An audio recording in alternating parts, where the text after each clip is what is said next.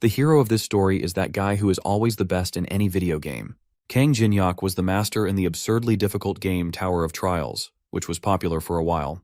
He even became a streamer, but the game soon lost its popularity because it was simply impossible to complete. And everyone started calling it trash, accusing it of being designed not to bring joy, but to torture people. But Kang Jin-hyuk didn't give up like the others, and eventually became the only one who completed the game successfully. Immediately after that, our hero quit the game and the profession of streamer, hoping to rest and do something else. Unfortunately, fate had other plans. This damn impossible game became a reality. The Tower of Trials appeared right in the center of the capital. But to make matters worse, the people of Earth faced an ultimatum. Someone has to pass the tower in 90 days, or else humanity will perish. But that's not a problem for a pro like Kang Jin-hyuk, who knows all the secrets, tricks, and skills.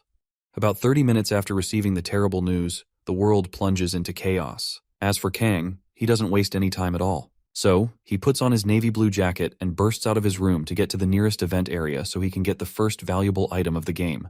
While there's chaos around him, Kang's heart races with excitement over finally getting to play one of the shittiest and hardest games he's ever played in real life. When he gets on the streets of the central city of Seoul, Korea, Kang dashes past several panicking citizens towards the nearest subway. As soon as he gets there, Kang recognizes the space to be one of the external regions from the Korean server. Although there are 30 such regions throughout the entire country, this one seems to be the one closest to his place. Without wasting a second, Kang climbs down the subway and finds his way into the central underground shopping center. There, he finds several people, players, just like him, standing and staring at the fountain at one end of the room, as if waiting for something to happen. Kang eventually keeps calm and studies everybody. After getting a good read on the people in the room, Kang figures that most of them have at least played the beginning of the Tower of Trials before. As for why they're so tense, Kang realizes that this is the spot where a very limited supply of the first valuable item is supposed to spawn. If they're lucky, then they'll get about 5 items to go around. Just then, Kang is snatched out of his thoughts when someone recognizes him from the crowd and calls him out. When Kang turns back, he recognizes Lee Jong-soo, Paprika TV partner, streamer, and YouTuber with over 500,000 subscribers. Unofficially, the man's an asshole who acts as the representative of the company Kang supposedly belongs to. Disappointed to see his disgusting face, Kang asks the man what he is doing with the real players when he should be streaming or trying to destroy another streamer's life. The man replies that he won't pass on an amazing chance to prove his talents to the world. Moving on, he asked Kang a few questions about his experience playing the game, hoping he would share some information. Kang keeps silent and the Nimrod tries to cajole him into talking. As we'd have it, Lee Jong-soo is a bastard who tricks streamers into signing unfair contracts and making them fall into debt the more they stream.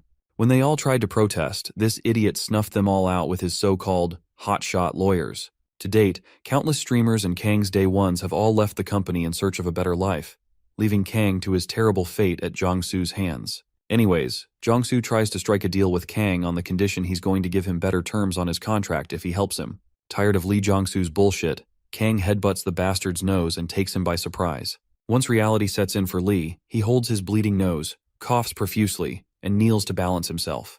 Meanwhile, Kang just ignores the fool and waits for the magic to happen, as it's about time that the first monster appeared. In a few seconds, the water from the fountain starts bubbling. Soon, a gigantic mangrove tree springs out of the depths of the fountain, and everyone at the event area recognizes the tree to be exactly the same as the one in the game.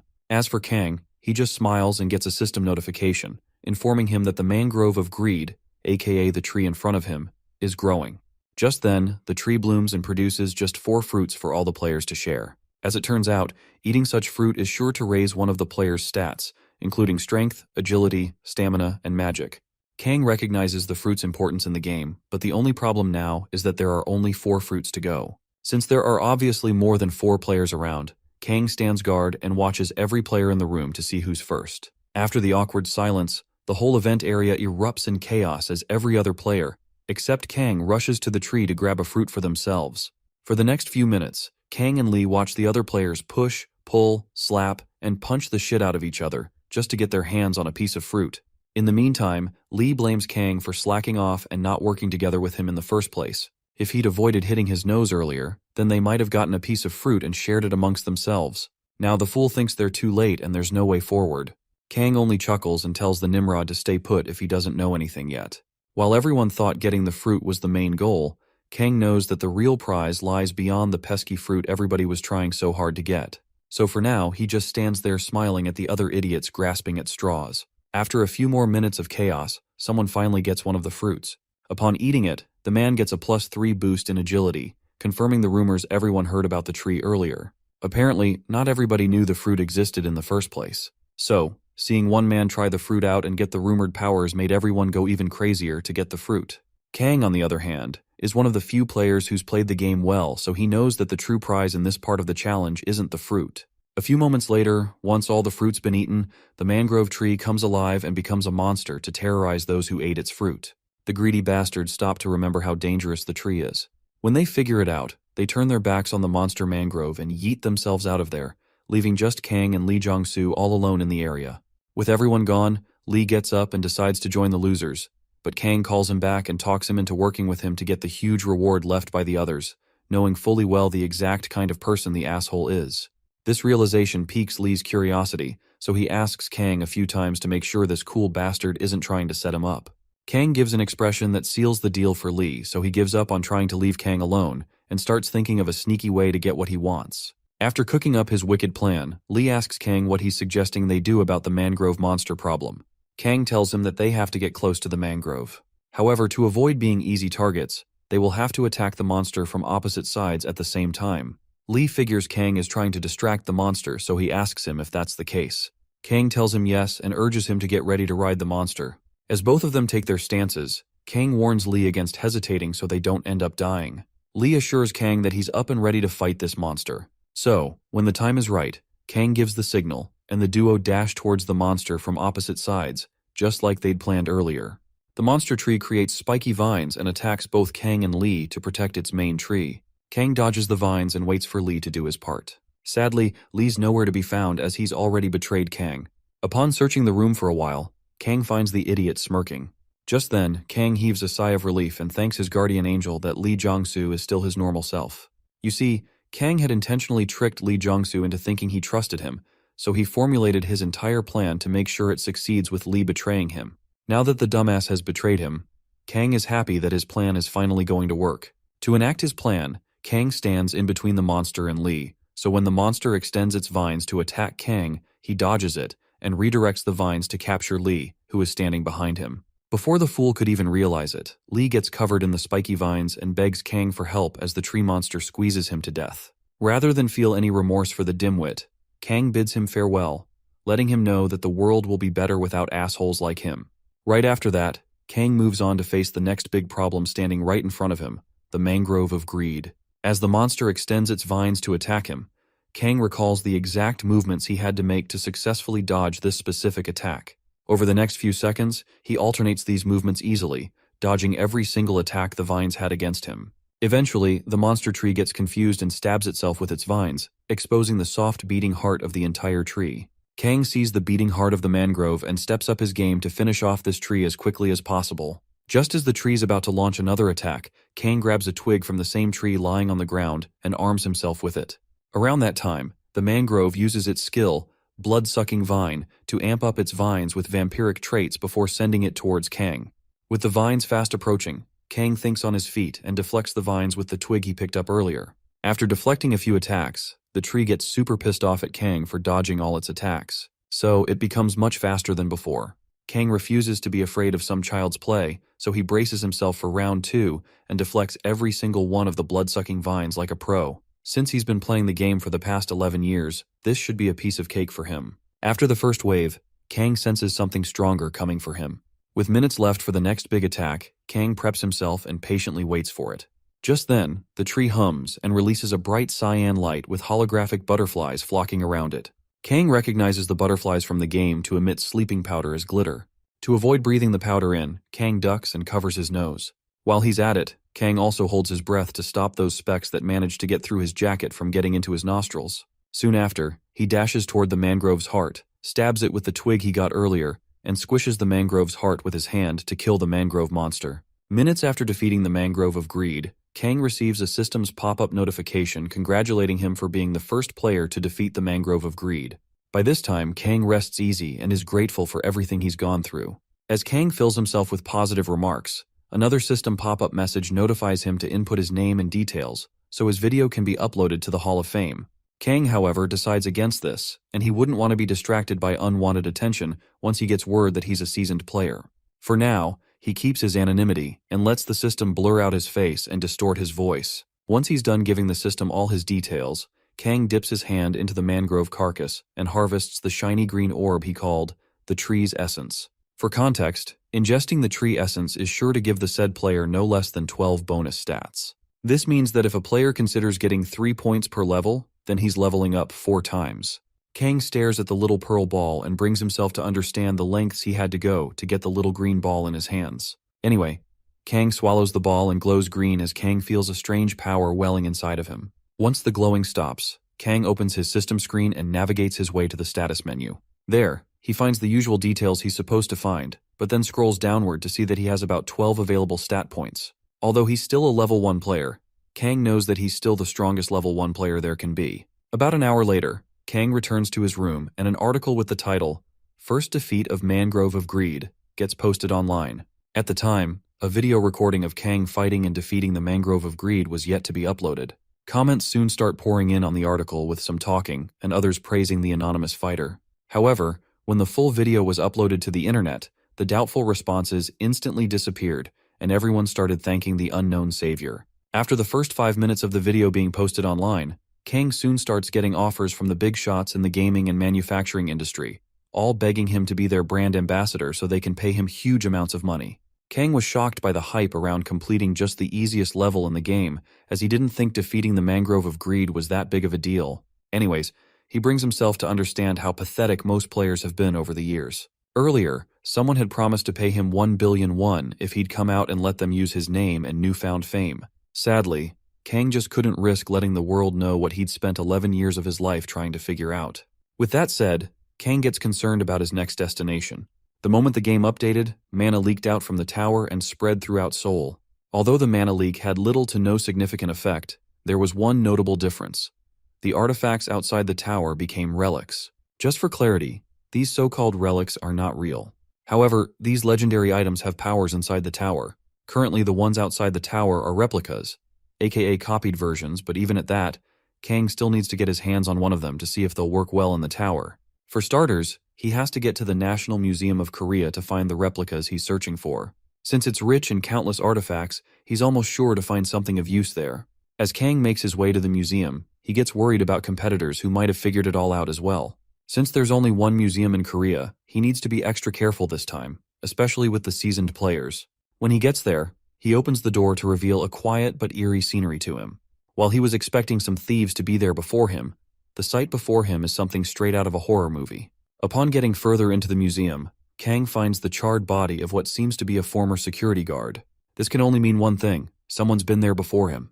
Before doing anything, Kang pauses to understand the philosophy of people now that the world has changed. In just one day, most people, or players, have all gone from decent and crime-fearing to full-blown bastards and criminals.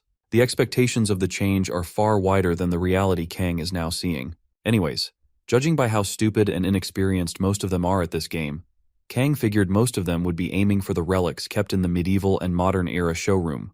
Moving on, Kang also figures out that particular relic everyone would want: the Great Map. Now, an average NPC would think the map is just an ordinary map of Korea and whatnot. However, real players want this map because it's an ancient magical map that also contains information about the Tower of Trials. Not only does it tell you where the labyrinths and ruins are, but it also reveals what kinds of items and monsters are out there. Even though the map only covers up to the 10th floor, it's still more than enough to win the hearts of those searching for an easy run to the 10th floor.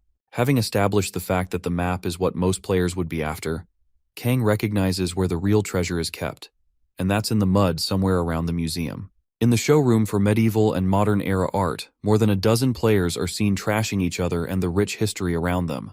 For several minutes, the monsters in human flesh are seen punching and hacking the shit out of each other, with blood everywhere. Just then, a huge manly voice streamed across the room, ordering everybody to freeze. For a moment, the entire room falls silent as everybody stares at this big bully who's there to school them. Knowing he's gotten their attention, the big bastard threatens to kill anybody who moves a muscle from then henceforth. In about a minute or two brutes speak up to let the big guy know that nobody's scared of his empty threats. One of them even goes as far as threatening to kill the guy if he moves a single toe. The big guy sighs and decides to show this idiot what he's made of. In preparation for the fight, the man rips his shirt and exposes his unique ability, which makes his arms much harder and stronger. The dumbass who talked big earlier suddenly cowers in fear after seeing how dangerous this big guy is. With a voice seething with rage and eyes red like that of a dragon's, the big guy lets everybody in the room know that the map is his. So, if they have a problem with that, then they should pick it up with him. With that, he tells the others to step aside and let him pass through.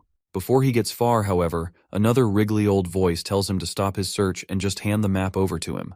The guy turns back to see an old geezer. Surprised by the boldness of the man, the big guy waits and listens to what the man has to say. The man introduces himself as Min Jongwoo, which means to be friendly and kind, and expects a formal reply from the big guy. Sadly, the big guy has no time for respect now. He tells the old man to get lost and stop disturbing his precious search, or else he'll snap his neck like the neck of a chicken. The man insults the big bastard for having a foul mouth and decides to return the threat. He asks the big guy what he thinks would be faster, him snapping his neck or the old geezer turning him into a lump of coal. Before he gets his answer, the old geezer cooks up a flare right in his palms, and the big buffoon soon recognizes that power has magic. He knows he's messed with the wrong person, but it's already too late for him now that he's gotten the man pissed. In a split second, the man spreads the flare to the big guy, and everyone watches the small lump of fire engulf the big guy's entire body, turning it into a huge lump of coal like the man promised. After teaching the big guy some manners, the geezer walks out on everybody and leaves the rest to his assistant, who shows up at that time to glaze the man's magic abilities. The old man calls his assistant, Miss Lee Yuri, and asks if she's already secured the items they'll need for the rest of the journey. When she says yes, he leaves her to wrap things up there while he gets on his merry way. Lee Yuri assures him that nothing's gonna go wrong on her watch. So, once the man's gone, she steps out to face everybody and brings out a small statue of Anubis, the Egyptian god of death. She then places the statue on the floor and breathes life into it, and this makes the statue grow as large as hell. Soon, the small harmless statue turns into a big monster that threatens to eat the heads of anybody who moves an inch. On a final note, Lee Yuri smiles and tells the others to play nice and be good. The other small fries start wondering why there are so many experienced players in there, asking if they've all awakened their powers or not. The next minute, the cowards drop the towel and decide to let the better players have the map and everything else. They're not prepared to die for something that might not be real. While Yuri erupts in happiness, her celebration stops abruptly when she hears someone nonchalantly walking in the shards of glass and ceramic on the floor. Soon everybody turns to see the chill dude walking through like nobody's business. Just then, Kang speaks up and reminds everyone just how stupid they are to make a mess of the museum. He then moves on to ask them if they have any iota of respect for historical artifacts and whatnot. He finds a piece of papyrus on the floor and picks it up, thanking his stars that these bastards didn't rip it apart. Around that time, Yuri gets pissed and calls Kang out for being so nonchalant about the situation in the room. When Kang glances back at her, she asks him if he thinks she's joking. Without getting any replies, Yuri goes offensive and urges her deadly servant to get Kang. Anubis throws his spear at Kang, fully expecting him to get torn to pieces by the sharp blade. To their surprise, Kang does not attempt to dodge the incoming spear. Rather, he deflects the spear from its trajectory with his bare hands and smacks it out of sight. Yuri couldn't believe what her eyes were seeing. Not just her, but every other player in the room was busy wondering what the hell the new guy just did. Some of them were even worried about the condition of his hand after deflecting such a powerful magical spear barehanded. However, when they find his hand smooth, they're flabbergasted. Anyway, Kang understands the reaction he's getting from the stunned players, as he knows most of them don't even know his stats yet. More importantly, he needs to take care of this bitch in front of him so she doesn't waste any more of his time. To do this, he taunts Yuri and asks her what she will do now that her little puppy's gone. Yuri flinches and searches through her backpack only to bring out 4 more Anubis statues, each of them carrying different weapons. Upon getting these statues, Yuri uses the same magic trick on them and brings them all back to life. While she's at it, a system notification pops up to inform everyone in the room that the relic, the incarnation of Anubis replica, has awakened. For the most part, Kang is surprised to see a player that can do what Yuri just did. After giving her little plaything some life, Yuri turns to Kang and asks him how he likes his situation now, hoping his response will wipe that smile off his face. On the contrary, Kang gives her a mid-answer, telling her that the relics aren't that bad, considering how she's able to activate all 5 of them at the same time. By now, it's pretty clear that she's not your average player at all. He also pauses to think about that old man and the things he did to that big goofball earlier using his magic. Kang knows he needs to tread carefully to avoid getting disturbed by those two sometimes in the future. When he snaps back to reality, he meets a very pissed Yuri, angry at the comments he made about magic tricks earlier. Any pro player knows that it took guts and skill to breathe life into 5 statues at once, but Kang calling her trick average at best, was just way off. She just keeps glaring at him, as if expecting something to fall on him and kill him, but then Kang even makes things worse. He tells her that her trick earlier is somewhere between impressive and mediocre to be exact, further pissing her off. Yuri calls him a prick and a load of crap for not respecting true magic art when he sees one. Kang responds, asking her if that's what she thought about him, and Yuri says yes. Moving on, he decides to show her a proper demonstration of what true power means. To do this, he lifts the papyrus sheet he picked up earlier when he walked into the room and tosses it in the air. If the difference between their skills is too great, then it's hard to notice. For now, Kang will just have to show her who's boss before heading out. With the papyrus sheet in the air, Kang activates the relic, the pine tree and the tiger replica, and infuses them with some of his magic. After that, he leaves a smirk on his face as the ruler of the mountains morphs into its physical form. With the air in the room cackling with raw power, Yuri and the other players know they're in deep shit if they ever move a muscle. At the tiger's first roar, Yuri nearly shits herself. Once the physical transformation is complete, the tiger nicknamed the ruler of the mountains from the Joseon period shows itself, with its identity unknown. In response to the tiger's roar earlier, Yuri's Anubis statues growl like scared dogs. Kang, while stroking the tiger, then relates the Anubis dogs to desert jackals and asks if they dare bare their teeth at the ruler of the mountain. To test this theory out, he orders his tiger to devour the jackals. The tiger snarls at the dogs, Anubis statues, and takes the fight to them. Over the next few minutes, both Yuri and Kang watch their monsters brawl it out like a chihuahua would a Doberman. After a few jabs, slashes, and punches, the ruler of the mountains finally gets to sink his teeth into the statues, finishing them off one by one. Yuri gets to watch Kang's tiger destroy her life's work in just mere minutes. She keeps on questioning her reality, asking herself how it was even possible for this tiger to exist in the first place. That's power, baby. She's heard there are various uses for each relic, but she's never heard of anything like this in her entire life. The magical energy alone is enough to make her feel like her skin is being torn up. Yuri stands there, trembling under the effect of a power far greater than hers. In the end, the tiger looms over her petite self and prepares itself to eat her up if she does anything funny. At that point, Yuri finally figures it out. She can't ever win against Kang.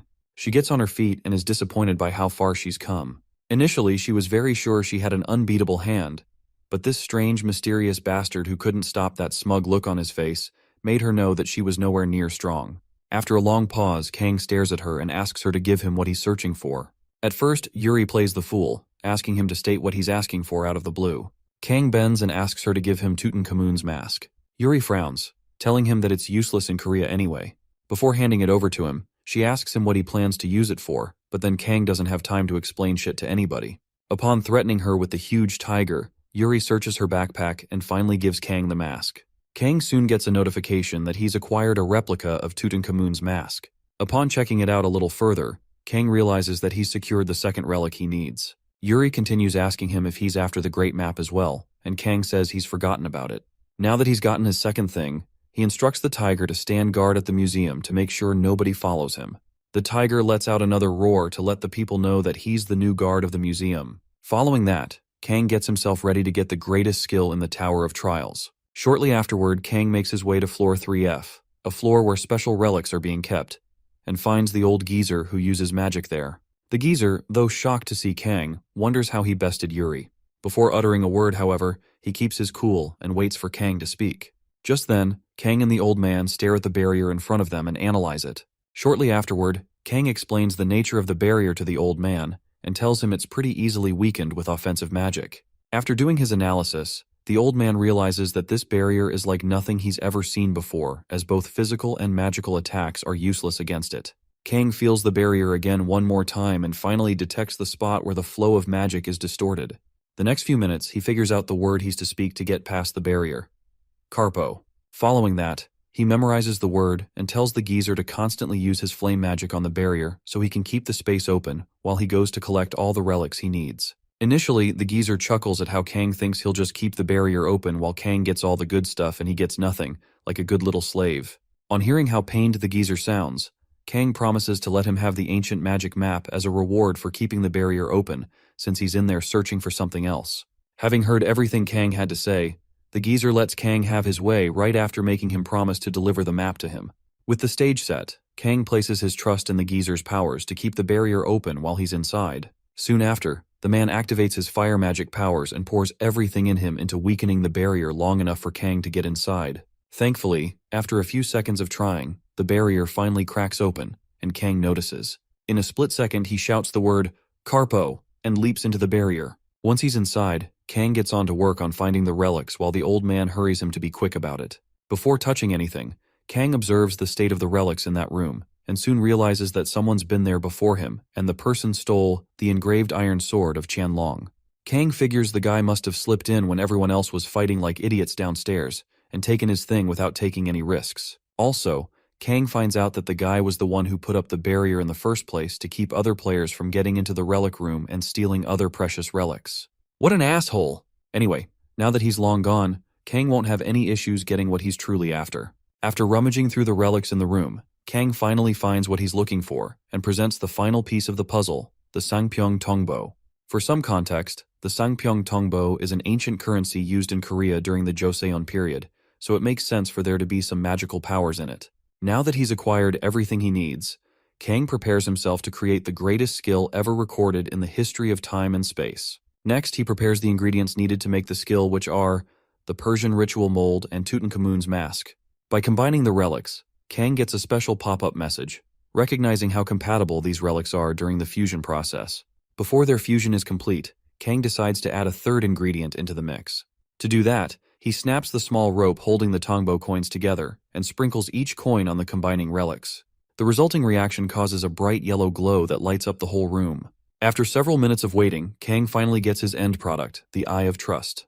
Kang takes a moment to admire the gleam on his precious new Eye of Trust, as he marvels at how something so small can hold such a significant value. He soon gets a system notification about the new ability. As it turns out, this rare new relic gives Kang the ability to view other players' information and tell apart their lies from their truths. The only downside to the skill is that he can only use it 3 times per day. However, if used in the right circumstances, then Kang might have just gotten his cheat code to speedrunning this Tower of Trials thingy. Upon harvesting the eye as his prize, Kang gets another system notification granting him access to a hidden quest. After combining 3 replicas of the B-grade tier to create an item of S-grade or higher, Kang met the requirements to copy and save countless skills in the world he's in. Not only that, but he can also combine every skill he's copied to create even stronger skills. With that said, Kang is satisfied to finally get all he needs to climb the tower and reach the top before anybody else. Soon after, he acquires the unique ability, Fusion, and gets to create his version of Memory of the World. Upon getting another description of what Fusion is, which is the ability to copy other skills, Kang gets a warning about the conditions of this new skill. If peradventure, the condition for copying the skill is too high, then some things will have to be modified by Kang himself before he gets to copy the skill. Around that time, the geezer, who's batshit tired, calls out to Kang and urges him to be quick with his stuff as he can't keep holding the barrier up much longer. Kang pauses again to think of his next move. Just then, he gets the crazy idea to copy the poor old man's fire skill. To do that, however, Kang realizes that he must get the old man, Min Jong-woo, to reveal his true self as he's always hiding his emotions behind a mask.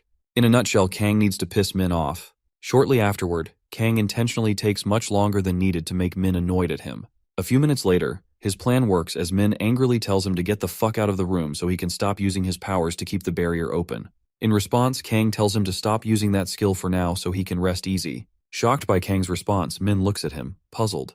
Kang adds more salt to the wound by telling Min that he didn't need to use his powers in the first place. Min asks him to elaborate on his statement, asking Kang why he suggested he used it initially.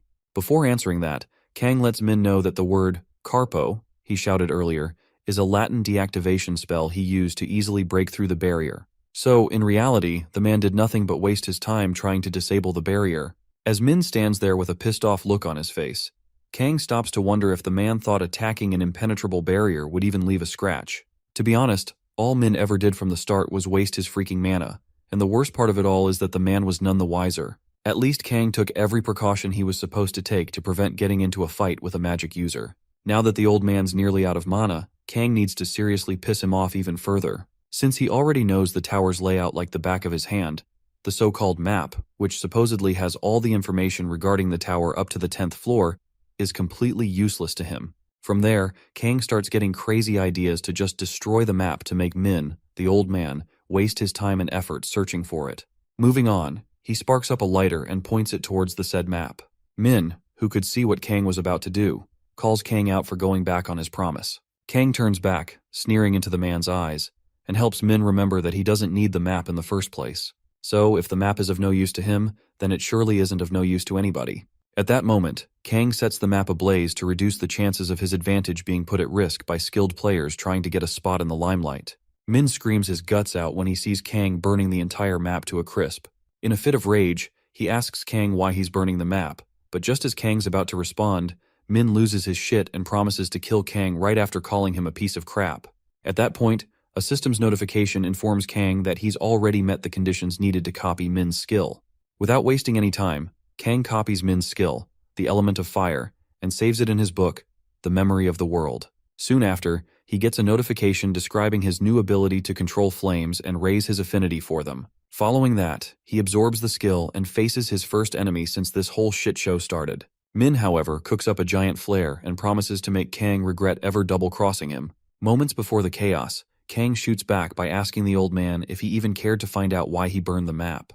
With no response from Min, Kang decides to use his newly copied skill for the first time. He activates the level 1 skill and shocks Min with how intense his version of his fire magic is. Min pauses his spell to analyze Kang's power. He's pretty sure Kang's using the same technique as him, but the difference in their power levels is like night and day. Having seen what Kang could do with his magical powers, Min realizes that Kang isn't your average person or player either. He's different, and someone like him won't even need the map at all. After his sudden epiphany, Min summons the courage to ask Kang the million-dollar question, "Who are you?" Kang ignores the question and warns the old man to listen to him very carefully if he wants to climb the tower with ease. Min grants him the audience he needs, and Kang explains everything he needs to know to continue climbing the tower with ease. Once he's done with the man, Kang steps outside with his new powers and experience. Moving on, he thinks about the 4 high rankers, including him, who visited the museum earlier, and finally understands why most would want to reduce risks. After a quick stretch, Kang explains that even the most professional players can't get ahead by playing it safe. He then takes another look at his information and stats and smiles at how far he's come. Once he's done celebrating his small win, Kang continues encouraging himself to keep gaining as many skills and unique abilities as he can to make it to the top. Right after getting Min's powers earlier, Kang got in touch with Yuri and got her powers as well. Now, he's made them both into his pawns that he can order around freely. However, he still has a long way to go. He has to only prioritize and collect the abilities he needs, and avoid overwhelming himself with opportunities. For now, though, all the attractive and important opportunities are going to be his. Kang's moment of glory is short-lived as his stomach growls for some attention. Kang realizes he's not even had anything since the tower appeared in real life, so he starts craving soup. An hour later, he finds a soup restaurant and sees himself in. Once inside, he finds a bunch of people murmuring and chattering with their eyes glued to the TV. Naturally, Kang gets interested in finding out what's causing all the hubbub. Upon investigating further, he finds out that the murmuring people just found out about the incident at the National Museum of Korea, which left about 23 people dead and over 50 others injured. Currently, the newsman says the number of deaths is expected to rise as there's a higher number of people who sustained severe injuries. As for the cause of such a massacre, the man says the police suspect the group was targeting the artifacts being kept at the museum.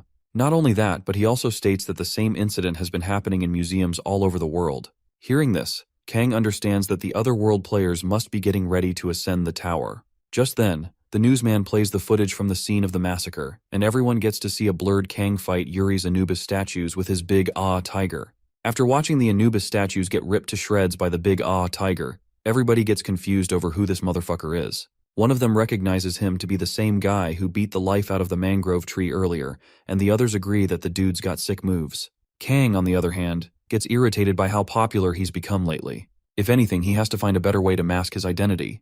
After showing the footage, the newsman informs the masses that the government just created a special department called the Association of the Awakened, and is currently trying to figure out how the Tower of Trials came to life, as well as why several civil servants suddenly gained special powers. Kang frowns at the government's attempt to stop them, and figures that they've already accepted this new change, especially with this new department they've created with people who've awakened unique skills. With the news still being on, the news reporter brings the head of the Association of the Awakened on air to give a speech on the whole matter. The man introduces himself as Han Sang-jin and states that he's there to recruit only those who've awakened. Although their positions are highly dependent on rank, Han states that the government is willing to break the bank just to serve their needs and control them. As for the person who's been appearing in the videos online, Han Sang-jin swears on his life that the government will support him in any way if he joins them. After watching the news broadcast, Kang listens to the idiots in the soup joint murmur and reveal just how jealous they are of the guy who's been promised everything by the government. He must be one lucky guy. Once he's had his fill of ignorant comments, he starts thinking about the government's plans for him. Now that he's figured out who the government is truly after, he needs to be very careful moving forward.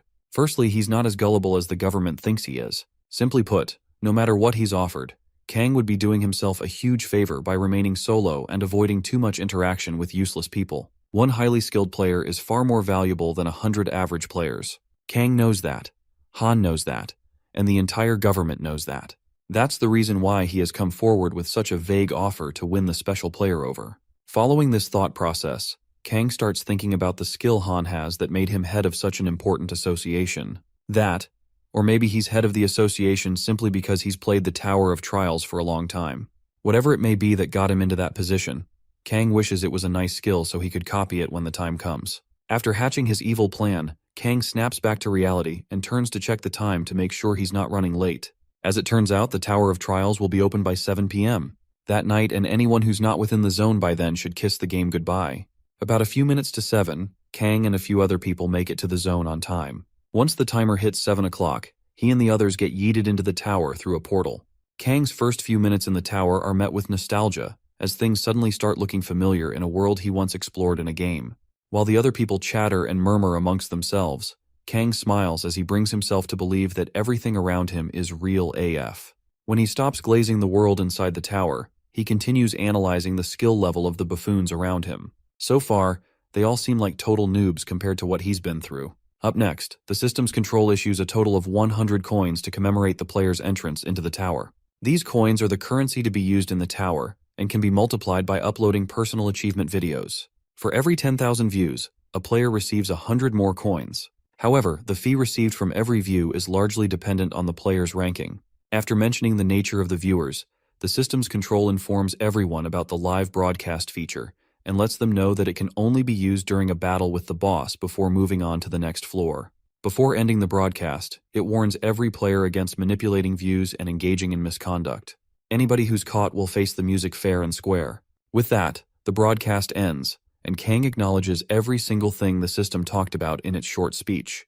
Just as he's about to start his ascension to the top of the tower, Kang figures out the bridge between those currently in the tower and those spectating outside, and calls it the broadcasting system. It's a no-brainer that the viewers will automatically increase the view count of the players who have a higher chance of reaching the top of the tower, but then again, that seems to be the most exciting part of the Tower of Trials.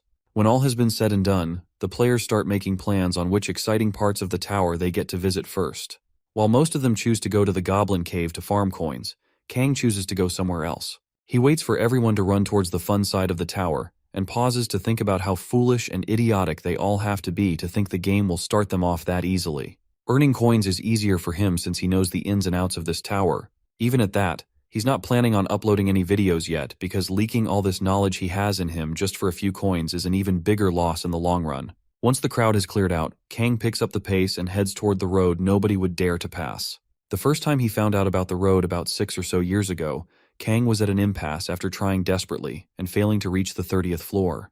Back then, he had to come back to scour the lower floors so he could gather the hidden pieces he needed to get to the next floor. Over time, he tracked his footsteps and went in circles several times before finally finding his answer in a ruin. In that single moment of realization, Kang finally finds out that the character he's spent years developing is flawed. Immediately after figuring it all out, Kang goes through a major identity crisis before finally deleting the character forever. The next time he created his character, though, he came back stronger and better by all margins. That upgraded character is the one that got him to the top of the tower. After the flashback, Kang leaves Ground Zero to get to Labyrinthos, a labyrinth with a B-level difficulty. Despite its location on the ground floor, Labyrinthos is as hard as hell and almost impossible to pass through. At the entrance, Kang gets disgusted after remembering all the shit he went through the last time he was there. Even at that, he stops and reminds himself just how important surviving a labyrinth like this is to the overall development of his skills in the game. Once he gets past all the negative feelings, however, Kang returns to normal and unlocks the big door to the labyrinth using magic at his fingertips. Soon, the door is unlocked and Kang makes his way into the labyrinth. Inside, Kang takes a moment to feel the scenery, smell, and atmosphere of the entire place. Everything looks the same just like he remembers it. A few seconds later, the luminous moths rave the atmosphere around the place with their glowing, beautiful selves. Kang admires every single thing about this place as they almost make him forget how shitty this place was the last time he was there. Sadly, his moment of weakness is short-lived when a bunch of people show up in the same labyrinth he's in. Kang turns when he notices their presence and demands they introduce themselves. The girl, who appears to be the amateur leading the group, says hello in a friendly manner and introduces herself alongside the group as a few lost dumbasses who wander into the labyrinth while searching for a place to farm. Kang sees through her bullshit and suspects something fishy with her story. Apparently, they'd stalked Kang about 10 minutes earlier, back when he opened the door to the labyrinth with just his fingers. Having seen what the young man could do with just his raw power, the newbies were shocked at what they'd stumbled upon. They followed him just because he looked like he was onto something at their spawn point and were shocked at what they saw him do. After stating how surprised they were, the amateur leader girl, who happened to be a sassy fool, suggested they go after him before the door to the labyrinth closed up. Initially, her stupid suggestion was met with justifiable arguments as the others didn't know what they would get into. Sadly, the girl convinced everybody to follow Kang into the labyrinth so they could steal whatever relics he found there after fighting him. Firstly, he's a level 1 player who opened an entire labyrinth without a key, meaning the labyrinth shouldn't be that difficult to clear, so they have nothing to be afraid of, right? Well, that's how the lady got all her friends in trouble by following Kang into Labyrinthos.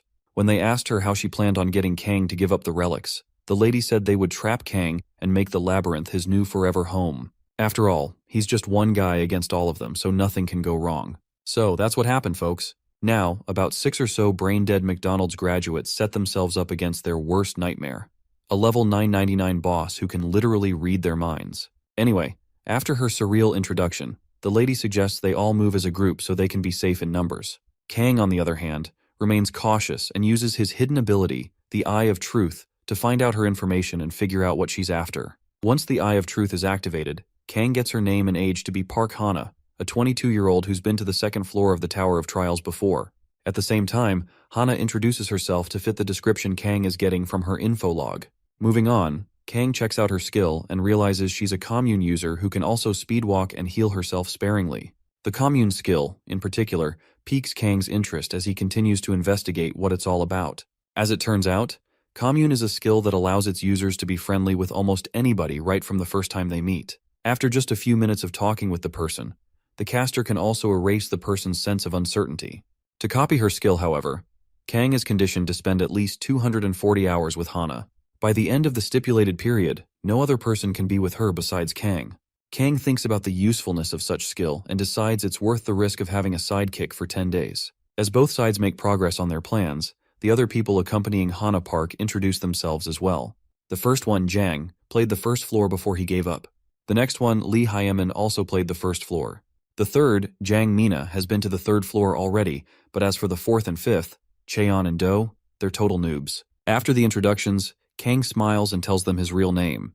Knowing fully well that they're going to stab him in the back later, Kang decides not to remember their names since they're pieces of shit anyways. With the small talk out of the way, Park Hana lugs herself with Kang, secretly activating her commune skill right before asking Kang to tell them how high he's gotten in the Tower of Trials. Thankfully, Kang got notified by his system that Park had secretly activated commune just to make him tell her more about himself.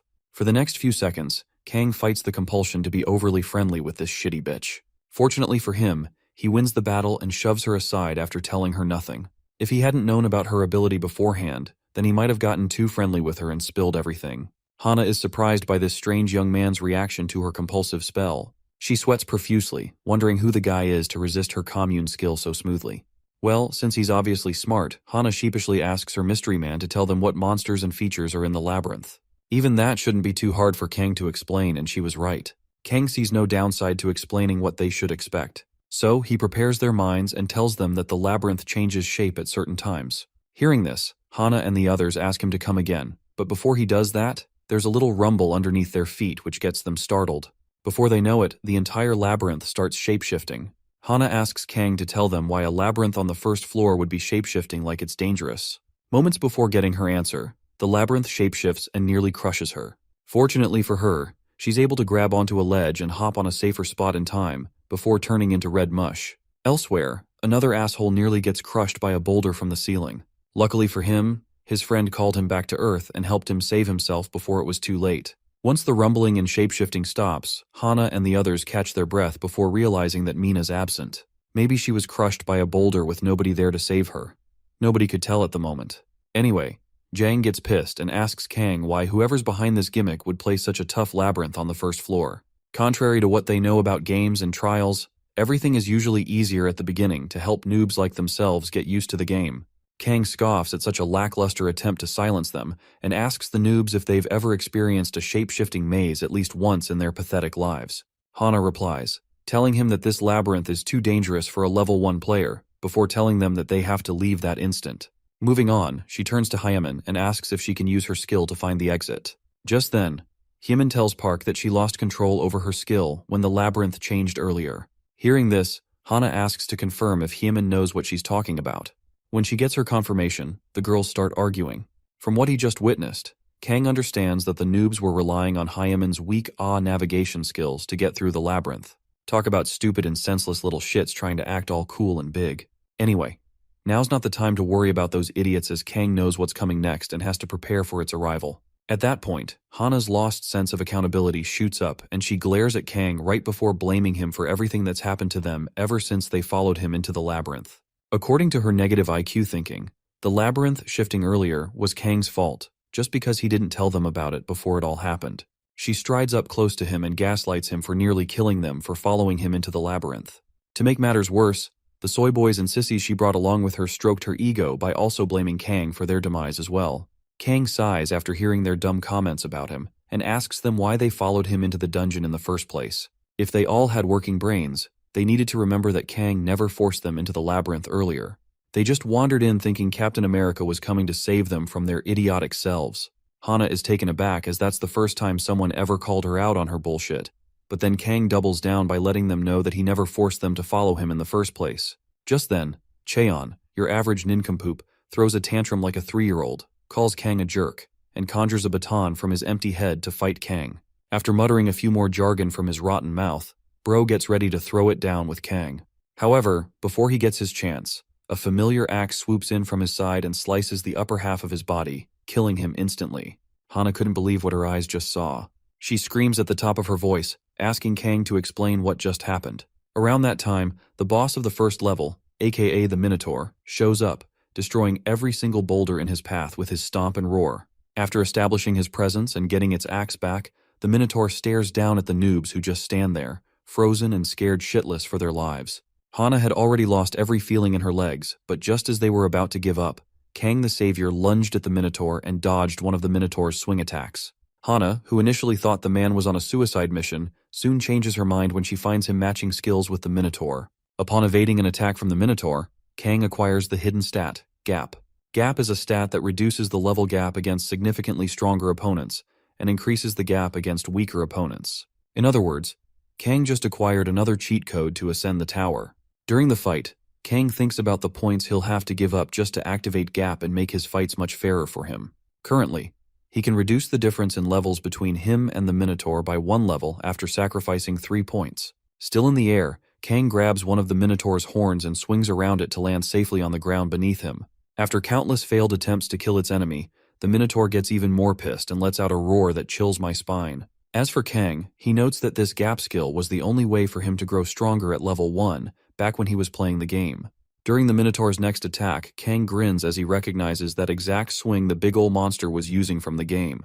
Since he's already gone up against the guy's attacks several times, Kang easily dodges this one to increase his Gap stats by 0.05. Over the next few attacks, Kang dodges them all like clockwork, increasing his Gap stats by 0.05 each time he dodges an attack. As the Minotaur's attacks grow stronger by the minute, Kang gives us an idea of why he's dodging them so easily. Although the Minotaur's attack looks like something from the Texas Chainsaw Massacre, Kang was still able to dodge them all flawlessly, and that's because he's a hardcore gamer. So no matter how strong the Minotaur's attacks are, they're all useless if it can't land one. At the time of the fight, the foolish spectators, Park Hana, and whoever's left get to see how strong Kang actually is. They soon start regretting trying to mess with the guy, as he has already surpassed their wildest expectations, whilst using only 10% of his total power. The ringleader of their little Girl Scout parade, Park Hana, finally admits how stupid and delusional she was to think she could steal from the man himself, Kang Jin-hyuk. As they continue admiring their hero, Kang just keeps dodging every single one of the Minotaur's attacks. "Too slow," says Kang as he taunts the pissed-off Minotaur to keep hitting him harder. Hearing this, the Minotaur roars at the top of its lungs this time and takes one more swing at Kang with its big axe. Right before dodging this swing, Kang places a risky bet on his life in a bid to get stronger much quicker. To him, the higher the risk, the bigger the reward. Upon dodging this attack, Kang gets nicked in the neck by the tip of the Minotaur's axe. For narrowly dodging this specific attack, he gets his gap stat increased by 1 level this time instead of 0.05. Sacrificing a little skin for a stat point is risky for sure, but then again, worth it. At least now he can activate gap and reduce the levels almost twice as fast. Upon gaining the stat point, Kang gets back up to continue dodging the Minotaur's attacks. After doing the same thing a few more times, Kang begins to feel like his luck's gonna run out soon. Before that happens, he needs to wrap things up quickly. Just then, he takes a quick glance at the supporting characters and figures they're trying to sneak out of the labyrinth without his permission. At that moment, the scaredy cats, Hana and Hyamen, are seen desperately trying to find an exit out of the crazy labyrinth. Hyamen begs Hana to figure out an exit path, but then Hana tells her to keep her hands on the wall till they eventually find an exit. Before she blinks, Kang appears behind her and asks her where she thinks she's going. Hana freezes and struggles to find words to tell the almighty Kang. Before she could say a thing, the Minotaur started coming towards them, and Hana became even more riddled with fear for her life. Before the Minotaur gets too close, Kang gives them an option to come join him if they want to get stat points. If they manage to avoid his attacks, then they get hidden stats. Moving on, Kang lets them know that evading the big guy's attacks is much easier than it looks, so they should give it a try. After all, sharing is caring, right? The next minute, the Minotaur gets to Hana and raises his axe for an attack on her life. Before the axe hits the frozen dead idiot, Kang yanks Hana out of the way and scares the shit out of the others. He then taunts them even further by encouraging them to dodge the attacks next time, letting them know that standing in one place is sure to get them killed. By this time, Hana was already crying like the little bitch that she is. Kang ignores the fool and faces the little calf he's fighting. Before the Minotaur's next attack, the labyrinth starts shifting again, but this time, the Minotaur seems to be the one in trouble. In a split second, the boulders start changing shape, screeching between spaces and crushing whatever's in their way. Once all the thumping, screeching, and sliding stops, Kang loses the Minotaur without even fighting it. In a fit of rage, the Minotaur lets out a roar and raises its axe, thumping it on the ground beneath it. Kang and the others could feel the quake from their side as the rumble resonated throughout the labyrinth. In the aftermath of the battle, Hana and Jang remain the sole survivors of the attacks, alongside Kang. Hana sincerely hopes they've lost the Minotaur and wishes it won't come after them again. Sadly, Kang explains to them that it probably will since he's already touched the powder from the luminous moths earlier. Shocked, Hana asks him why he would do something that insane to himself. Kang looks at her, puzzled, and says it's because he needs to raise his stats. Once the labyrinth shifts, he will finally rest and recover his stamina. Once he and the Minotaur cross paths again, then they will play with each other again. With that, he picks a small dagger, points it at the other two, and asks them if they find his strategy effective. Hana could literally taste the chills in her spine as she asked Kang how long he planned on doing things like this. "Well," Kang replies, telling them they have to do this till they make it out of the labyrinth in 1 month. The last remaining two weigh their odds and decide to separate from Kang. At least if they don't follow Kang for the next 30 days, then the Minotaur won't come after them. Kang reasons with them and lets them know they're telling the truth. However, if they're looking to go through the labyrinth alone, then it must mean they know which way to go. If anything, walking around the large labyrinth can be dangerous, especially if one doesn't know which way to go. Walking around blindly could be more dangerous than ever. Hana then asks him if he knows where the exit is, and Kang, while caressing his new dagger weapon, tells her yes, since he knows the labyrinth much better than anyone. By this time, Hana realizes that there's no way they can make it through the dungeon alone. As such, she acts bossy and tries to make it seem like she's settling for Kang.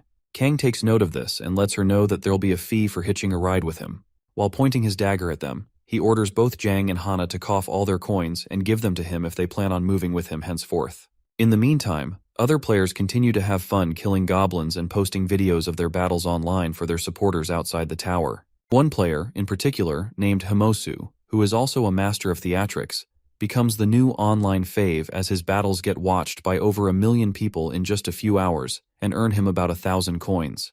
Not just that, but the comments and glazing by the NPCs fueled the player's ego. As Himosu watches his video and his popularity grows by the second, he becomes proud of himself and his team for buffing him up to that level. The nerd in the group glazes Himosu, telling him that he's now the talk of the town as everybody wants to know him. Following that, The nerd tells Himosu that he's already made 1,000 coins from the views alone and that their numbers keep rising by the hour. After taking in all that success, Himosu gives his partners an appreciation speech and dedicates the win to them. Having heard the appreciation speech from the star, one of them talks about the clever way they buffed him up without even appearing in the video. As the celebrations continue, disaster strikes with Himosu finding a naysayer talking shit about his speedrun and Himosu reacting positively to the troll's comments. As if that wasn't enough, the nerd sees something different on his screen. He calls their star by his last name, Myunghwan, and urges him to check out the new video that's just been uploaded to the Hall of Fame. As it turns out, the 5-minute video is from Kang, who was still an anonymous player at that time, and it was titled, World's First +10 Successful Item Enchantment. In just a few minutes since the video was released, it already had over 1.3 million views, and it tanked Himosu's video, which used to be the most popular, to be the second most popular video since the tower trials began. Seeing this, Himosu loses his mind and struggles to understand how a single person could enchant an item 10 times. Comments soon start pouring in as the video gains more views by the minute.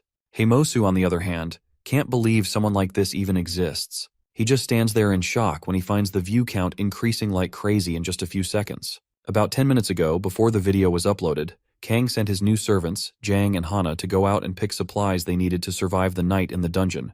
Once they're out of sight, he gets started on acquiring the items he needs to upgrade his new weapon, the ordinary dagger. After taking a good look at the coins he has left, Kang buys 3 enchanted tarot cards, old and battered bronze key fragments, a wooden wheel fragment, and 10 lottery enchantment scrolls. Though they may seem like trash, Kang knows exactly how to use them.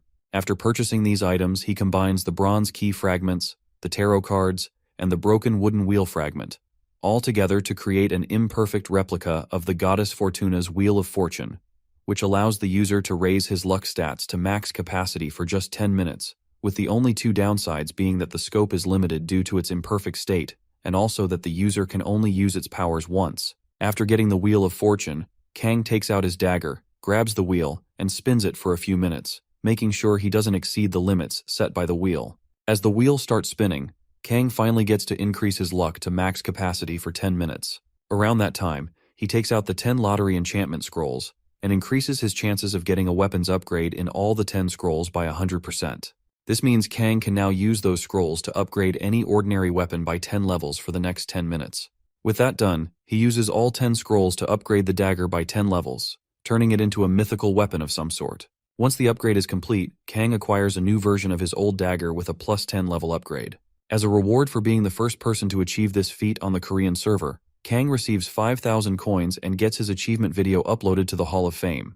Shortly afterward, he tests out his new weapon. On day 10 of being stuck in the labyrinth, Jang and Hana were already stoked at this point. As they sit calmly, Hana recounts all the terrible things they've had to do for Kang ever since he bested them about 10 days ago.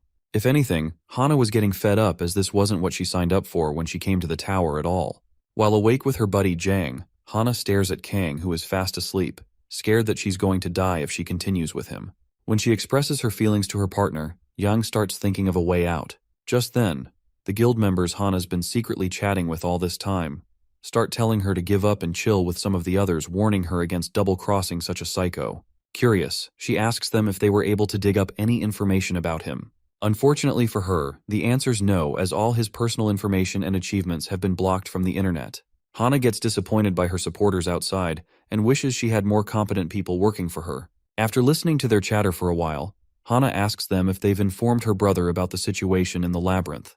One of the anonymous users lets her know that the guild is currently investigating the labyrinth, although it's been hard for them since there's almost no information on this labyrinth. For now, they're going to need about 3 weeks before they can come up with tangible information they can use in clearing the labyrinth. Hana falls deeper into her depression when she finds out she still has to endure the suffering for 3 more weeks. After she meets with the anonymous members, Jang asks her for an update from the guild. Hana tells him everything she was told and realizes that they're in deeper shit than they imagined. Seconds later, she suggests killing the freak while he's sleeping and hiding inside the crypt they found earlier to wait for her brother to show up so they can make it out alive. The only issue is how they're going to kill him. Just then, Jang picks up a rock and starts creeping closer to Kang to bash his skull in and kill him. Hana watches him carry out the act for a few seconds. However, just as Jang is about to do the act, she stops him and urges him to think things through. From what they know, Kang's reaction speed is inhumane, so whether they ambush or fight him, they have no chance of winning. Bro probably will spring up the second he's attacked and off them faster than they can blink. Jang understands her plight but then asks her what her plan is, seeing as they can't just sit back and let him keep using them. At that point, Hana rummages through her backpack for something her brother, who's in the Black Crow Guild, gave her to use anytime she's in danger. When she finds what she's searching for, she brings it out and calls it the giant zucchini bee stinger. Just one drop of its venom is enough to kill 100 trolls, so there's no reason why it shouldn't kill this bastard. If they're going to kill Kang, then they need to make sure the man can't come back to haunt them. For now, they wait for the right opportunity to poison him somehow. After waiting a few more hours, the two twerps finally get their chance at poisoning Kang. They have stir-fried mushrooms for dinner and secretly poison Kang's food before feeding it to him. Before taking a bite of the food, however, Kang senses something very wrong with the food he's being served. Since he can't trust those two with his life, he figures out a way to switch the food without them knowing. To do this, he complains about the food being plain and bland. Hana finds offense in his comments and starts talking trash as usual. Just then, Kang asks her to pass him the water behind her, and also turns to Jang Cheolsik to ask him for some more mushrooms and moss. For a second there, the duo are confused over why he would ask them for such things. Eventually, they decide nothing could go wrong with their plan at that moment. So Jang gives Kang more of his food and Hana gives him the water. Shortly afterward, Kang urges them all to eat their food. Hana sits there and watches both boys munch on their food like hungry bats. As Hana and her partner watch Kang eat the food on his plate, they watch in anticipation, as if expecting something to happen to him. Even the anonymous idiots Hana was secretly chatting with were all waiting for Kang to just fall and die. Immediately Kang swallows his first bite of food, Jang starts feeling funky. Confused, Hana wonders what could be wrong, but before she gets her answer, Jang's plate falls off his hands and he starts convulsing. In the next few seconds, Jang Cheolsik lands on the floor vomiting black goo and smoke all over the place. By then, Kang smirks and calls Hana an idiot for thinking he'll actually eat anything they give him. Shocked, Hana asks him if he knew it was poisoned, and Kang tells her he's known it all along. However, he was only able to switch plates with Yang when she was distracted earlier. Moving on, he also lets her know that he knows she's been secretly broadcasting their lives to some anonymous viewers the entire time, and since live broadcasting is against the rules except during a boss fight, she will have to pay the price. Hana goes defensive and asks him for definitive proof, thinking Kang has none. Kang starts by reading out the rule against broadcasting to Hana. After reading that, he presses the report button, waits for the pop-up asking if he's sure to report, and insults her for exposing herself so easily. By this time, Hana was sweating like a turkey about to be slaughtered for Thanksgiving. Moments before pressing the yes button, Kang lets Hana know that he's disappointed in her flimsy methods. So far as he knows, she could have done better than be a piece of shit all her life. With that said, he presses the yes button and waits for the aftermath. If Kang was lying and the report wasn't valid, then Kang would have received a penalty. However, since he's obviously right, Hana receives the penalty instead. Once the system confirms Kang's accusations, it revokes the anonymity of every single viewer Hana was secretly broadcasting to. At that moment, Hana was secretly broadcasting her life in the labyrinth to 10 people who just had their arses exposed by an AI program. Hana watches in fear as everyone who once vowed to help her ascend the tower with ease disappears from her screen. After a few seconds, the system bans those 10 viewers from watching any videos for a month, and if they're caught again, then they will get permabanned. With her 10 fans gone, Hana gets the audacity to ask Kang where they went, not knowing her punishment is coming for her. When it's time for her to get punished, the system brings the Minotaur back to attack and kill her. Almost immediately, the Minotaur shows up and charges at her to do its job. Moments before the Minotaur gets to her, Hana turns to Kang and shamelessly asks if he's going to help her fight the thing again. She even goes as far as asking Kang to tell him where to go while trying to cling to his back. In response, Kang calls Hana a shameless human because she just tried to poison him less than an hour ago. But now that she needs his help, she's desperately acting like she's not a total bitch. He asks her to give reasons why he should help her, and Hana says it's because he's been the one helping her all this time. As Kang's about to give her a piece of his mind, his condition for copying her skill, commune, is finally met. Since he's already spent about 10 days with her and now has her all to himself, Kang can flawlessly copy her skill and dispose of her however he wishes. As the Minotaur keeps charging at them, Kang copies commune from Hana and saves it to his memory of the world book before letting her know that she's become useless to him. Hana gets super pissed off at Kang for the disrespect and starts blabbing all about her brother being part of one of the most dangerous guilds in Korea, the Black Crow Guild. By that time, the Minotaur gets to them and slams his axe on the ground where they stand. Thankfully, Kang leaped into the air to dodge the attack, and Hana avoided getting nicked by the blade just in time. While in the air, Kang lets Hana watch him do awesome things from the ground there. Maybe if he shows her how to deal with monsters like this one, she'll come to fear him and not that stupid guild of weaklings her brother belongs to. With that said, Kang clenches his powerful dagger, inhales some life-giving oxygen, and spirals down toward the Minotaur's neck to land a devastating attack. Unfortunately, that single attack was too shallow to unalive the big monster. Even at that, the Minotaur still took enough damage to weaken it a little bit. Following his recent attack, Kang soon realizes that he can't kill the Minotaur just yet. As such, he dodges a few more of its attacks and roasts it a little with some of Min's fire spell. Once the Minotaur recovers from the fire attack, Kang moves to its heels and damages some of the tendons there. This causes the Minotaur to go on its knees, shortening the height difference between it and Kang for a moment. At this point, Kang takes a breather and advises the monster to stop moving too much so it won't build up too much muscle. With that said, he grips the enchanted dagger and waits for the Minotaur to play his trump card before fighting it. Just then, the Labyrinth Guardian, the Minotaur, activates its trump card, a level 10 Berserk. Almost immediately, the Minotaur's body morphs into a much stronger and faster version of itself, emitting some green Hulk goo as it reaches its final form. Kang, on the other hand, stands on business and waits for the Minotaur's transformation to be complete before attacking it. Meanwhile, Hana gets even more scared as she wonders how in hell Kang plans on beating that terrible thing. Once the transformation is complete, the Minotaur's attack, damage, attack speed, and agility are all increased by 30% for 5 minutes. As an additional feature, the Minotaur also developed momentary intelligence which enables it to use language and talk, all for 5 minutes of course. Without wasting any time, the Minotaur calls Kang and makes empty promises to scatter his body parts all over the dungeon. As for Kang, he just stands and waits for his mana efficiency to increase. Once he gets that much-needed feel, Kang raises his dagger and prepares for a fight. The Minotaur draws first blood by taking a swing at Kang and landing his axe on him. Kang, who's already seen the attack coming, parries the attack with just his enchanted dagger and has the axe smashing into the ground. Frustrated by his failure, the Minotaur launches a series of attacks and swings at Kang, only to have it all parried away like they were nothing. Hana stands in the safest spot on the battlefield as she watches Kang do the impossible with nothing but a glowing dagger. Seeing as the Minotaur is now a boss-level monster, Hana knows her brother's guild can't do shit to it at this point. When she gets a closer look at Kang's face during the fight, she's even more surprised to find him smiling like he was enjoying himself with this fight. What she didn't know was that life was never easy for Kang either. For him to get to that level, he's had to fail both in the game and in real life. As he keeps parrying every single one of the Berserk Minotaur's attacks, Kang's gap stat points get up to 57, and he keeps acquiring even more stat points with each parry. A few minutes after another series of wordless battles, Kang finally lunges at the Minotaur to unleash consecutive attacks on it. Soon after, the Minotaur recovers from those attacks and prepares itself for a counter. Before unleashing his counter, the Minotaur lets Kang know that he's seen through his cheap tricks, so he shouldn't expect them to work again. With that said, the monster raises its fist to punch Kang in the back. After another quick dodge, Kang lands on the ground. On the Minotaur's next attack, it feels a certain quiver in its joints and soon realizes that its 5 minutes are up. At this point, Kang stands right in front of the Minotaur and lets it know that it's game over for it.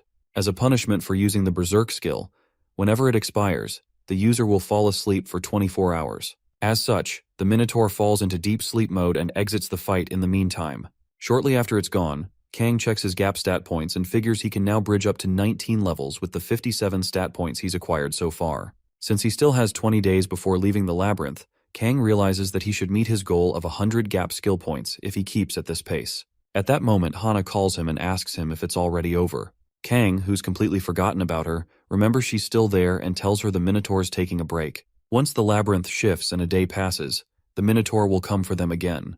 He also lets her know that they have 20 sweet days left, and he plans on spending every single hour on increasing his stat points. Over the next 20 days, Kang continues fighting the Minotaur now and then, making sure to dodge and parry any attack every time. By the end of the 20-day run, Kang finally gets his gap stat points to 100 points. He's finally collected enough gap points to advance to the next floor. On the Minotaur's final Berserk attack, Kang lands a devastating uppercut on the monster's chin and sends it crashing down on its ass. With problem number 1 out of the way, all that's left for him now is how to deal with problem number 2, Hana. Firstly, he stares down at her and talks about recruiting her into his hardcore gamer company. Firstly, Hana's confused as she asks for a better explanation, but Kang taunts her into thinking she's no longer needed. Hana freaks out and begs him to keep her as his employee. Kang then calms his balls and urges her to tell him what she thinks she can do for the company, going forward. Hana says the first trash that comes from her mouth, and Kang tells her he's already copied that. On her next try, Hana promises never to betray him, But again, that's meaningless. Since Kang isn't impressed, he threatens to unalive her. Fearing death, Hana begs for more time, but Kang isn't having that at all. Just then, in a split second, she splurts out something about Bram's ring and promises to give it to Kang.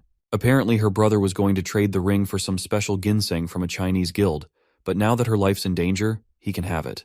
Having heard everything Hana just told him about the special Bram's ring, Kang figures he'll be having one of the best items one can find on the first floor for free. As for its uses, the ring's said to increase agility, magic resistance, and even reduce the magic of monsters altogether. Before accepting her offer, Kang uses the Eye of Truth to check Hana's credibility.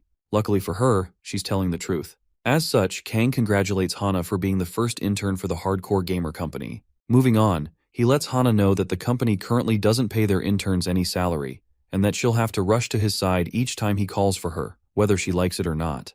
Before letting her go, Kang tells her she's going to sign a contract with him to seal their deal. Surprised, Hana asks if she's going to sign a piece of paper or something.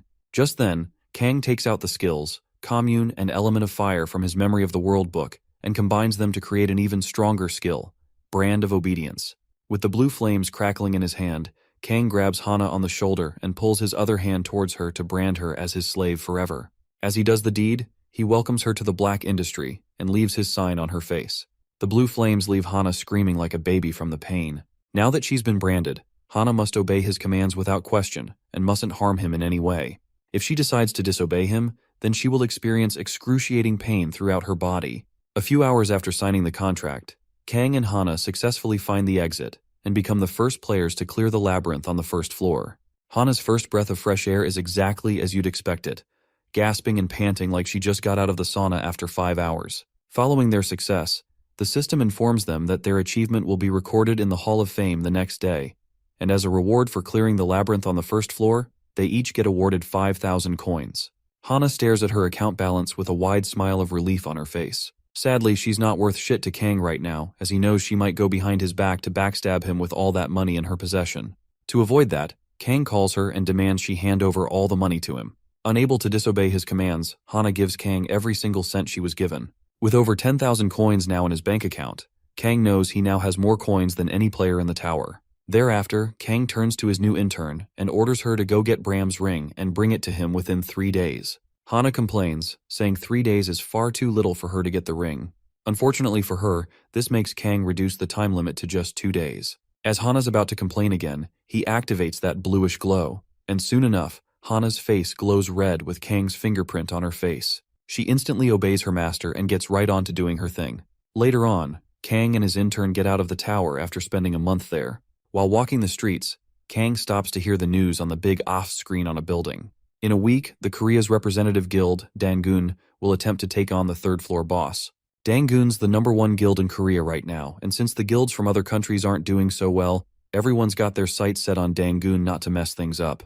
Moving on, Kang watches the reporters talk about China's silence on the whole Tower of Trials matter and finds it suspicious that they're not communicating with other countries. One of the reporters just tells the other one to forget to ask other countries for help and put his faith in Dangun's ability to clear the third floor's boss. As for Kang, he gets concerned over why Dangun's rushing to get to the third floor. After giving their actions a second thought, Kang realizes they must be looking to monopolize the tower's numerous resources and keep the good stuff for themselves. However, if they don't calm down, they will regret their decision later on. Since they have about 90 days to clear each floor, it's far advisable for any player to build a solid foundation on the first floor before moving up to the next floor. If they don't, then they'll eventually hit a wall and fall victim to the pressure of the game. Since he still has a little time before getting back to the tower, Kang decides to collect information on what's happened during the past month.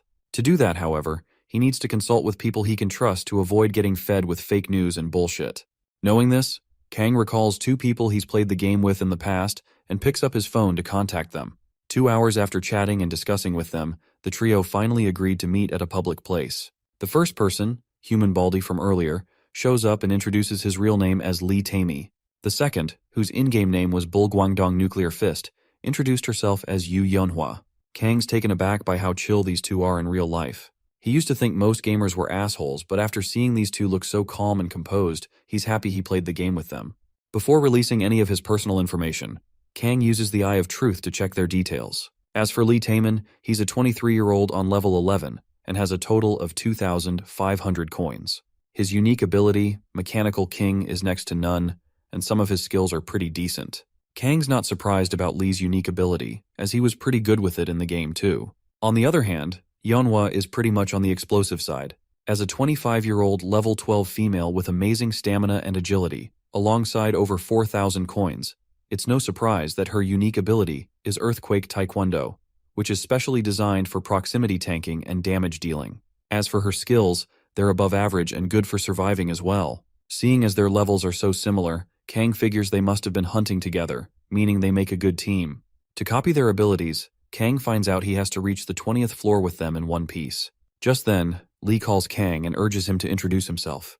Kang snaps out of his soliloquy and tells them his name in IGN, Poopy Fart, only realizing now how idiotic he was 11 years ago. Moving on, Kang calls himself a former streamer who used to stream on Paprika TV, and this takes Lee by surprise, who's also been a fan of Paprika TV for a while now. Kang lets him know he's quit streaming, but then Lee tells him to relax and feel comfy with them since they've played before. Kang nods in agreement and compares these peaceful people to the shitheads who've tried to use him before. Now that he's finally found gamers like himself, he can rest easy. Over the next few minutes, the duo tells him all he needs to know about what's happened so far. Guild movements worldwide, streamer trends, and a weird group who call themselves the Demonic Ones, and go around kidnapping people to operate coin factories. Shortly after that, Lee asks Kang if he's taken the test yet, and Kang says no since he was somewhere else the past month. Once they fill him in on the details, the trio gets in a taxi to get to the test venue. On their way there, Lee explains the reason why the Association of the Awakened put forward the test. Since the casualties from the towers have skyrocketed, only those who pass the test can go up the tower. If Kang passes, he'll be given a barcode and added to the database. Kang sees through Han's elaborate scheme to reduce the number of lives sacrificed, all while recruiting skilled players. Since he has no choice but to do the test, he'll take advantage of the pathetic system the Association has created. Ever since its establishment, the Association has always favored those players with higher rankings. Those who rank higher than F rank are given offers from the government and high-ranking guilds. As such, 3 types of people gather at the testing site. Those who desperately hope for a chance to ascend the Tower of Trials, those who are there to judge whether or not someone is qualified to ascend the tower, and those who just want to show off how good they are to the world. Around that time, Park Hana and her brother, Park Hajin, the rising star of the guild Black Crow, make their way through the paparazzi-filled entrance of the Association's test venue. Behind them is Kim Gitai from the Guild Warriors, and he's instantly recognized by everyone. As they stride into the building, Kim gets irritated over why there are so many people there. Hajin says it's because a lot of people are hoping to strike gold, but then Kim doesn't have time to wait for anyone. So, he urges his bodyguards to clear those people standing in line so they can get their stuff done. He then reminds Hajin that he's there stressing only because of himself and his sister. So if they mess things up, they'll have to face the consequences. Hajin and Park Hana, his sister, nod in fear and promise not to mess up. By then, their bodyguards were already pushing everyone around. When they get to Kang, they demand he give up his spot on the line and make way for Kim and the Parks to pass through. Kang, however, lets them know that he's not moving a single inch since he got that spot legally. At this point, Hajin gets super pissed at Kang and gets to the scene to take care of him. He jabs his finger at Kang's shoulder, giving him one last chance to move before it's too late. By this time, people were already noticing the scene Hajin was causing. As the murmurs increase, Kang activates the Eye of Truth and figures out Hajin's information. Hajin notices him glaring and asks him why he's staring like that. Just then, Kang gets the copy conditions for his ability and figures he has to get Hajin to hate him to death before he can copy one of his skills. Seeing this, Kang smiles at how easy this is going to be. In the meantime, Hana notices her brother jabbing at someone's shoulder. However, when she finds out who the person is, she exclaims in shock as she never expected him to be there with her. She calls her brother, asking him to explain why he's causing trouble, but before Hajin can answer, Kang breaks his pointer finger. While Hajin screams out in pain over his broken finger, Kang sips some water to stay hydrated. Seconds later, Hajin regains his consciousness and rains all sorts of insults on poor Kang, who's just minding his business. Shortly afterward, he raises his fist and activates one of his special powers to give Kang a piece of his mind. With the tension in the air growing each second, people around begin to move back when they find Hajin taking his infamous stance. Kang, on the other hand, keeps cool and prepares himself for Hajin's attack. When it comes, he not only counters it, but also kicks the shit out of Hajin's leg, all in one movement.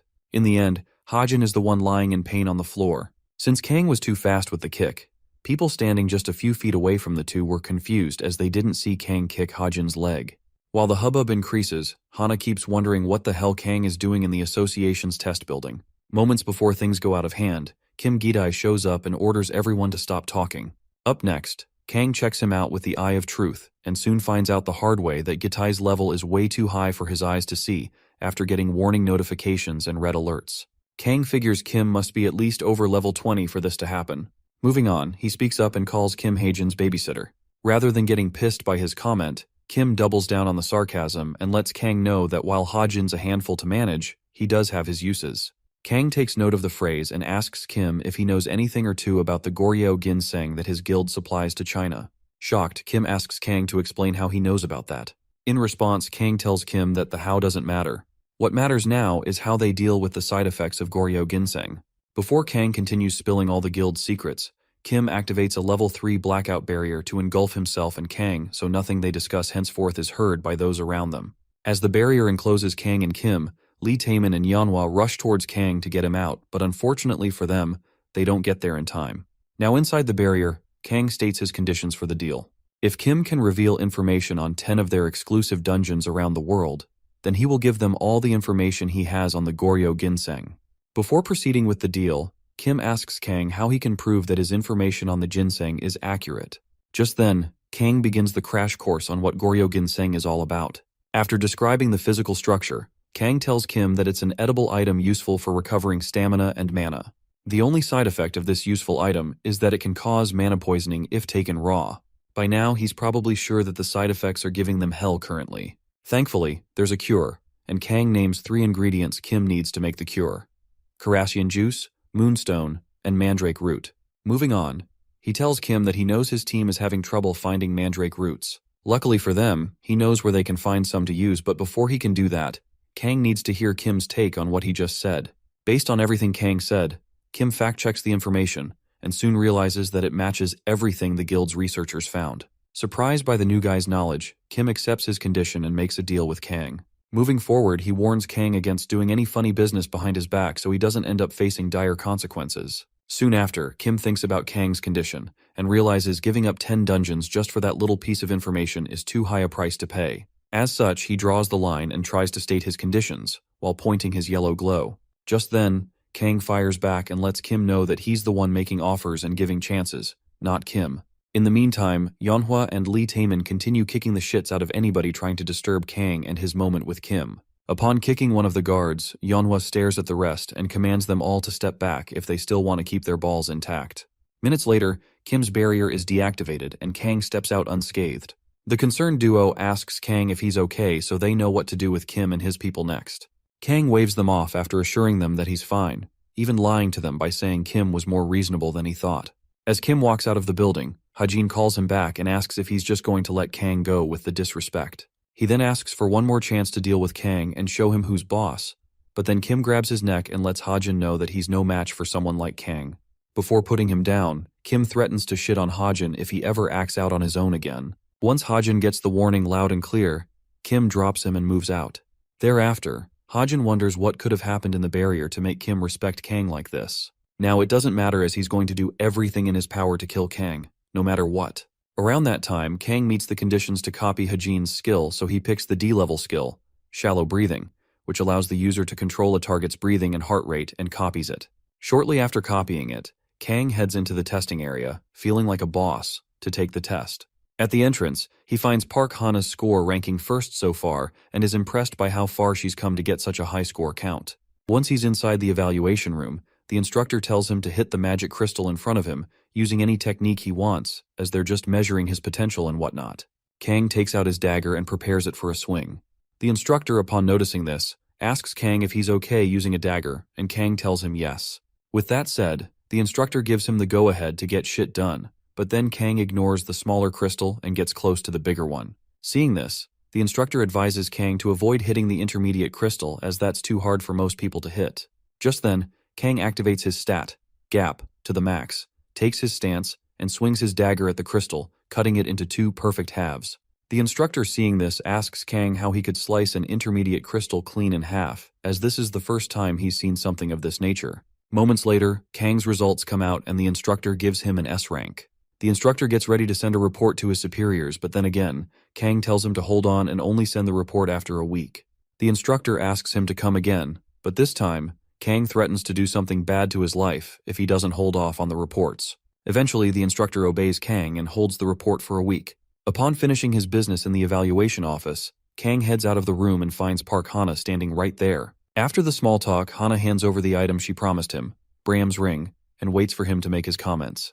Kang collects the ring and makes sure to check its information to make sure it's the authentic one. Soon after, he congratulates Hana for completing her first job and activates the mark of obedience on her face. Hana then begs him to remove the mark now that she's kept her promise, but then again, Kang can't trust her yet, so he leaves it there and heads out of the building. Before leaving, he lies to Taemin and Yeonhwa, telling them his results came out as an F-rank warrior and telling them he will try again next week as that's a temporary rank. That eases Taemin and Yeonhwa's minds, so they stop talking about that. Moving on, they ask him about the second test, clearing a dungeon, and wondering what he will do about it.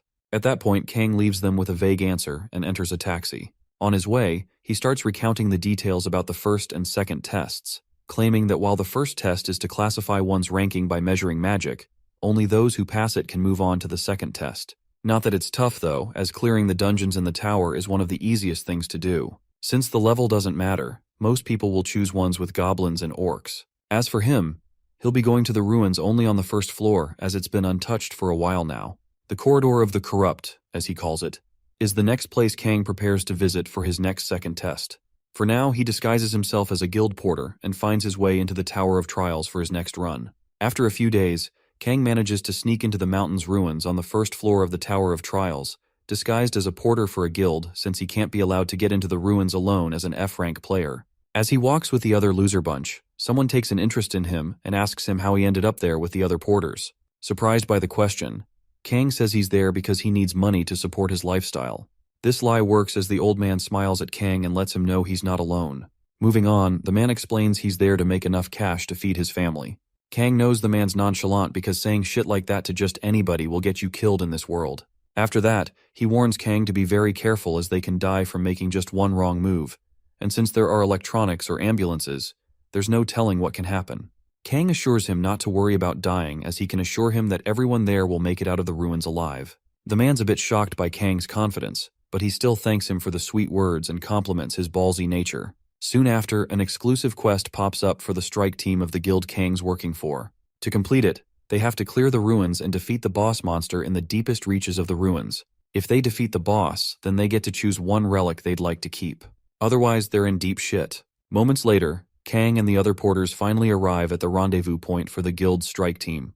While they all get some rest, Kang receives a special reward for being the first person to conquer the tower. This piques his interest as it opens it and finds plus 10 upgrades for his luck and adaptability stats. Also, he acquires a unique ability, Cold Heart, which allows him to maintain composure during intense situations at the cost of his human emotions. Even after getting such a cool, unique skill, Kang still unlocks yet another passive skill, Monopoly, which lets him receive the best reward available if he can claim the final reward without sharing it with others. Having received all these skills and rewards in just one go, Kang admires his rewards, and a bright light illuminates the space in front of him. In seconds, the strike team is teleported to that exact location they're in. Upon the completion of the teleportation spell, the strike team leader, Cheonhwa, complains about the dizziness he gets from the teleportation and does a head count. Once he's sure all 50 men arrived safely, they step off the platform.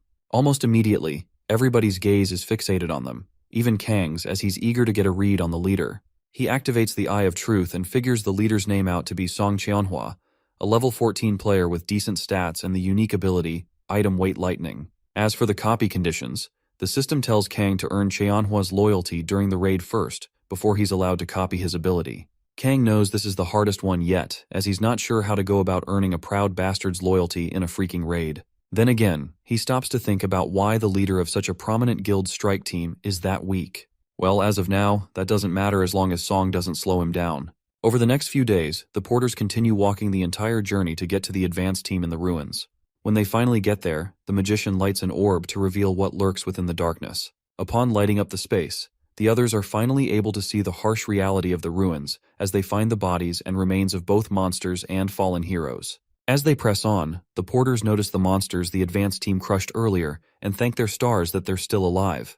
As one of the losers starts raising his voice, another person tells him to shut the hell up so they don't wake any sleeping monsters. Over the next few scenes, they tread carefully till they finally reunite with the advanced team. There, Kang is shocked to see everybody looking fresh and without injury. He soon gets carried away, wondering how they look so good until he's smacked in the back by an angry fella, who's about had it with lazy porters. Apparently, Kang had forgotten he was posing as a porter, so the man reminded him to pass some ice water to the foreigners who helped defeat the monsters.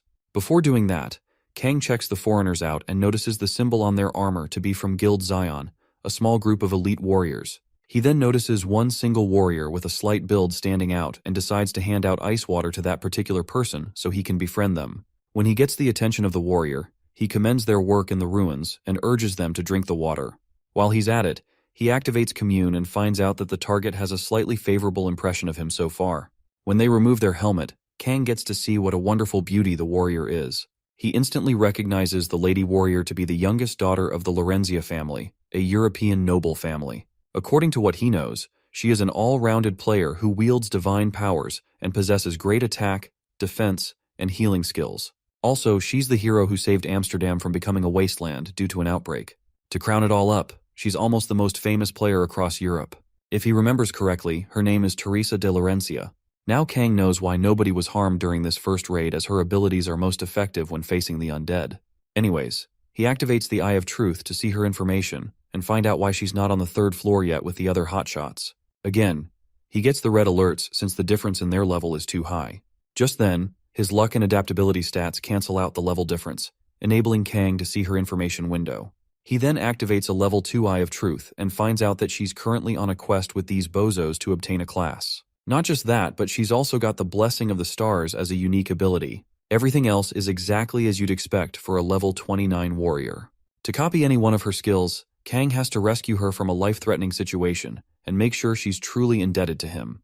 Kang gulps as he soon realizes how hard life's about to get for him.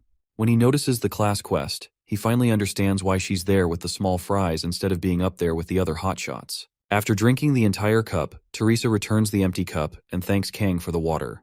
Kang speaks normally to her and appreciates her even more for being there and giving him a chance to copy the Blessing of the Stars, the best unique ability amongst other holy knights. The only problem in his plan now is how to stage a situation where she seems to be in danger so he can save her. Minutes later, Song Cheonhwa is called to check something out. When he gets there, he finds out that the people who were keeping an eye on the Guardian were all taken out and they're too late.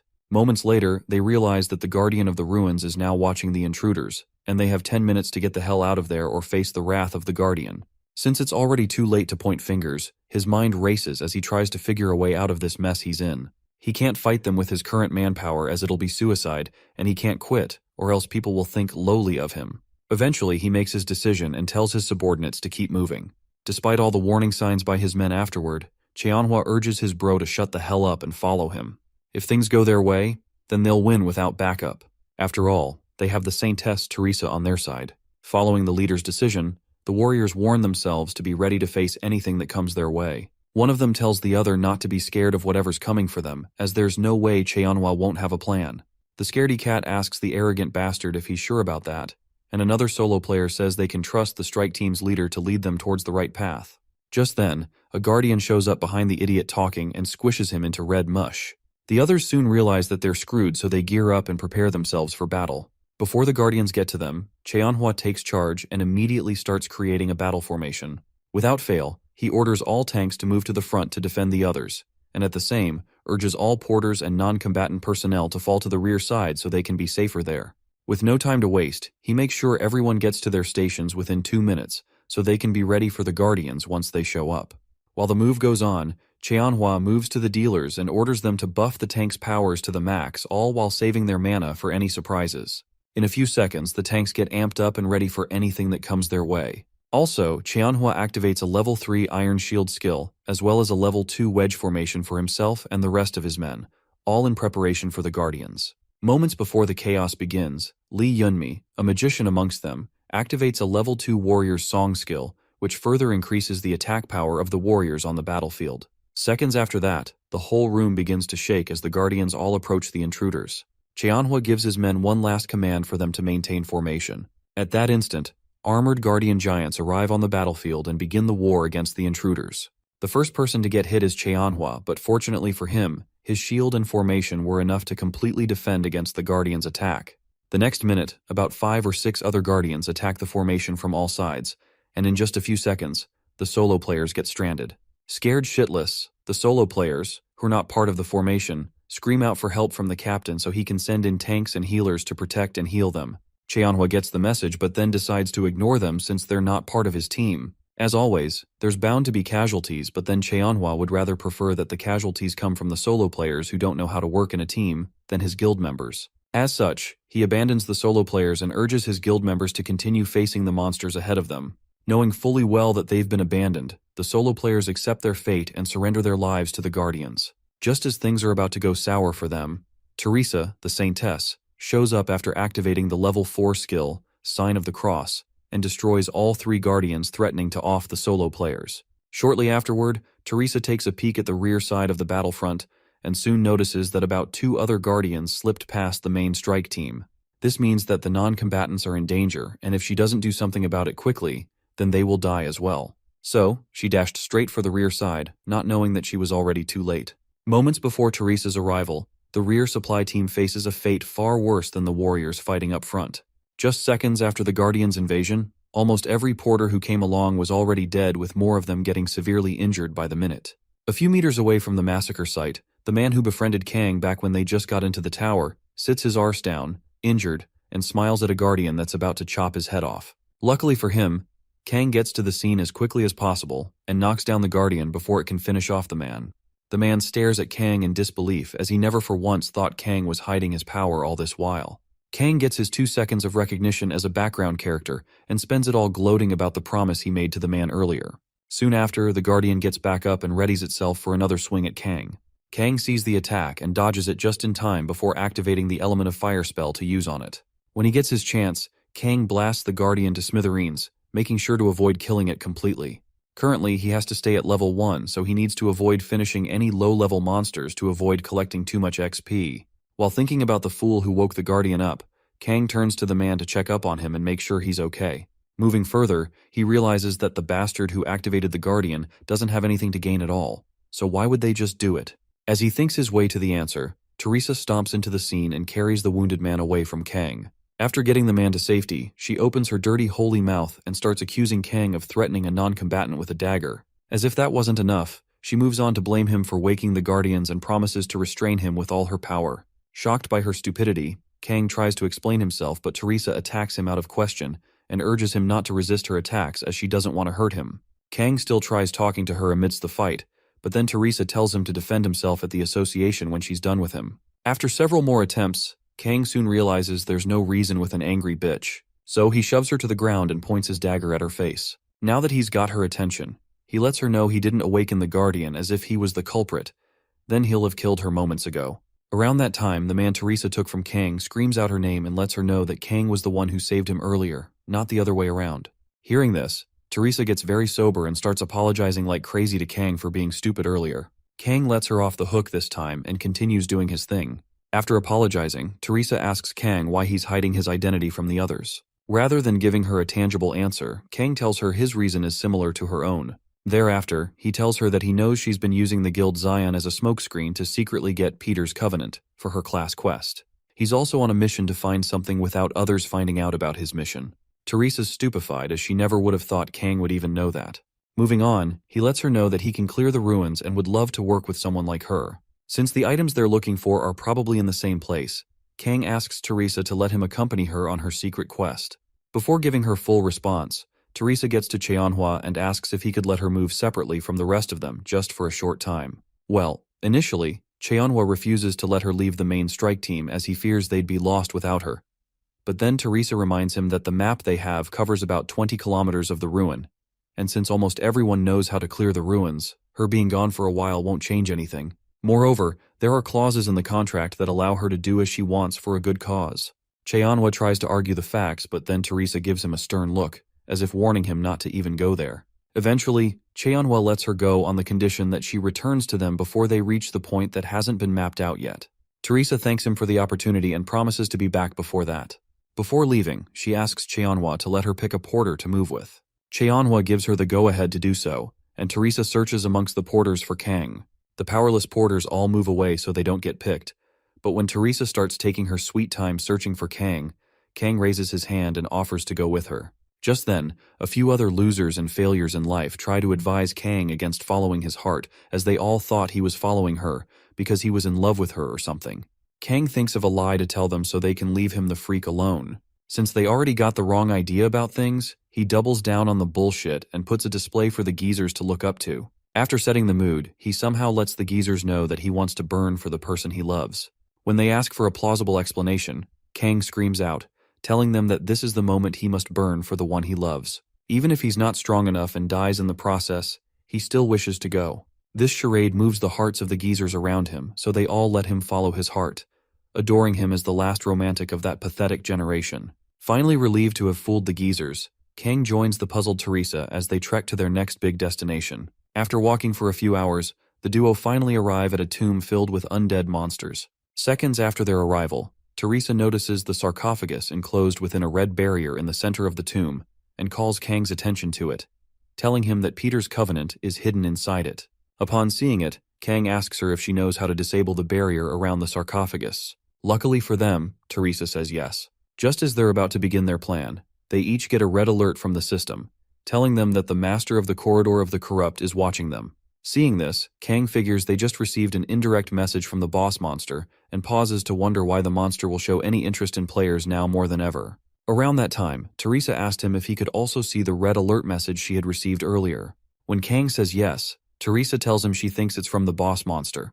However, what she can't decipher is why the thing is watching them. Does it mean it's acknowledged by them? At that point, Kang interrupts her and tells her that the monster has acknowledged only him and not both of them. Surprised, Teresa wonders why Kang's so confident in himself. Rather than hate the cocky guy, Teresa asks Kang if he truly knows all the ways to clear the ruins. Kang replies, telling her that he's cleared the ruins before in the game, but it's been a while since he last came there. Just then, there's an awkward silence and Teresa breaks the silence by asking Kang to tell her what he thinks she should do. After explaining his plan to her, Teresa leaps to action. To carry out the first phase of the plan, which is distracting the small fries, Teresa activates Battle Song to increase all her stats by 3 points for 10 minutes. Soon after, she goes over the plan Kang explained to her earlier and gets on to do her part. The next minute, every monster in that room turned their sights towards her. As they charge towards her, Teresa raises her sword and takes a unique stance to emit divine power so the undead monsters can lose their minds. Without wasting any time, she activates a level 5 skill called Divinity Reinforcement and lets the yellow divine light around her shine much brighter than it should. The bright light causes the undead monsters around her to lose their shit and go even more berserk. With her plan working just fine, Teresa slices through a good chunk of them in one fell swoop and moves in to continue attacking the rest. While she continues killing the undead monsters, Kang sees his opportunity and yeets himself to the barrier around the sarcophagus, stepping on the skulls of the undead monsters while he's at it. Since most of them are focused on Teresa, Kang can avoid having to fight them and risk leveling up. Unfortunately for him, as he's about to get to the barrier to work his magic, black lightning appears out of nowhere and nearly strikes him to death. Kang dodges the lightning just in time and soon stops to notice who their new enemy is. As it turns out, the hidden dead of the ruins, Elite Lich, just appeared on the scene and so far, he's the baddest motherfucker nobody, even Kang, should wish to fight. Upon its arrival, Kang recognizes the nature of the monster facing him and welcomes it in his way. Before the duo gets to see eye to eye, a guardian Durahan shows up and attacks Kang all out of the blue. Kang dodges again and wonders why Durahan is even there to begin with. This isn't how the event played out in the game. Did the pattern change because he brought Teresa with him? Kang wonders as several thoughts race through his mind. If that's the case, then Kang figures he needs to be very careful when considering any changes to scenarios next time he goes on another secret mission. Just then, Elite Lich's black lightning strikes Durahan and shatters the crazy guardian to pieces. This makes Kang remember just how dangerous Lich's lightning can be. If they're not careful, even the most seasoned players could die if the lightning struck them. With that said, Kang keeps his wits about him and prepares himself for Lich's next attack. Before it comes, he stations himself in between Lich and the red barrier protecting the sarcophagus. So, when the lightning attack comes in again, this time, Kang dodges it and allows the same attack to hit and destroy the red barrier. With the level 5 magic barrier destroyed, Lich gets frozen in place, and Kang rushes towards the Guardians to take the rest of them down with his enchanted dagger. When he's done with them, he realizes that he might have killed a little more than necessary. Before doing anything, he checks up on Teresa and realizes that she's almost done with destroying the undead. Now, he has to face the large skeleton in front of him and finish it off. Just as he's about to proceed with his plan, someone shows up from behind and slices the skeleton's body cleanly into equal halves. Shocked, Kang keeps his cool as he tries to figure out who could have stolen his kill from him. Just then, someone's voice emanates from the shadows, stating that he's finally found his arch-nemesis, Kang. After crushing what's left of Lich's skull, our John Doe starts yapping and telling Kang that he knows he's the only person who can predict the behavior of monsters. Moving on, John Doe says he knew that he'd be there. As the man's face comes to the light, he lets Kang know that he's been searching for him for so long. Kang keeps a stern face and tries to remember the man's face. After trying and failing for so long, Kang finally asks the million-dollar question, "Who are you?" This reply takes the other man by surprise, and he asks Kang again to know if he's telling the truth and he truly doesn't recognize him. Before responding to the guy, Kang activates the level 2 Eye of Truth with the luck boost to discover that he's a level 29 male named Cheon Yushong, also a seasoned swordsman with the unique ability, Song of the Sword. Upon checking his other normal skills, Kang checks the copy condition and finds out that he has to challenge the bozo to a sword fight and defeat him fair and square. Furthermore, Cheon seems to have the engraved iron sword of Qianlong, which was missing from the museum. If he has that, then that means he's the shithead who used to challenge him repeatedly back when the Tower of Trials was a virtual reality game. Around that time, Cheon starts yapping at Kang as he feels bad that Kang doesn't remember him. Kang lets him know how pathetic his life as a gamer was for always coming back to challenge him despite losing every single time and urges him to just give it up already. As we know it, the bastard challenges Kang to another sword fight, promising that things will be different this time. Just then, Teresa runs towards Cheon to take him, but he just scoffs, activates his level 5 battlefield selection skill, and creates a wormhole that teleports himself and Kang to a quieter, much safer battlefield. Seconds before Kang gets sucked into Cheon's world, he dips his finger into a crack in the sarcophagus and picks up a small black orb emitting some purple aura, all while telling Teresa not to worry about him. Just then, both Nimrods get zapped to the next location, and Teresa's left all alone to chill out and relax. When they get to the new battlefield, Cheon arms himself with the legendary engraved sword and continues challenging Kang to another fight. While he's at it, he activates another level 5 skill, one-on-one, a skill that increases all of his stats by 10%, and at the same time reduces the stats of his enemy, Kang, by 10% as well. Kang notes the effects of the one-on-one skill dawning on his body, and soon figures they're skills the fool Cheon has used against him before. Notwithstanding, the situation is still unfavorable for him, so he needs to do something quickly before Cheon draws first blood.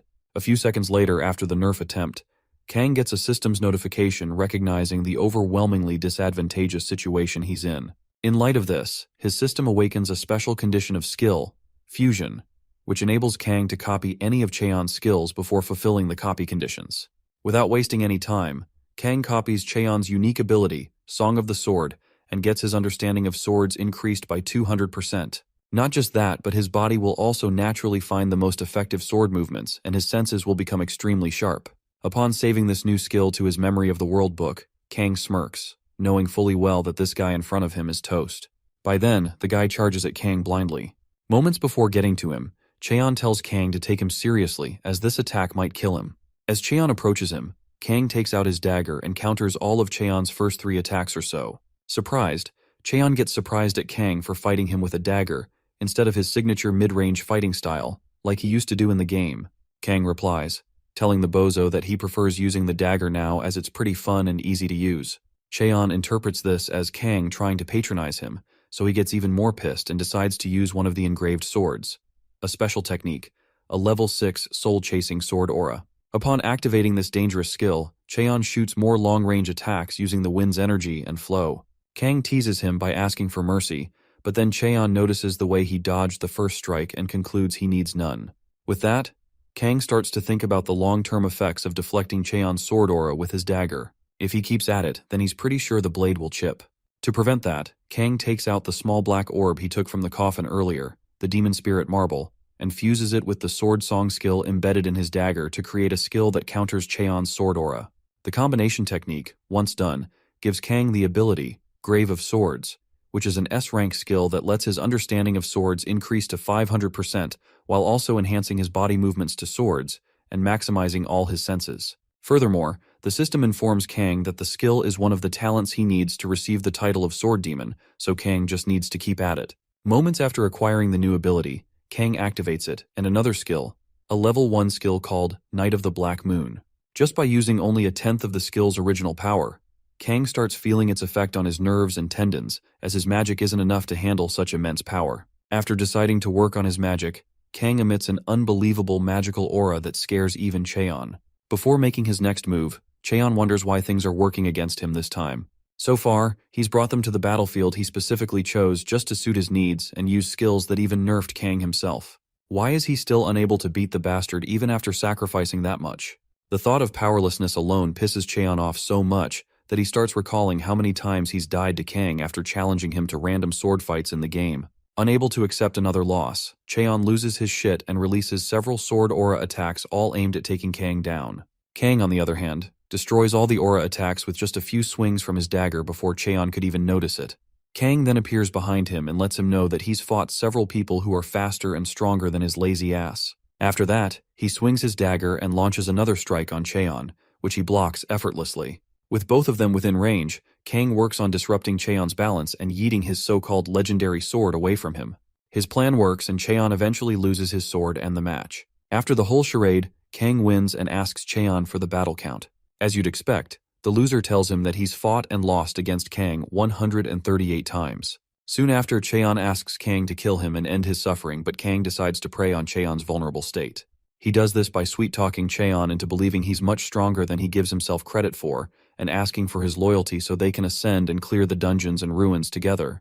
As Cheon considers Kang's offer, Kang thinks about the benefits of having someone with such a large number of skills close by. Since he can only copy a skill from the same player once in 60 days, why search for other players when he can just keep Cheon close by?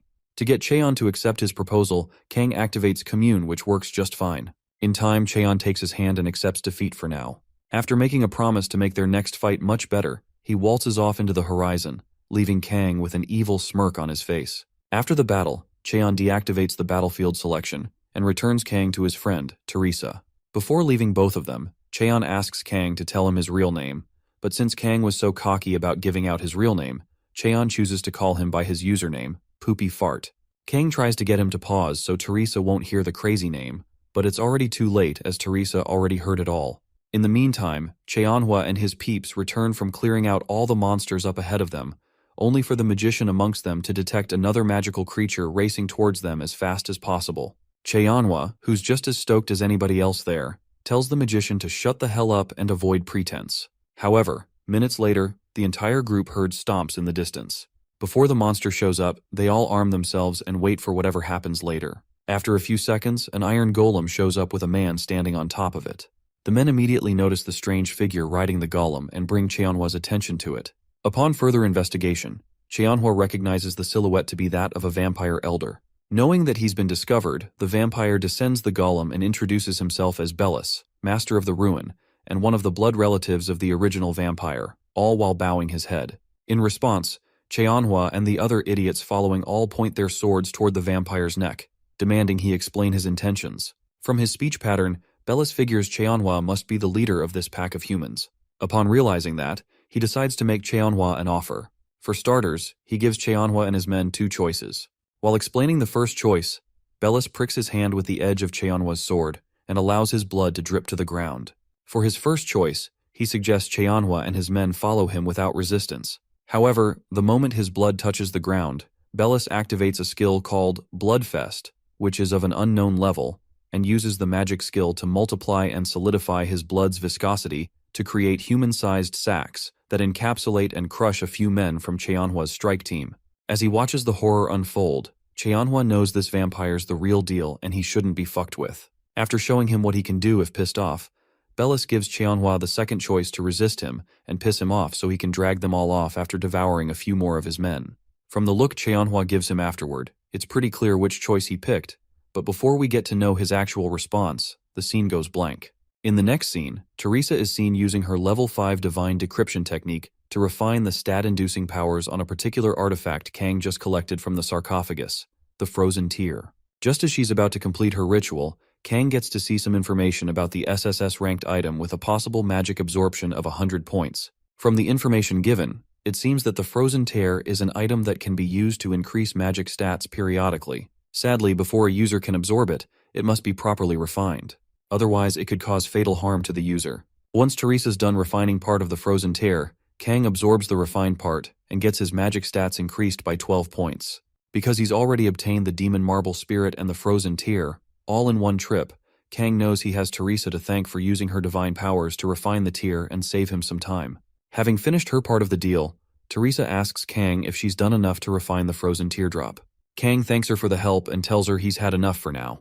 Just then, Teresa receives an invitation from the Master of the Corridor with a follow-up message noting that the Master had already taken members of the strike team hostage. So, if she wants to save them all, then she must come to the innermost room and meet the real Master of the Corridor of the Corrupt. Furthermore, if she accepts the quest, then all monsters and traps on the path to the final room will cease to move. In the meantime, she's free to contemplate her decision and recruit whoever she wants to follow her. Upon seeing the details of the next quest, Teresa's head spirals down into depression as she knows the entire main strike team's been kidnapped. Before even telling Kang shit, she starts rethinking her life decisions, wondering if she's made the wrong decision by abandoning them in the first place. When Kang gets concerned, she tells him everything and decides she has to try to save them. Even if all she can save is just one strike team member, there's no reason to hesitate. The only issue now is defeating an original vampire, as those MFs are strong as hell. As she ponders a viable way out for her, Teresa continues going even further into depression, thinking about what could have happened if she'd done things differently. After watching the poor Saintess Teresa rant for a few more minutes, Cheon, the loser of the bunch, realizes he's had enough. Although the strike team has nothing to do with him, Cheon still gives Teresa some advice before heading out. He urges her to consider asking Kang for help, as he's the only person on this earth who can defeat an original vampire. Notwithstanding, he lets her know that he's a selfish bastard with no speck of honor, so she should be careful with him. With that said, Cheon heads out of the tomb, leaving Teresa with new information to act on. Having heard everything Cheon had to say, Teresa thanks him for the advice and rushes towards Kang to request a party contract. Before agreeing to her terms, Kang warns her, telling her his contract fee won't be cheap, so she won't come crying to him when she's out of money and all. Teresa tells him not to worry about money or coins, as she has plenty. What really matters now is if he's in to help her defeat the original vampire or not. Moved by her tenaciousness, Kang agrees to help her defeat the original vampire and seals the deal with a fist bump. Moving on, Teresa accepts the quest and causes the monsters and traps along the way to fall asleep. With that, the duo journey through the tunnels and caves till they finally arrive at the entrance to the innermost room of the corridor. There, Teresa gets chills just from the immense amount of magic oozing out from the room alone, and starts wondering whether she's making a mistake or not. Kang notices her shaking and urges her to just calm down, since they already know that their opponent is strong. Confused, Teresa asks Kang how knowing that changes anything, and he says not every battle is won by the strongest. Upon hearing this, Teresa senses the guy must have a plan. So, she asks that he let her in on his so-called plan. Kang lets her know he has just one plan, but before he can explain it all to her, the big door in front of them starts creaking open. On a final note, Kang lets her know that whatever happens in there, she has to trust him to the end. Teresa nods in agreement and walks into the room with Kang once the door is fully opened. Inside, Kang and Teresa are made to stand at the center of the well-decorated room with all eyes staring at them. Moments before anyone speaks a thing, Bellis is seen standing near the real master of the Corridor of the Corrupt, smiling at the guinea pigs who just surrendered themselves to his master. Seconds later, the master of the Corridor of Corrupt herself, Alice von Ataraxia, speaks up and welcomes her two visitors in her way. In response, Kang asks her if the others are safe, and, to show Kang that they are, Alice snaps her finger and releases the dimension severance she's been using to mask the captives all along. Kang does a head count on all of them, and soon finds Park Hajin, Hana's idiot brother, amongst the bunch. Was he the one who woke the Guardians up? Kang wondered. After showing Kang what he wanted to see, Alice tells him why she invited him there. Apparently, she was drawn to the delicious scent of Kang's blood, and was eager to see him in person. That's why she invited him there. Initially, Kang had trouble digesting that, so he asked her again to know he wasn't hearing things. Eventually, Alice doubles down and calls his blood the sweetest scent she's ever smelled from a human. As she soliloquizes on how delicious Kang smells, Kang gets a mini freakout and wonders why she's suddenly talking about the scent of blood. Even when he was playing the game, this never happened. Alice notices the disturbed look on Kang's face and asks him why he looks so stressed. Kang fires back, telling her that any normal human would be disturbed if a vampire were after their blood. Alice tells him not to worry too much about stuff, as she likes to savor delicious things. This means she plans to keep Kang around for at least 60 years before killing him. Kang sees through her disguise and realizes that she intends to suck his blood and keep him alive as a living blood bag for the next 60 years, so she can dispose of him when she's done with him. As an active man, Kang rejects her offer as he has no intention of living his entire life as a luxury juice box. Almost immediately, Alice attacks him to let him know his place. Kang gets nicked by the attack, but he keeps cool and watches the bitch rant about opinions and the fact that he doesn't have a choice in the matter. After she's done ranting, Teresa asks Kang if he's okay after hearing all that stupid woman had said to him. While preparing himself to reply to Alice, Kang lets her know that he's fine. Thereafter, he turns to the master of the corridor, kneels before her, and lets her know that he has an interesting offer for her, one that is much sweeter than his blood. Teresa tries to get Kang back on his feet, but then Alice becomes a little interested in Kang's offer. Before telling Kang to go on, she bashes him for trying to sweet-talk his way into their good graces and lets him know that no offer is more precious to them vampires than delicious blood. So, no matter what Kang has to offer her, she won't change her mind. Knowing fully well that she's capping, Kang speaks up nonetheless and asks her if delicious blood is more important than her freedom. Hearing this, Alice's eyes open even wider as she's never heard a human talk to her about her only insecurity before. Almost immediately, the other useless vamps around Alice start getting violent with Kang. Alice eventually calms them down and tells Kang to be ready to take responsibility for what he just said. Kang assures her that he won't chicken away from his words, and Alice urges him to continue explaining his proposal. Once he's granted the audience he needs, Kang introduces his full name and calls himself a representative of the demonic ones in that tower, all while putting on an oddly shaped mask with a dim purple glow to it.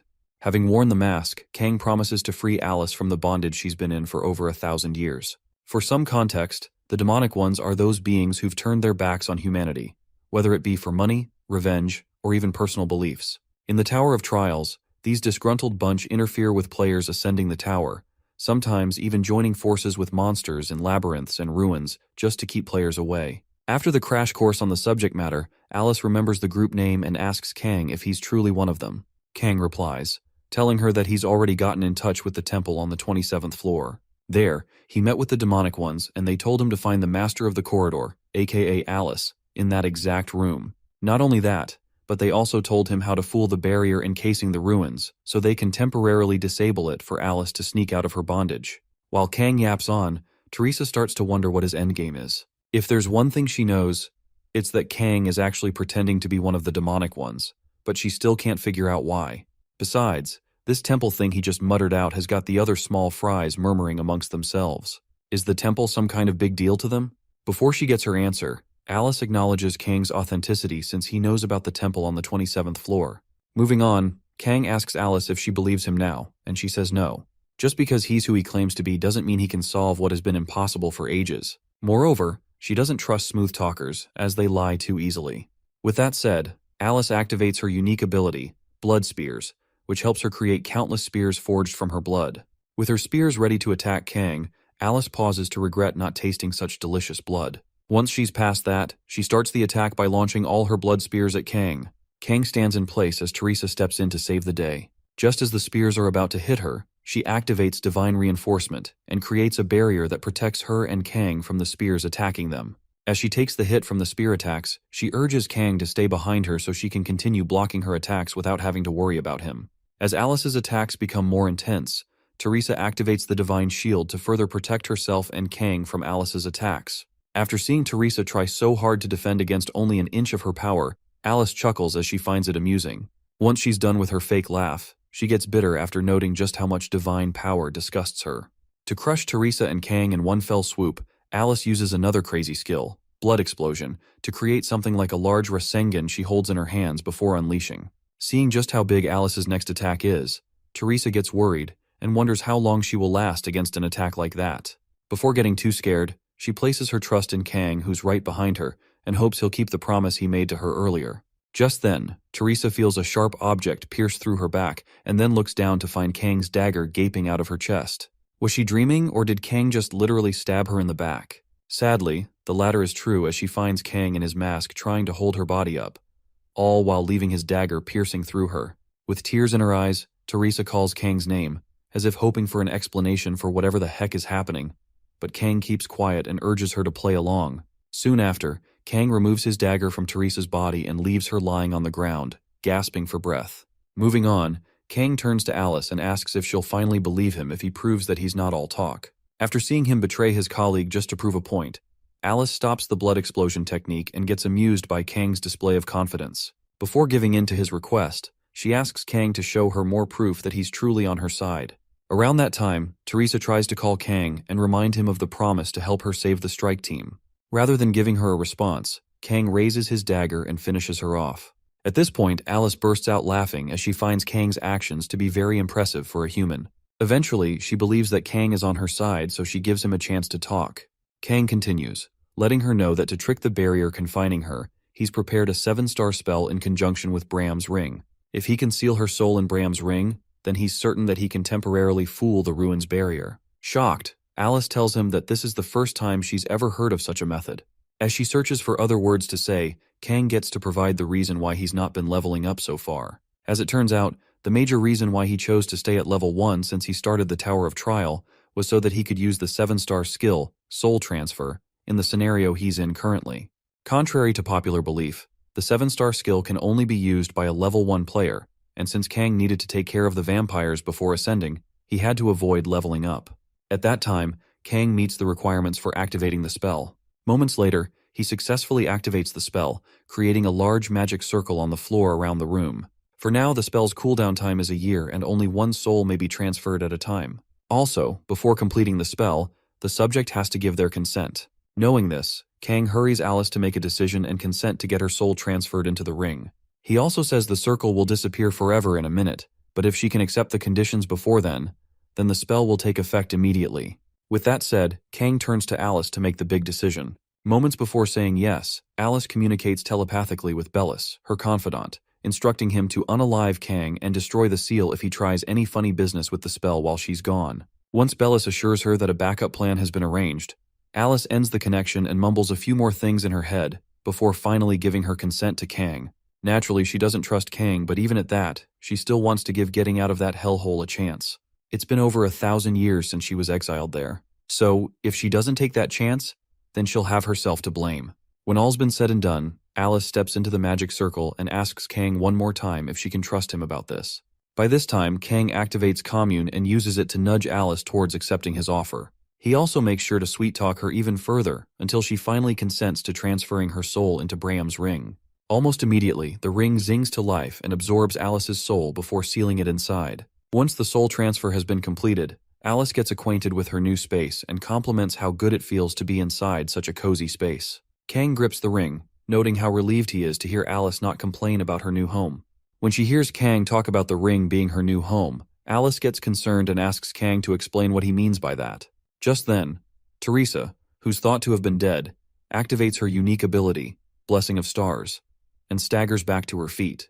Kang welcomes her back to the land of the living and reads more information about the perks of the unique ability, including its cooldown time, which is about 240 hours. After so much struggle, Teresa eventually gets back on her feet with a smile on her face. After watching Kang finesse her into playing his hand, Alice gets pissed and starts yapping like a caged parrot. To punish Kang for his debauchery, Alice orders Bellis and the rest of the vampires to kill the filthy liar.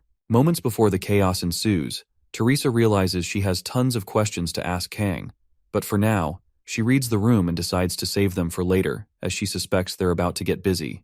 Kang, after listening to her, tells her to keep calm for now so they can be ready to take care of the useless vamps. When it comes down to it, Bellis goes on a rave and asks Kang if he thought he'd make it out of the innermost room alive after pulling such an expensive stunt and betraying their master.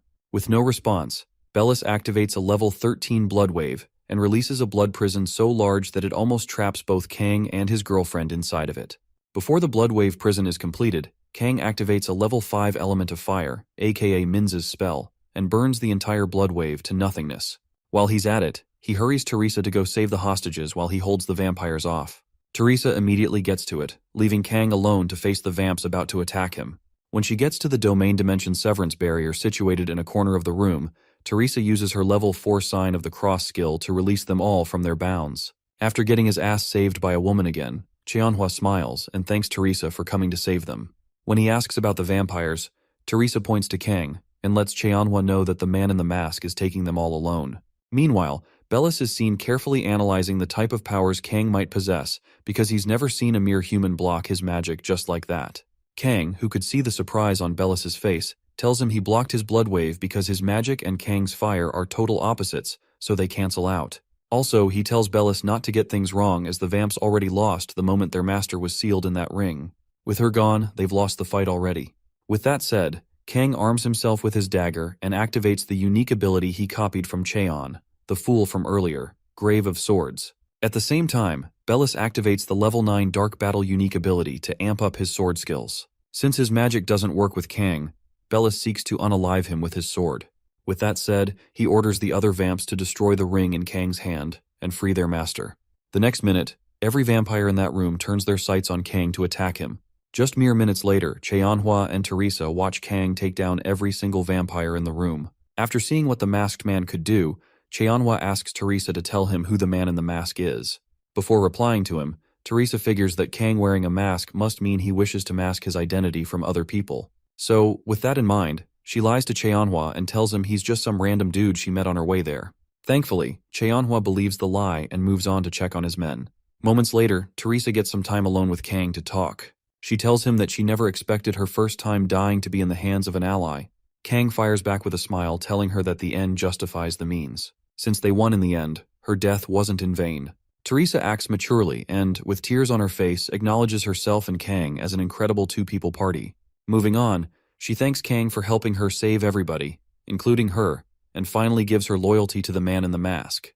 Having saved Teresa's life in the recent battle with the vamps, Kang satisfies the conditions needed to copy any one of her skills.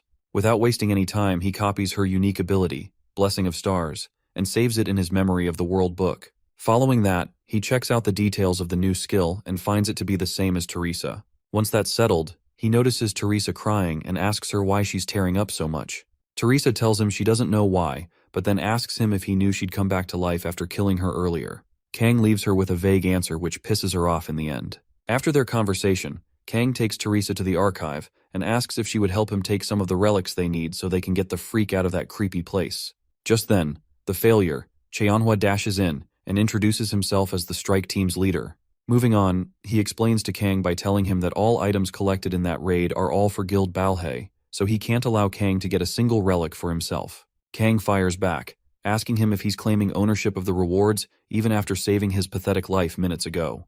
Cheonhua, knowing fully well that this bastard isn't to be pissed off, calms him down and promises to give him something else instead. Upon thinking about his next words, Cheonhua blurts out, promising to pay Kang handsomely in cash or coin. Kang pauses, wondering how such a failure of a team leader can be so confident when he chooses to. Eventually, Kang caves into his request and allows Cheonhua to get his hands on the relics. Cheonhua asks to make sure he isn't tripping and Kang encourages him to have it. However, he warns Cheonhua not to regret what happens afterward. Cheonhua is a little confused by this, but his greed didn't allow him to think things through. After rummaging around, he finds a fragment of Merlin's staff just sitting pretty inside the relic room and grabs it without a care in the world. Even though the strike team was taken hostage, if he can bring back some relics from the ruins, Cheonhua believes he'll be able to redeem himself. As soon as he touches the fragment, Cheonhua feels a sharp pain in his fingers and yanks it out immediately. When he checks his palm, he finds some sort of curse symbol etched into his palm. Confused, he asks Kang if he knows what that symbol is, but Kang doesn't speak as he knows that the symbol is a curse symbol. Turns out the fragment is a great ingredient with an annoying curse on it that can only be broken if Alice is dead. Since she's still alive, then the curse is still there. By then, Cheonhua freaks out and starts losing his shit. Kang quickly grabs Teresa and ushers her out of the room before Cheonhua starts blaming either of them for his demise. At the entrance of the Tower of Trials in Seoul, Korea, a large crowd of paparazzi stands outside, waiting for the Guild Balhae to return after clearing the raid. Amidst the crowd, agents from the Association of the Awakened are seen waiting for a particular person who's piqued their interest. The assistant manager of the association, Jung Jae-hyun, asks her on-site superior if their source is legit and that the guy is really with the guild. The department manager of the association, Kim Tae-chun, lets her know that they're waiting there, whether they like it or not. As he picks out his cigarette, he urges his peeps to wait and see if their tip pans out. Jung reminds him that experts say it would take at least 3 weeks to clear the ruins, but then Tae-chun says the ruins will be cleared soon. Moving on, he thinks about their POI and gets optimistic about what's to come.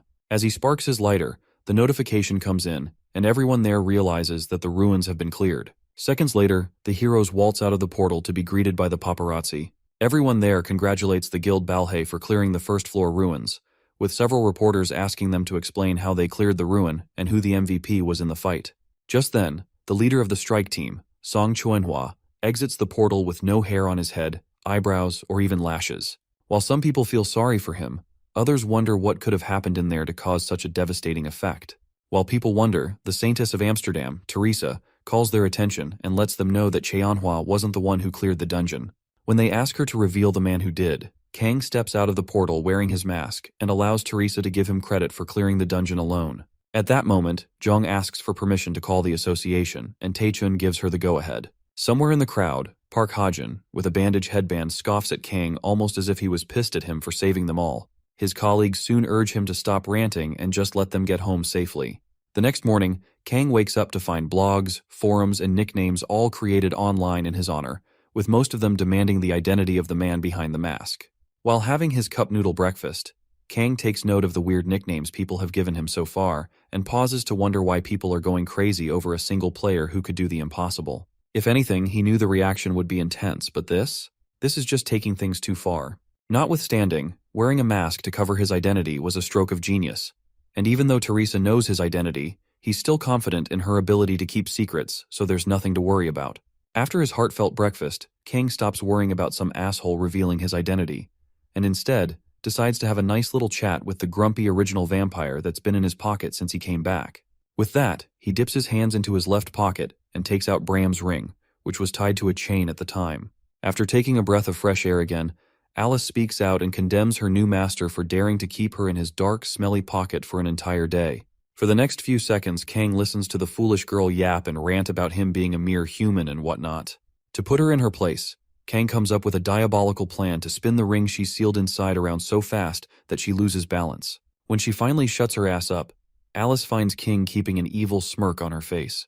She tries asking Kang to know what's up, but it is already too late as Kang spins her around till her head nearly pops out. Once he's gotten to his satisfaction, Kang pulls the ring up close and asks Alice if she's finally come to her senses. Still, she continues speaking shit about vampires never letting go of their grudges and all that. Kang figures she needs to spend more time spinning, but then Alice sees the familiar smirk again and orders him to stop whatever he's planning. Kang figures she still needs to be punished, so he takes his stance and gets ready to roll. Alice tries to stop him again, but this time, the spinning is much worse than the first time. After spinning her for 3 more hours, Kang finally drops her to rest. Moments later, while Alice is still struggling to regain her balance, Kang infuses the ring with some magic and releases a miniature version of Alice's soul out to the real world, making sure to keep the seal intact. Within her first few minutes back in the real world, Alice vows to get revenge against Kang for making a fool out of her and her subjects. Sadly, when she's finally conscious of her size, she realizes she's merely a shadow of her former self. Confused, Alice asks Kang to explain what he's done to her. Kang tells her that he left the seal intact and only allowed a part of her to materialize. When Alice gets confused again, Kang elaborates further and lets her know that this version of her can only exert about 1% of her original power. Even though he still takes the necessary precautions when dealing with her, she's still way more powerful than a regular vampire. Upon hearing how nerfed she is now, Alice starts sobbing like an MF. Soon after, Kang tells her to stop crying and remember the words he said in the ruins. At that point, Alice tells him to shut the hell up as this isn't the kind of freedom she wants. Kang reasons with her and then promises to give her back the kind of freedom she needs. Hearing this, Alice stops sobbing and asks Kang to explain himself. By then, Kang calls her full name and promises to get rid of the ones who betrayed her and reclaim her spot as the head of the Ataraxia family if she helps him ascend the tower. Before Alice gives her response, the scene goes black. In the next scene, the devs for the Tower of Trials upload a new video of Kang, aka the masked player's trump over the original vampires, to the Hall of Fame for all to see. Minutes after the video was uploaded, the comments started pouring in with the keyboard warriors and Discord mods analyzing the masked player's moves as if they could do half of what he did to the vamps. As more people watch the video, some soon recognize him to be the guy from the Mangrove video. After checking through multiple comments on the same video, Kang finally arrives at the guild building of Park Ha-jin's guild, Black Crow. The mere sight of the building makes him realize just how much guilds monopolize resources and other things to keep themselves afloat. Not to worry though, as that isn't his concern at the moment. What's more important to him now is paying the bastards back for trying to kill him in the ruins earlier. With that, he puts on his mask and blasts a hole in their building to get inside. There, he finds a plethora of guards just waiting to take him out. Kang takes the fight to them by activating the element of the fire spell and roasting them all with the spell. Meanwhile, the guildmaster of Black Crow, Shin Gyeonsu, is seen in his office on the top floor punishing the son of a gun, Park Ha-jin, for failing to take the bastard who humiliated them out quietly in the ruins. All he did back then was ruin everything by waking up the guardians of the ruins and giving Kang his moment of glory. Now that he's messed up again, their guild's reputation is about to bite the dust. Shin takes another look at Hajin's disgusting face and kicks the shit out of it. Just then, the guards at the door hear a knock behind the door, but before they can open it, Kang blasts it open with fire and magic. Following that, he moves in and asks Shin if he's the guild master. Surprised by Kang's confidence, Shin commands his men to grab Kang, who's still masked at the time, and deal with him. To get back in Shin's good graces, Hajin leaps to action and charges at the masked man to restrain him.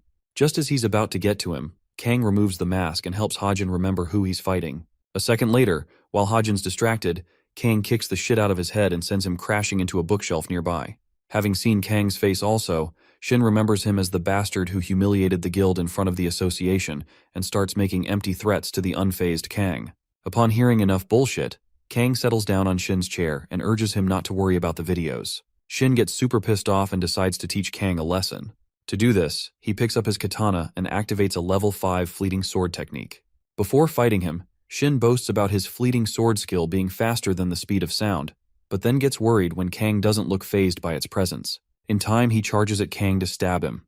However, before the sword gets to scratch Kang, he picks up a go piece from the sack beneath him and throws it at the blade to break the sword in half. Shin takes a minute to digest what just happened. Did this fool just break his prized katana in half with a go piece? Well, it turns out that was the case as Kang starts bragging about searching for what to throw. With the annoying sword out of the way, Kang gets serious and decides to try asking Shin a few more questions. Before he gets his chance, Shin interrupts and asks him if he came to the building for revenge, just because he ordered for him to be killed. Considering how much of a mess Kang's made just to get to his office, Shin, the selfish bastard, had the nerve to call our bright young MC petty for simply trying to show him that he's not a person to be toyed with. Just as he's about to finish his useless speech, Kang flicks another go piece at supersonic speed straight toward the useless Nimrod's forehead. Shin's forehead bleeds from the effect of the dangerous aerial weapon, and in no time, the man finds himself sitting on all fours with his ass handed to him. By then, Kang begins his response. Firstly, he lets Shin know that he's been spouting nothing but inconspicuous bullshit ever since he opened his dirty mouth to talk. Petty? Kang asks as he holds another go piece to fire at Shin. Knowing fully well what's coming next, Shin makes a terrible attempt to de-escalate the situation. For starters, he urges Kang to calm down and that he's done enough. Kang sees an opportunity, so he asks Shin if he has anything to offer him in exchange for his life. At that point, Shin just tells him to think about things calmly. Following that, he boasts about his 50 high-ranked players clearing the towers currently, and lets Kang know that if he manages to kill him, those guys will come after him for revenge. Surprised, Kang just watches the idiot continue to enact a power he no longer has. Shin, the shameless dumbass, continues to talk about the philosophy of war and tries to preach forgiveness to Kang. Simply put, the bastard wants Kang to forgive and forget as if he won't try coming after him again. After hearing all that bullshit, Kang fires back, noting how strange it is for someone as low-lifed as Shin to talk big about forgiveness when he knows he's powerless. Now there's some truth to what Shin just said, but Kang chooses not to forgive and forget.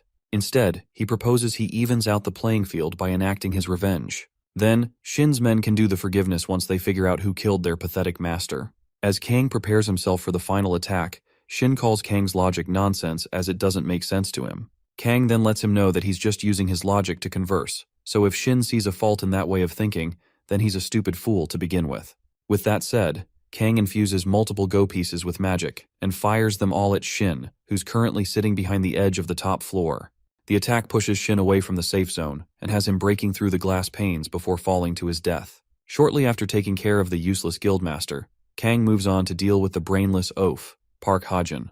He lets him go just because his sister Park Hana has been useful to him in the past. However, Kang threatens to make life a living hell for him if he ever comes after him again. This time, Park Hajin takes the threat seriously and rethinks his life. After that, Kang calls one of the guards who was playing dead after he knocked down the door earlier and gives him a chance to show Kang that he's useful so he can live.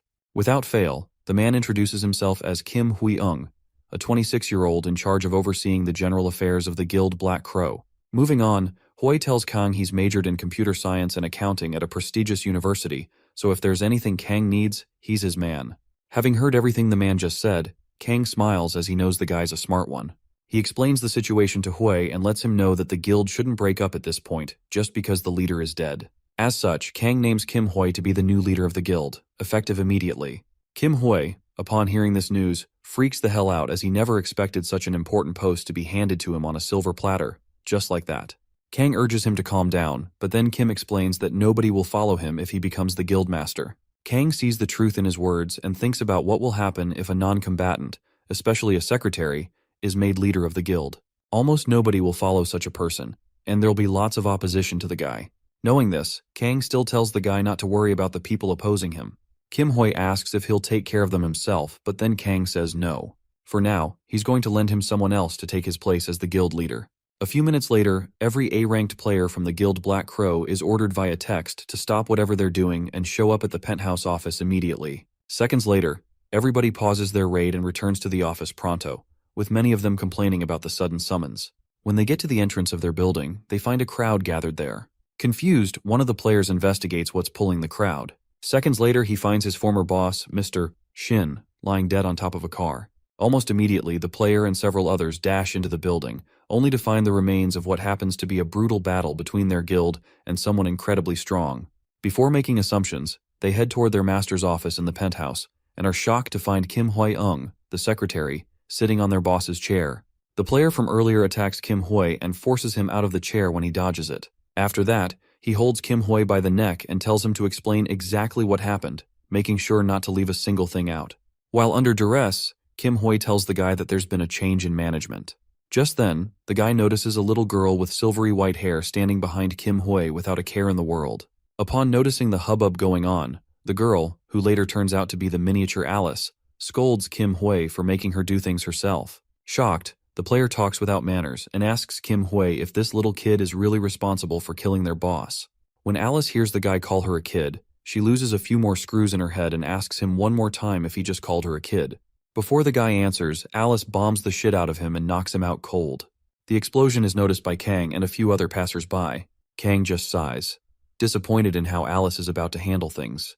Just then, he gets a text from the Association of the Awakened to come to report the score of his second text by a certain time. It's been 2 months now since the Tower of Trials first appeared, and the order of the world is changing rapidly. Thankfully, people are quickly adapting to those changes as special reports of the masked players are being shared on the news. All Kang ever did to receive this much attention was to clear a ruin that a useless raid team leader failed to clear. Currently, there are only 2 people who know that he's the masked player and that he entered the ruins as a porter. The first person, Mr. Kim, the leader of the porters, has promised to keep his secret. The second person who knows his secret identity, Teresa, is also trustworthy. Kang finally starts choosing his path as the masked player, as he steps into the Association of the Awakened in a few days to take everything for himself. Since the conditions to carry this out have been met, there's almost nothing for him to worry about. A few hours after taking the test again, Kang steps into the lobby with his official ranking as an F-rank player. Moments before heading home, he checks his certificate on his phone and complains about how plain and unoriginal it is. While he's at it, Yeonhwa and Taemin, his OG buddies, call his name, and Kang stops checking his phone to attend to them. After the small talk, Kang asks them to tell him how things are with them. In response, both Yeonhwa and Taemin let him know that they've been good. Not only that, but they also let him know that they've leveled up a lot, so they're much stronger now. Moving on, Yeonhwa notifies Kang to come down the stairs to check up on the people they're chatting with, as they all claim to know him. When he gets down, Kang formally introduces the others to Taemin and Yeonhwa. For starters, he introduces Alice to be a player from Northern Europe, making sure to keep the vampire part out so they don't freak out. Following that, he turns to Kim Hoi-ung and tells everyone that he's put him in charge of managing Black Crow, the guild he took over recently. For now, he will look for useful dungeons and provide any other conveniences they need when climbing the tower. Kim Hoi gets very enthusiastic about working with his new president, so he gives a mini speech of his own. In his mind, he's very thankful for getting someone like Kang to make him head of the guild in his stead. Upon hearing everything Kang just said, Taemin asks Kang if this means he's now the guild master of Black Crow. Kang tells him Kim's just the guild master on paper, but he's the one that's actually in charge. Hearing this, Yeonhwa and Taemin are happy for Kang's new success. After chatting with them a little bit, Kang finally leaves Yeonhwa and Taemin to continue talking to Kim Hoi. In the meantime, he locates Alice and soon finds her acting all sassy and whatnot. When he calls her, she ignores him, and this irritates Kang. Tired of all her bullshit, Kang scolds her for blowing up a building just because someone called her a kid, and Alice fires back, telling him they were the ones who got her angry in the first place. Thereafter, Kang asks her how she's lived this long, but can't handle a little provocation. Alice calms down and tells Kang that nobody's ever tried to provoke her before, so there's no way she can handle something she hasn't faced before. At this point, Kang just stands there, seething with rage over how annoying the little twerp is. To avoid losing his shit, Kang turns to leave and tells Alice to follow him so they can go hunting. Alice replies, telling him to go on his own, and Kang lets her know he needs her support since it's a drive hunt. Puzzled, Alice asks him what a drive hunt is, but then Kang keeps quiet. Seconds later, she asks Kang if there's even a decent place left to hunt in the tower, but Kang ignores her again. Since the third-floor boss remains undefeated and the fourth floor hasn't opened yet, most of the well-known dungeons are controlled by the guilds. By now, everyone thinks there aren't any more good hunting grounds from the first to the third floor. Except for him, of course. With this in mind, Kang heads to Moon Lake, located on the first floor of the Tower of Trials, to hunt. When he gets there, Kang enjoys the beautiful scenery of the location and realizes how nostalgic the place feels since he hasn't been there in ages. Before wasting too much time admiring, Kang focuses on why he's there as humanity's fate hangs in the balance. Just then, Alice, who's now back in the ring, asks him how he plans on hunting in a beautiful place like this. While walking towards the lake, Kang urges her to wait and watch the magic happen. Alice continues ranting about water filling up the ring, but Kang ignores her and continues going deeper into the lake. Surrounding the lake are 12 different statues of importance, and Kang could see this.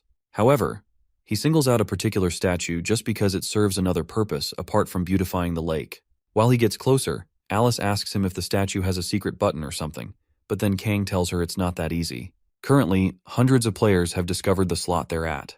At one point, the spot was mentioned in the message boards from time to time, but in the end, nobody could find a key to fit the slot. Contrary to what the other players thought, Kang says the key that fits this slot isn't a simple piece of metal. Instead, it's moonlight.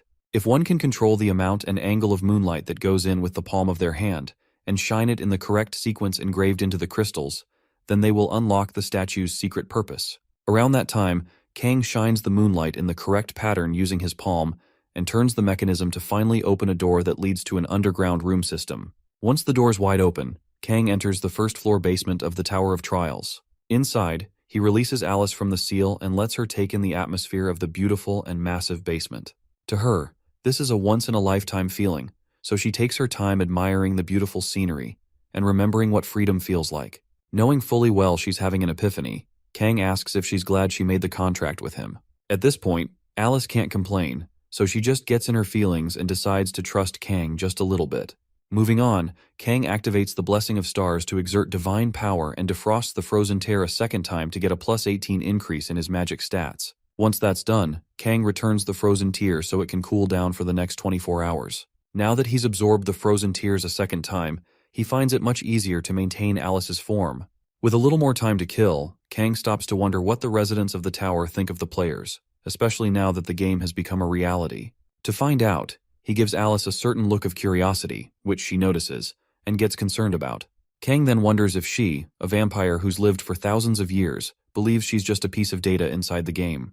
To find out, he decides to ask Alice the question. Once he asks her the question, something really weird happens as Kang himself glitches out of existence till he's done with the question. Alice gets scared from the glitch and pulls back, but then Kang notices the reaction and takes notes. As it turns out, the devs behind this freak show reality are blocking out all information about the tower. Knowing that he can't have conversations about the tower with its residents is a huge find Kang plans to use later. Just then, something piques Alice's spidey senses, and in due time, she alerts Kang to get ready for what's coming next. Almost immediately, Kang creates a fireball on his hands and waits for the scuttle he heard earlier. Currently, Kang refers to the basement of the tower as the spawning ground, just because an endless amount of monsters come pouring out from the abyss. With that said, he activates his element of fire spell and burns the monster beetle in front of him to a crisp. After taking down the first beetle, a giant level 20 give scarab beetle pops out of the abyss, bringing along its friends to fight the intruder that dares to disturb their peace. As she stands between so many bugs, Alice gets grossed out and nearly even vomits.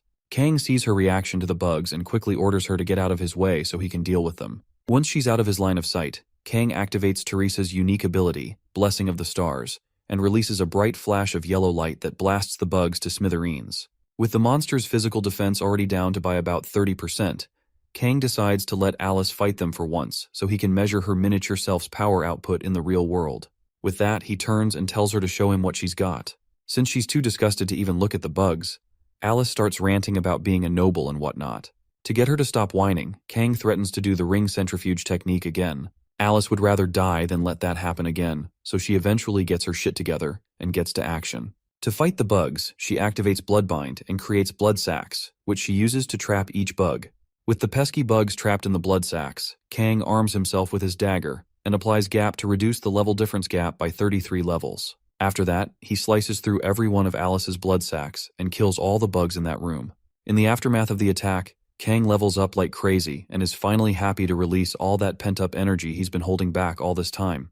To continue farming XP from the bugs, Kang activates the unique ability, Grave of Swords, and slices through every single bug coming for him to level up as quickly as possible. Several miles away, guild masters from all over South Korea gather in the meeting room of the Guild Olympus to discuss the current situation with their raids. Once everyone is seated, Guild Titan's representative, Patrick, starts the meeting by laying out the current problem they all have with clearing the third floor. After launching 8 raids consecutively against the third floor's boss, they still failed. Out of the 100 players from 15 strike teams, only 9 came back alive. Notwithstanding, Patrick says the third floor's boss is relatively ordinary in terms of prowess and special abilities. However, the issue they have is finding a way to defeat the hundreds of thousands of statues the boss commands. Hearing this, Guild China's representative, Tenwei, bangs his hand on the table in frustration and asks Patrick to tell them how they're supposed to defeat that swarm of monsters, despite having tried using an anti-army relic and failing. Just then, Guild Olympus's representative, Maria, cuts in and blames the guild masters for letting their players clear the second and third floors a bit too quickly. As a consequence, there wasn't enough time for them to grow and gather experience. If they had enough players over level 15, then maybe things might have been different. To further buttress her point, Guild Dengun's third strike team leader, Baek Jinho, interjects the conversation and moves on to blame Guild China, Tenwei's guild, for taking control of dungeons to monopolize magic crystals and preventing other guild players from growing. Upon hearing this, Tenwei fires back as he refuses to let that comment slide. To him, all Guild China did was ascend the tower for mankind, so watching Jinho insult them without evidence is what he isn't going to stand for. Jinho adds more salt to the wound by arguing with Tenwei, and the situation nearly goes out of hand. Thankfully, before it does, Patrick urges them to stop pointing fingers, and instead, focus on figuring a way out of this mess. With the decorum restored, Maria asks Patrick if he has something in mind. Patrick begins his grand plan by telling them a little story. Apparently, last night, Patrick's guild was contacted by the demonic ones, who then offered them a way out of their situation on a condition. Seconds after hearing demonic ones and help coming out of Patrick's mouth in the same sentence, Maria, Tenwei, and Jinho all ask Patrick if he's even considering joining forces with the scumbags on the international wanted list. Before getting an answer, the trio all let him know that an alliance with those outcasts can never work. Teresa, who's been beside Maria all along, starts thinking about why the guilds would seriously reconsider working with such a group of vile humans. Ever since the tower became a reality, guilds have had more power than even the government. As such, it only makes sense for them not to want to work with the demons. Moments into their discussion about the demonic ones, the spy for the demonic ones, hiding inside the chimney, finally reveals himself after hearing all the things the guilds had to say about his dogs. After making a dramatic entrance with the fire, the man from the demonic ones lets them know that it's all good to have pride, but then again, are they sure they can take care of this on their own? After a brief silence, Jinho finally speaks up, demanding that the man knows his place so he doesn't end up saying things he shouldn't. Before the man responds, Jinho sinks his fingers into the long table, hauls it up, and then flings it in his direction right after threatening to kill the poor old man. Tenwei quickly gets in between the man and the table coming at him and slices it in half, saving the man in the process. Moving on, he accepts the fact that he's finally agreed on something with Jinho and waits for the next big thing to happen. Just then, the old man calls everybody in the room hot-blooded and urges them to at least hear their condition first before judging them all. With that, he tells them to cooperate with them as they're sure they have the power to defeat the third-floor boss. At that point, Jinho angrily fires back at the cunning old man, calling bullshit on his words and asking him to explain how the demonic ones plan on taking down that huge army of statues. The old man replies, telling Jinho and the others they can make their army. To prove his words to them, the man clamps his hands together and uses the unique ability, Dark Gravekeeper, to summon undead soldiers from the soil right outside the mansion where the meeting is being held. Patrick notices the skeletons bulging out of the ground and remains silent so the man can finish. After showing them what he can do with the soil in that space, the man moves on to let them know that there's a long history of war on that soil, so that's why there are so many useful corpses in the land. Since there are many talented necromancers among the demonic ones, creating an army of the undead shouldn't be an issue for them. After listening to everything the old man had to say, Patrick wonders how the necromancers can control that many skeletons. Just then, he looks at the old man's hands and recognizes the staff he's holding as special. The old man, flabbergasted Patrick could recognize power when he sees it, tells everyone that the staff, also called the Staff of Greed, is a special item that can only be made by gathering 99 different ingredients. Seeing this, Tenwei, Guild China's representative, starts considering the old man's offer. With the combination of the famous staff and the necromancers, he tells the others that they might just be able to defeat the third-floor boss. Upon hearing Tenwei blurt that out, Maria replies to him, asking if he's forgotten who the demonic ones are. Around that time, Jinho interrupts her, telling her she's probably right to be wary of making a deal with the demonic ones. However, if they can ensure this deal doesn't get to the public, their plan may be worth trying. At this point, Teresa figures Jinho must have been pushed to the extreme. Soon after, she starts questioning the scene in front of her, as she's unable to believe that about 60% of guild masters are choosing to work with the demonic ones. It's pretty obvious they're not in their right minds, and she knows this. However, what can she do to bring them back to their senses? She knows that if Kang Jinyak were there, this would have never happened. As she ponders on her next move, she gets a video call request from Kang and contemplates accepting it or not. Eventually, Teresa accepts the video call request and gets on the call with Kang. After the small talk, Kang asks Teresa if she's leveled up a bit. However, before she gets to answer his question, Kang notices the presence of a demonic one and asks Teresa to explain what kind of crappy situation she's in. The old man also notices Kang's presence on the video call and demands he avoid hiding his face behind a screen so he can introduce himself. In response, Kang puts on his mask to keep his identity hidden and enlarges the video call screen. Now visible to everyone in the entire room, Kang waits for the comments to come in. Maria's the first person to recognize him as Unknown, the super rookie who cleared the first-floor ruins all by himself. Currently, every major guild in the world is out to recruit this super rookie.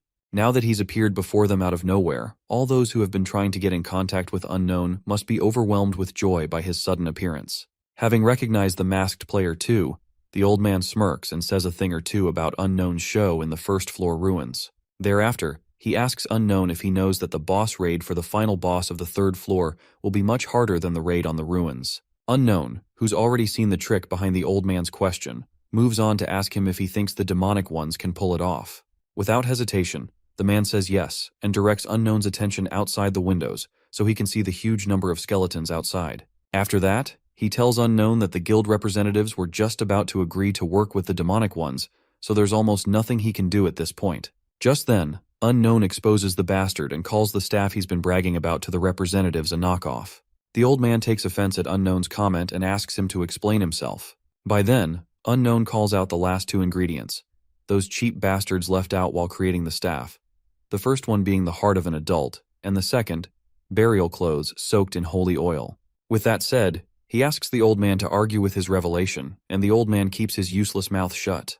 When Patrick asks him to prove his claims, Unknown tells the bunch that the OG Staff of Greed usually has a red jewel below the skull. Also, there's no way any sane person can make the real staff while they're still on the third floor. Furthermore, he urges them to look outside and see the quality of the skeleton soldiers.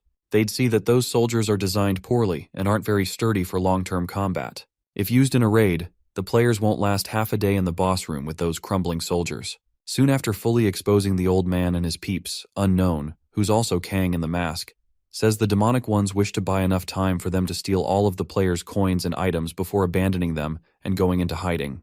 Since their grand plan has been exposed, the old man makes empty threats at Unknown before disappearing into a purple mist. Less than a second after his disappearance, the skeletons also vanish from the front yard. Now that the guild representatives are back to where they started, Patrick asks everyone in the room what they feel they should do. Just then, Unknown speaks up and urges them to leave things to him so he can give them a good reason not to cooperate with those fools. Concerned, Patrick asks if Unknown is suggesting he can do things on his own, and Unknown says yes. At that point, every single guild representative in the room starts thinking of how beneficial it would be for them to recruit Unknown into their guild. After the long pause, they all start pitching their offers and ideas to Unknown, hoping to win him to their side so they can control him. While some propose more money than he could ever need in life, others propose support, and then there's Jinho, who proposes something else. Before he can say what it is, Unknown interrupts them and tells them he doesn't need any material things from them. However, if they can block off the area so other players can't get in, then he'll be grateful and won't ask for any other compensation. Hearing this, Maria gets concerned and asks him why he would go that far for the guild. Tenwei supports her statement and starts calling Unknown suspicious before asking for his reason. As he's put on the spot, Kang searches for a lie that will fool them. When he finds one he can use, he says he's only trying to help out his precious friend. At that moment, Teresa's face turns red as she blushes in surprise. The whole room falls silent and Kang starts cringing hard behind the mask, as he'd never expected himself to say something of that nature. Teresa asks him again to make sure Kang is sure he said what he said. Just then, Jinho gets super excited and admires Unknown's camaraderie. Unknown continues yapping with Jinho just to sell his lie to the others. Once he gets everyone to be in a good mood, Kang checks the screen record button to make sure it's on. Turns out any regular player would have gladly accepted the signing bonus like it was nothing. However, he's not as short-sighted as a regular player, as him giving up on receiving compensation just for his comrade is something he can use to get overwhelming benefits next time he needs their help. Upon ending the video call, Kang cuts out the parts with the demonic ones from the video before uploading it to the Hall of Fame. Following that, he checks his stats and information to find out he's already at level 12 after spending less than a day in the spawning grounds. If anything, things are working out much better than he expected. While he's at it, Alice returns from her fight with the bugs and chastises Kang for making her fight all those bugs on her own. Kang figures if she has enough energy to complain, then she's not dying anytime soon. Pissed, Alice guilt trips Kang into making him feel like he's using her as his slave, not his partner, and Kang lets her know she's hurting his feelings. Moving on, he opens the tower's online store and tells Alice he's about to buy her a mana supplement, but then she lets him know that those things don't work against vampires. Kang asks her to explain herself, and Alice says she won't be able to support him if she doesn't have enough mana. With that said, Alice takes out her fangs, dripping, and lets Kang know that she'll be taking all the mana she's used. Confused, Kang staggers and asks her to calm the freak down. Sadly, Alice was already too far gone to even listen to anyone. So she sinks her fangs in Kang's neck and sucks out a few pints of blood to feed herself. After lunch, Alice feels very refreshed and cleans herself up. Kang, who's feeling a little dizzy, asks Alice to tell him how much she sucked. Alice ignores the question and lets him know that she's all refreshed and ready to rumble, so what now? Well, Kang continues shopping and buys a bunch of seemingly useless things for his inventory. Alice asks why he's bought so many useless things, and Kang tells her that they all have their uses. Moving on, he calls Alice's name and lets her know that they're about to start getting busy. Since they have to finish up the basement floor by the end of the day, they have to get serious. With that, he tells Alice to hold on tight and leaps further into the hole in the abyss. After falling for a few minutes, Alice gets concerned and asks her partner if he's ever fallen through that hole before. Kang mumbles a few more cocky words right before telling Alice to activate her reverse gravity spell. When she does, Kang uses the spell to land safely at the bottom of the hole. Now out of danger, Alice calls Kang reckless and lucky for being so carefree. Minutes later, she senses something coming for them, and Kang lights up a torch with his element of fire right after telling her that he knows they're not alone. Just then, countless bugs and monstrous anomalies show their faces to intimidate Kang. Kang, who's not threatened by them, calls bullshit and urges the real master of the abyss to show himself. Around that time, the master speaks up and asks Kang if he knows about him. To show the monster that he knows exactly who he is, Kang calls him the hound who prowls the desert, Anubis. Upon hearing how Kang just described him, Anubis gets super pissed and tells Kang that he was initially going to have some fun with him, but now that he's decided to be stupid and disrespectful, he's going to just do away with him. Kang fires back by letting the big dumbass know that he isn't there to chat either. Rather, he provokes the dog, Anubis, and tells him to hurry and come at him. At this point, Anubis laughs at how absurd Kang sounds, challenging a god as if he's stronger than he looks. Alice, on the other hand, could see how dangerous Anubis is.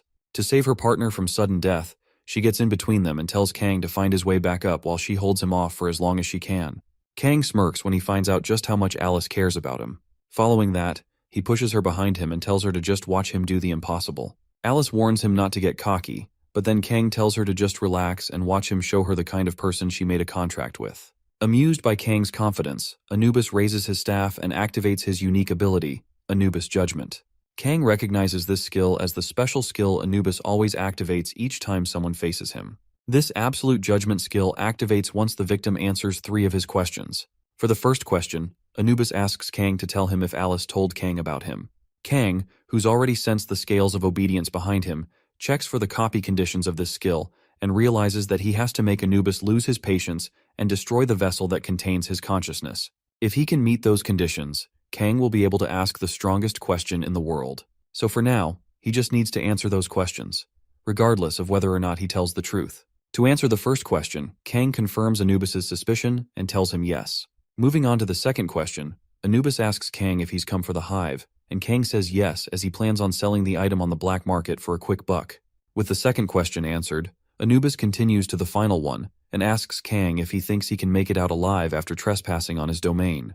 Kang replies, saying that if he can't evade Anubis, then he might as well donate his stuff and fall dead. Once all three questions are answered, the conditions are met and Anubis activates his special skill. Moments later, purple spikes start growing out from the ground, and Kang gets all his stats reduced by 50%. Not only that, but he also gets his unique abilities and skills sealed for 1 minute, leaving him powerless and unable to fight Anubis's monsters for a little while. To continue carrying out his judgment, Anubis brings forth his champion, the giant armored mantis, and gives it the responsibility of handing down his judgment at Kang. Moments before the fight, Anubis asks Kang to tell him what he thinks of his champion. As Kang tells Anubis that the monster is huge, he summons a mini gramophone from his inventory. Now this item can be used to play a selected song once and cannot be destroyed while the music is playing. After watching Kang pick and play a song on the gramophone, Anubis gets confused and asks him why he's playing the music of the humans. Could Kang have lost his mind at the sight of his champion? Kang tells him he hasn't lost his mind yet and that he's only getting lost in the music. As the attacks from the champion begin, Kang tells us how many experiments he's done in the game just to discover the perfect song. Currently, this beat is in perfect sync with the giant mantis's attack pattern, so if he can follow the beat and conduct all of the mantis's attacks, then Kang can successfully evade the armored mantis's attacks. As the fight begins, Anubis starts to notice Kang evading all of his champion's attacks in time with the beat. If there's anything about this guy, it's that this isn't a coincidence. Anubis then begins to wonder if using the gramophone was all part of his plan. Soon after, the 1-minute ban placed on his unique skills and abilities elapses and Kang can use his abilities again. Without fail, he activates the Grave of Swords and slashes the mantis's limbs with his dagger. Anubis just chuckles and asks Kang if he thinks he can kill his champion just like that. He continues by telling Kang that his champions can heal their wounds in the blink of an eye, so if he continues like that, he'll run out of stamina and be cooked. Kang takes notes and tells Anubis that he's right as he can't kill the mantis at his current level. However, he can make sure the mantis wishes he were dead, and to show Anubis just how that's possible, he continues slashing every single limb on the mantis's body in succession. Alice, who sees what Kang is doing to the poor mantis, wonders what Kang's endgame is. She knew he was strong, but she had no idea he was this powerful. After seeing what Kang can truly do, Alice gets a feeling that Kang is the man who can help get her revenge against her family members. After getting his arm slashed so many times, the mantis gives up and just lays there on the ground. Confused, Anubis screams at the mantis and urges it to continue fighting Kang. Sadly, the mantis is just too tired of Kang. As it quivers in fear, Kang inches closer to it to unleash his finishing move that can break any warrior's belief that they'd never lose. When he gets close enough, Kang teabags the mantis and insults it. Yes, folks, you heard it right. Our evil MC teabagged the innocent giant mantis. Eventually, after enough insults, the mantis gets up in frustration and kills itself just like that. Anubis, after watching his champion fall by such a method, opens his mouth wide in shock. On the other hand, Kang levels up and gets a special item, the Spellbook of the Peltaros Dukedom, courtesy of his Monopoly skill. Once interpreted, the book's user can learn ice magic. Kang puts a smile on his face when he finally obtains a book that can only be obtained on the middle floors. When he thinks about why he got the book so early, Kang figures it must be his Monopoly skill at play here.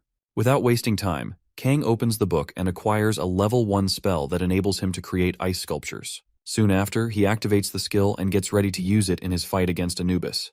Before round 2, Anubis acknowledges Kang's skill, but then asks if he seriously plans on fighting him with that frozen toy. Surprised, Kang calls out his BS and lets Anubis know that he's aware his real self is hiding on the 42nd floor right now. Shocked by Kang's knowledge, Anubis asks Kang why he challenged him knowing that his real self wasn't on that floor. At that point, Kang disrespects him by telling him that he's doing that just for fun. Anubis goes crazy after hearing such disrespectful words from Kang. Now, he can't let Kang go scot-free after hurting his pride and one of his champions just like that.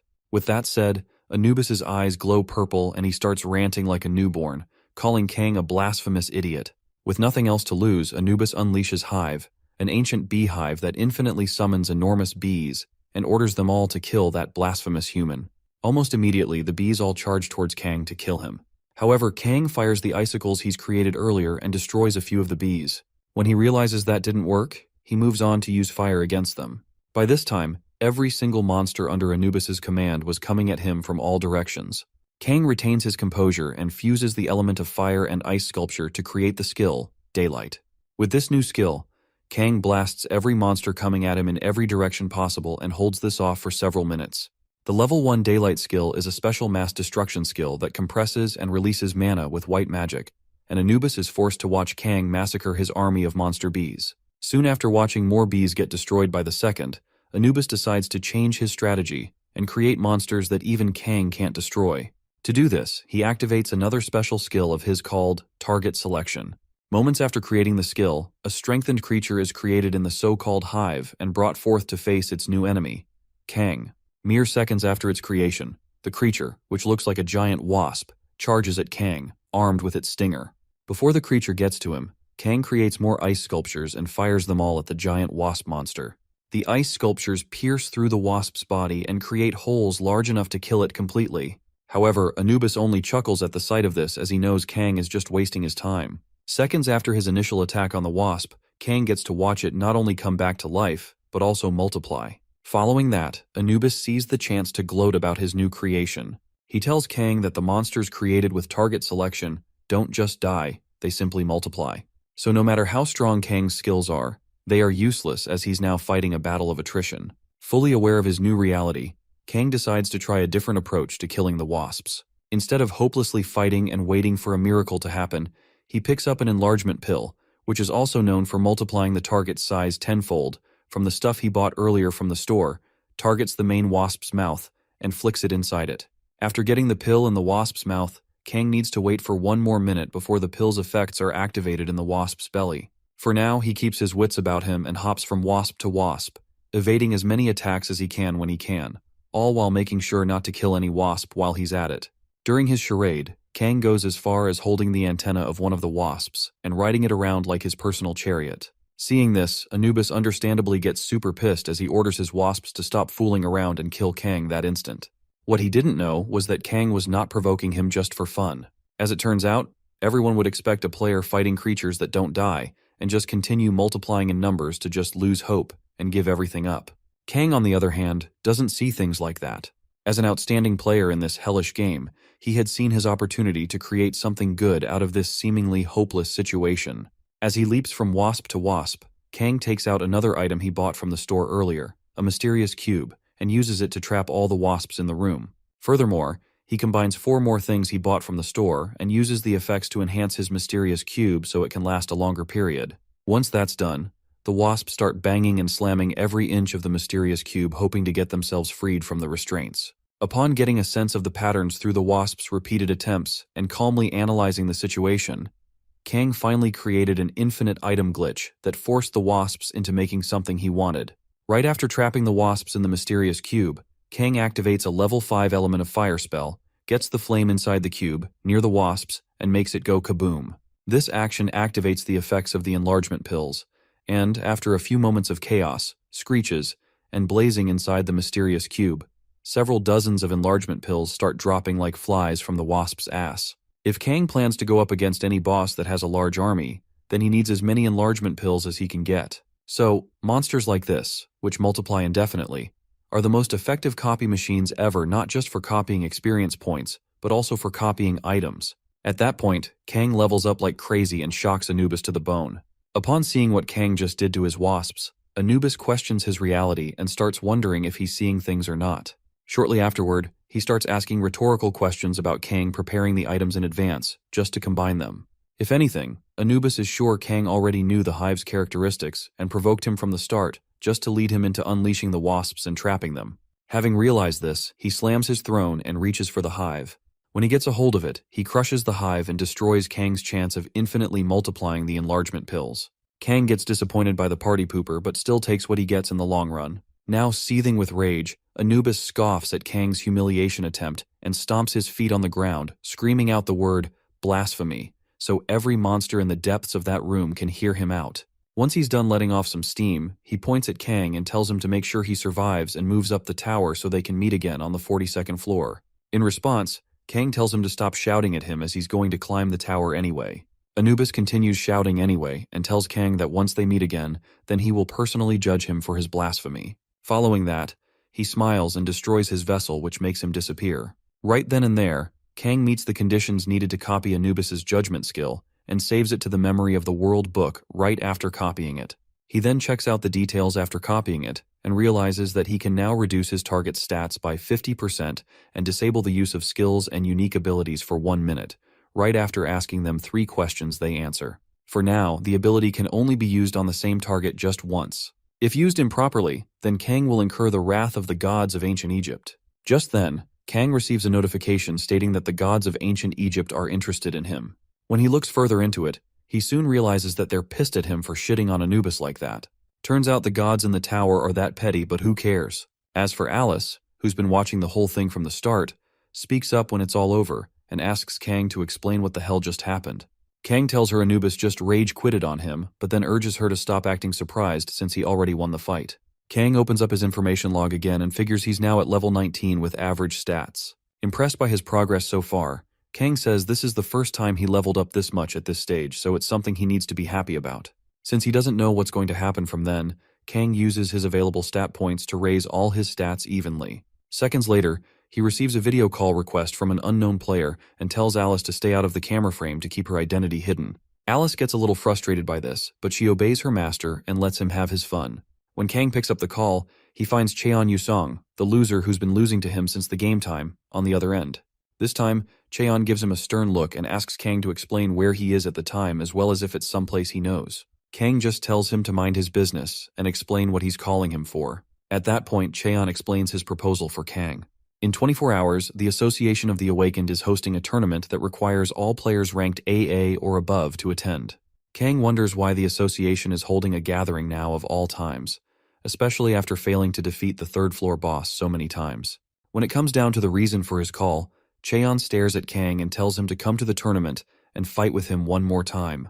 Kang asks him why he would waste his time fighting him again, and Cheon says he won't be able to refuse the invitation from him this time. When asked why, Cheon says it's because he has an invitation card to the black market. 24 hours later, Kang finally attends the tournament hosted by the association. According to Cheon's description, the black market, unlike the normal coin market the other players use, is a secret auction where only invited members can purchase items with cash. While thinking about the ideal black market auction, Kang, who's seen sitting comfortably in the audience space, starts figuring out the type of items he needs to beat the third floor boss. Now that the Tower of Trials has become a reality, it's only normal for auctions like this to appear too. If it's as secret as Cheon claims it to be, then he might be able to find some decent items. Around that time, Kang gets a notification concerning the screen-recorded video conference call he uploaded earlier. After editing out the unnecessary parts, most of which included the part about the demonic ones, Kang previously uploaded the video to Unknown's newly opened channel.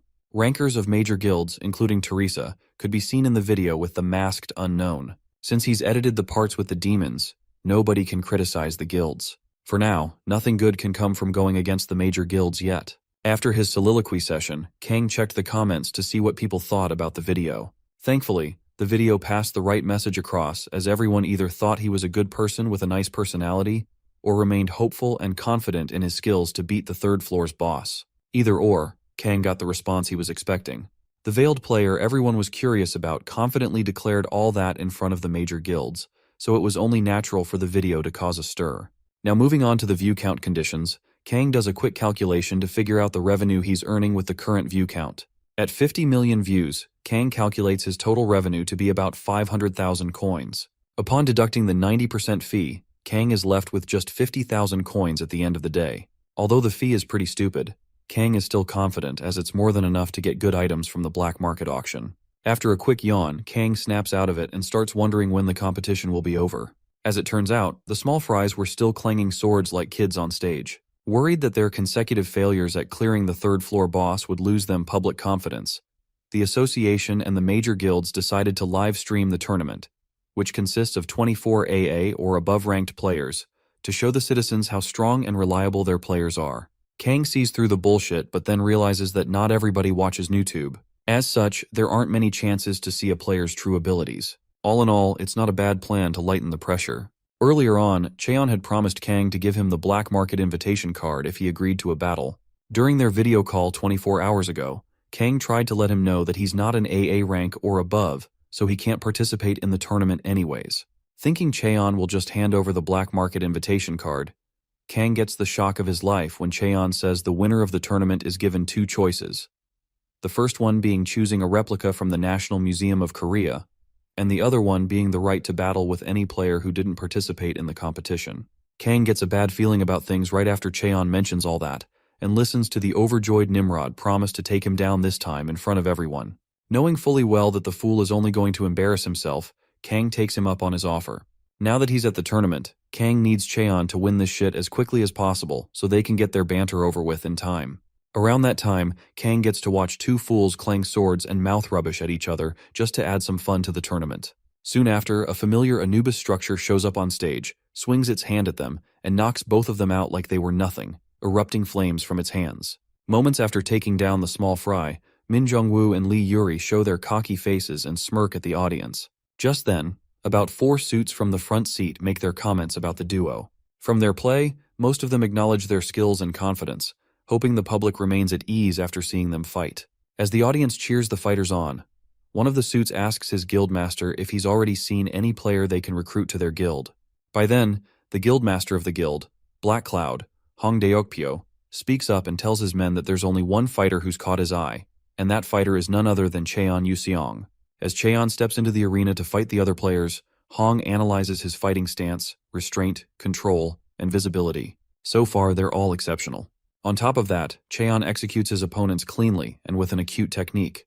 Before that time, Hong had asked Cheon to join their guild, but Cheon blatantly refused his offer to carry out his plan.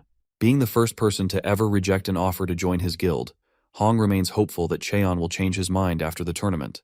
Just then, someone behind Hong complains about how frustrating things have been for him so far. When Hong looks behind, he finds the four-eyed doofus telling him that if Hong had let him compete in the tournament, then he would have taken care of all those insects and made the cocky Cheon kneel before them for declining their offer disrespectfully. Upon removing his glasses, the Starboy, identified later as Guild Black Cloud's AAA rank player, Jung Do-yeon, asks Hong if he agrees with him.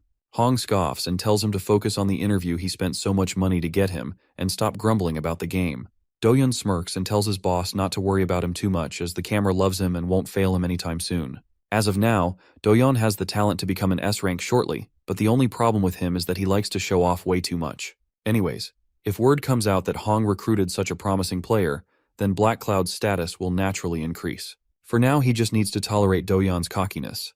With the tournament nearing the final stages, every fighter in the arena unleashes the greatest moves in their arsenal for a chance to get to the top and become the new face of Korea. Just when they all thought things were sealed for them, a mysterious person swoops in and knocks every single one of them down, including Min Jong-woo and Lee Yuri. Once he's done taking care of them, the mysterious player reveals himself to be Cheon Yuseong and is named the winner of the tournament. At that moment, every Korean citizen gets to see what a hottie the fool is. Soon after clutching the win, Cheon appears on national TV with a reporter who congratulates him and then asks to know which choice he's yet to make. Is he going for the replica relics or will he go for the battle request? Without fail, Cheon says he's going for the battle request and shocks everybody watching him. While some thought the guy was just yearning for a fight, others thought he was going to fight a big shot like a guildmaster. After choosing the second option, Cheon Yuseong is given the choice to choose his next opponent. As the whole of Korea waits for him to pick a worthy opponent, Cheon stares at Kang's direction and points at him to come down to the stage. Since Do-yeon is sitting right in front of Kang, he flares up as he thinks Cheon is calling for him. Just before he gets up, Hong sits him back down and urges him to trace Cheon's eye movements well. When they do, they realize that Cheon wasn't even pointing at Do-yeon. Instead, he was pointing at someone sitting behind him. Just then, Cheon hurries Kang to get up and stops acting like he doesn't see him. Do-yeon starts wondering who Cheon is pointing to, as he doesn't think there could be another match for Cheon besides him and Hong. By then, Kang gets up and exchanges a few snide remarks with Cheon before getting to the stage. Once Cheon lowers his sword, the 4 suits from earlier rush to check out who the person Cheon is challenging is on the database.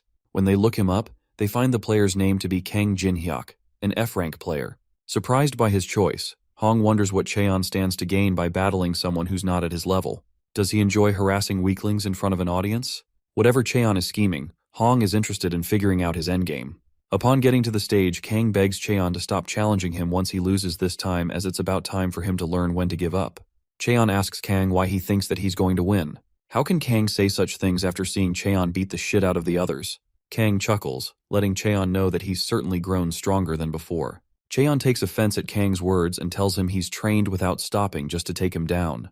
If Kang wants the invitation, then he'll have to work for it. With that said, Cheon activates a level 6 soul-chasing sword energy that makes Kang's fire powers tingle. To start his next fight, Kang activates his level 5 element of fire magic and gets ready to rumble. A few minutes after the fight begins, Kang easily overpowers Cheon Yusong and blasts a hole through the arena's roof with his newly acquired ice magic, all while trying to bring him down. With the entire arena in shambles, Cheon uses the very last ounce of strength he has left to ask Kang just how many skills the guy has in his arsenal. Before Kang even gets to give him a response, Bro collapses and loses the fight. Shortly afterward, Kang rummages through the idiot's coat to fish out the black market invitation card Cheon promised to give him if he won. Since he's technically won the fight, then Kang is just taking what's already his, not stealing it. Once he gets his hands on the card, Kang grins and promises to put the card to good use. By that time, everybody, including the 4 suits from earlier and the Guildmaster of Black Cloud, had already seen what Kang, the supposed F-ranked player, could do. While some of them try to figure out how he was able to create those ice missiles and the light beam, others are simply wondering if he's even human at all. Kang, on the other hand, takes a detour after the fight to check up on Lee Yuri and Min Jongwoo, his first recruits. When he gets their attention, Kang takes them through the small talk and reminds them about the first time they met. Min provides a detailed description of how their first meeting went, stating especially how intense it was, but then Kang urges them to put it behind them and think of this as a new beginning. Since they would rather not be Kang's enemies, both of them accept his proposal. As a show of goodwill, Kang asks Yuri to give him her phone number, with the option to refuse the request if she wants to. Hearing this, Yuri decides not to share her number, but then Kang asks if she'll rather deal with his pettiness after refusing to help him with her number. Lee Yuri knows better than to be on Kang's bad side, so she willingly hands over her number and urges him to leave her alone. Moments later, Do-yeon leaps out of his freaking seat in the audience stand and lands in the arena to confront Kang, who just beat the shit out of Cheon Yusong. As the tension in the air grows by the second, Do-yeon tells Kang how shocking it felt to see him, a supposed F-rank player, beat the shit out of Cheon, a man with potential. Kang ignores the man's comments and quickly activates his level 3 Eye of Truth to see Do-yeon's information. From what he could find, Do-yeon is a 33-year-old level 21 male with average stats for his level and the unique ability, Titan's Strength, alongside a bunch of others. To copy Titan's Grip, Do-yeon's unique ability, Kang has to discover Do-yeon's ulterior motive for coming outside and meeting him right there in front of everybody. This information makes Kang wonder how the system always recognizes his opponent's intentions. Maybe there's more to this so-called system than just being a simple program. Before Kang gets too deep in his feelings, Do-yeon calls him back to Earth and tells him not to give him such a scary look, as he's not there to fight him. When Kang asks him to say what he wants, Do-yeon starts his sob story, telling Kang that since they're probably going to see each other often and work in the same field, he just wants to shake hands with his future colleague, whom he will be working with side by side. As Do-yeon reaches his hand towards Kang, Kang activates his Eye of Truth a second time to see through all that BS the idiot just said. As expected, Do-yeon's words are false. Behind that face he's putting off, Kang sees the bastard's insecurity and rage, and he knows that the reporters are flocking towards them as if they were waiting for this moment.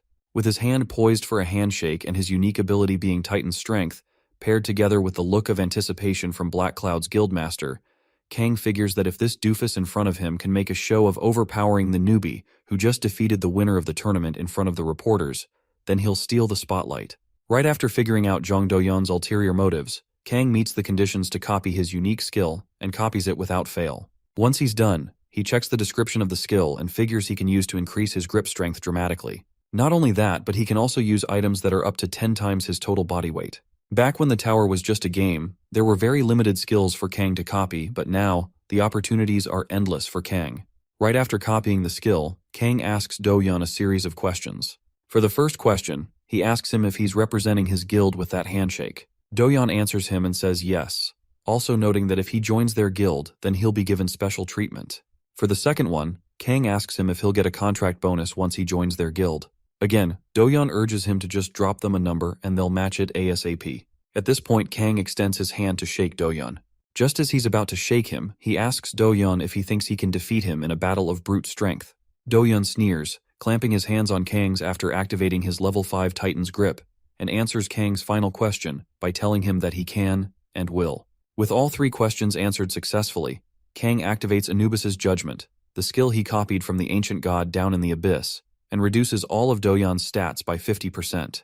For the first few seconds, Do-yeon's body freezes up and he's unable to move. Just then, Kang activates Titan's grip and forces Do-yeon to his knees. After talking down on the hotshot for a few seconds, calling him a big baby, Kang crushes his hand and causes the once strong dumbass to scream out in pain. When he can't take it anymore, Do-yeon begs Kang to stop so he can be free, but then Kang calls the guy a disgrace and punches him so hard in the belly that Do-yeon instantly gets knocked out. With Do-yeon now on the ground, Kang insults him and urges him never to act like they're close ever again. Almost immediately, the reporters start flashing their cameras on the stage to take pictures of whatever's happening there. Sadly for Kang, his glory days are short-lived as the guild master of Black Cloud itself, Hong, zaps himself to the arena in his red lightning shroud. Upon his arrival, Kang activates the Eye of Truth to check out Hong's information, but then Hong screams out at him, condemning him for throwing Do-yeon around like a rag doll. Kang just ignores the old fool and moves on to check his information. Apparently, Hong Deokpyo is a 41-year-old level 34 male with good stats and a unique ability, Blood Demon Spirit. Looking further, Kang finds out he's a class berserker and takes note of everything. Moving over to the copy conditions for his unique ability, Blood Demon Spirit, Kang realizes he needs to destroy Hong's pride and make sure there's nothing left. To do this, Kang provokes him by telling him to back off like he were some low-level kid. Unable to stand the disrespect, Hong asks Kang if he is scared of him, but then Kang says he's just not interested in crushing any guild masters yet. At that point, something snaps in Hong and he leaps high up into the air to activate his unique ability, Blood Demon Spirit. With his anger meter raised to the maximum level possible, Hong lunges at Kang to tear him limb from limb. By then, Kang also raises his hand to activate the level 2 daylight spell. As the light intensity increases with every second, it starts to affect the vision of others around them. Soon after unleashing the daylight spell, Kang summons his dagger and uses it to block Hong's incoming attack just right after activating the stat gap, and using about 99 of the 100 points to reduce their level difference by 33 levels. Confused, Hong wonders how in hell Kang was able to block his Blood Demon Spirit attack. Back when he led the strike team in the raid against the second-floor boss, the Giant God Warrior, Hong was the one who brought it down with his unique abilities. Could Kang be on the same level as him? Hong wonders. The next minute, he stops doubting himself and instead rushes to continue the fight.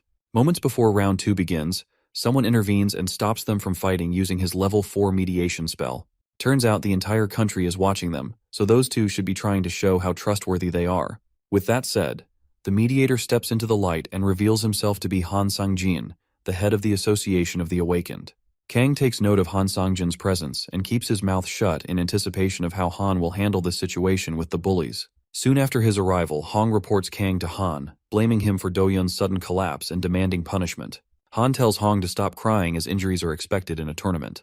Hearing this, Hong tries to get bossy, but then Han ignores him and walks towards Kang. Once he gets past the introductory phase, Han goes straight to the point and lets Kang know that he was only aware of his existence 20 minutes ago, when the organizer called him down to the arena. Now that he's there, Han tells Kang that he checked Kang's rank on the database and fiddled through the test, only to figure out Kang has been wronged. With that said, Han Sang-jin calls Kang's name one more time and bows his head to congratulate him on becoming the 16th S-rank player in Korea. Moving on, Han apologizes on behalf of the association for mistakenly giving Kang the wrong rank and hopes they can all move forward from whatever happened. Soon, reporters start flocking around Kang just minutes after he's named the 16th S-ranked player, with poor Hong and his dog, still knocked out, and left behind as everybody stops noticing him. After a while, Hong pauses to wonder why they're being overshadowed by Kang. To get his shine back, Hong calls a reporter and tells him to get the others as his guild will reveal a special plan to take down the third-floor boss. Unfortunately for him, the reporter yanks himself off his coat and gets to Kang's position. In the end, Hong gets so overshadowed that nobody even knew he was in the arena in the first place.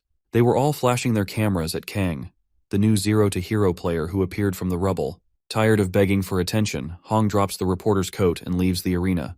At that point, Kang meets the conditions to copy his unique skill, Blood Demon Spirit. After copying and saving the skill, Kang gets his white ass back home and goes to bed. The next morning, he wakes up on an airplane to see various forums and news outlets talking about him. Korea's 16th S-ranker, online. As for the video that was uploaded to the Hall of Fame the previous day, Kang logged in to check the comments. There, he finds some pretty hilarious comments all aimed at praising how easy it was for an F-ranker to get the S-rank position. Satisfied by his findings, Kang can rest easy now so he enjoys his flight. Now how did he get on a plane? Well, it turns out Kang's next stop was to get to Las Vegas so he could get into the black market auction. As an apology gift from the association for defaulting on his rank, Han Sang-jin covered his flight expenses and ensured Kang flew first class. So far, Kang isn't complaining. Soon after getting himself comfortable, Kang starts to understand why everyone wants to get a high ranking. The treatment is good, the food is good, heck, even the chair is immaculate. As the plane hits the skies, Kang is greeted by a nice flight attendant and is served a nice gourmet dish. Once the attendant's gone, Kang digs into his dish and enjoys the tastiness to the max. A few minutes into eating his food, Alice suddenly calls him from inside the ring on the necklace around his neck and tells him that the blood of the guy talking to the flight attendant gives off a strange, unpleasant, and vile smell. At first, Kang just thought Alice was yapping, but she tells him she isn't joking this time. If anything, that guy is probably not human at all. At this point, Kang takes Alice seriously and decides to see things for himself. After activating his Eye of Truth, Kang discovers something way off about this guy. His name is Alex Judro, a 24-year-old level 27 player with the class Necromancer and unique ability, Forgotten Ancient Tomb. After checking the conditions to copy his skills, Kang figures out that he needs to befriend Alex and join the Association of the Demonic Ones. By this time, Kang starts wondering how the guy can keep calm knowing he's evil. Before he knows it, the guy walks towards him and stops when he recognizes his face. He then asks Kang if he's truly Kang Jin-hyuk, the recently promoted S-rank player. That instant, Kang figures the guy must have taken the same flight as him just so they can talk privately. To avoid keeping him waiting, Kang confirms that he's the most recent S-rank player. By then, Alex formally introduces himself as a businessman and proposes they drink to kill time. Kang accepts the proposal and has Alex take out a top-shelf cognac drink for them to enjoy while they chat their sorrows away. After listening to so many of Alex's sob stories, Kang stays on alert as he realizes that Alex might change the subject soon. When it's finally time to reveal the real reason why he's in Korea, Alex tells Kang that he isn't really there because of his cosmetic business. Rather, he's there to expand his other business related to the Awakened. Confused, Kang asks him to elaborate and Alex says he's run into a bit of a problem. When asked to share, Alex asks Kang about the masked player, Unknown, and Kang talks about the video he saw recently where Unknown declared he'd beat the third-floor boss all by himself. Moving on, he asks Alex if his problem has something to do with the masked guy, and Alex says yes. Truth be told, the fool says his associates were also planning to take on the third-floor boss. Sadly, Unknown stopped them pretty firmly and lied to the public that he did that to protect a friend, when in truth, he had something to do there alone and preferred not to be disturbed. To remain as vague as possible, Kang asks if Alex knows this unknown guy personally. Alex responds and says yes. However, before saying any other thing, Kang insults Unknown and calls him a greedy player. When all's been said and done, Alex starts nudging Kang to come to the third floor so they can clear it together. Kang fires back and asks Alex why they would need him even after Unknown said he was going to defeat the boss alone. By then, Alex cajoles Kang into thinking he can do anything he likes since he's an S-ranker, and also promises him a hidden item in the boss's room if he can come with them. Around that time, Kang starts thinking about the sneaky way these bastards wish to enter the third floor, despite the guild's strict monitoring. To reply to his question, Kang tells Alex he's asking for too much, and he would rather not oppose the major guild's decision. Hearing this, Alex urges him not to worry as he'll be well compensated for the job. To ease Kang's tension, Alex brings out a legendary medicine that can cure any and every disease, even a broken heart, calls it the elixir, and presents it to Kang. Kang, who's pretty shocked to see such a rare item, wonders what the demonic ones had to do to get their hands on it. After getting his hands on the vial, Kang lets Alex know that although he's tempted, he's still not sure. Alex continues glazing the elixir, noting that he'll give Kang that as an advance payment if he signs the contract he brings out shortly after. Kang uses his Eye of Truth and realizes Alex has already activated the Contract of the Dead. Moving on, Kang ignores Alex's words and uses his eye to check the real truth behind the contract paper. From what he could find, the contract, though poised to look normal, is a cursed contract that kills the signee if they violate the terms. Now that he knows the truth behind the contract, Kang refuses to sign the deadly contract, stating that his cautious nature won't allow him to get on the bad side of the major guilds. Disappointed, Alex mutters a few words and decides to get his elixir back. Unfortunately for him, Kang refuses to give it back. When he asks Kang for an explanation, Kang lets Alex know that he's going to steal the elixir, and Alex becomes hostile toward him. As the plane enters the turbulence zone, Alex, who thought Kang's magic was affecting the plane, calms down when the pilot speaks to them from the intercom and urges every passenger to keep their seatbelts fastened so they don't get injured. Hearing this, Kang smirks and tells Alex to let things slide for now as he'll be returning to his seat. Before Kang gets out of sight, Alex angrily asks him if he knew the group he was a part of from the start.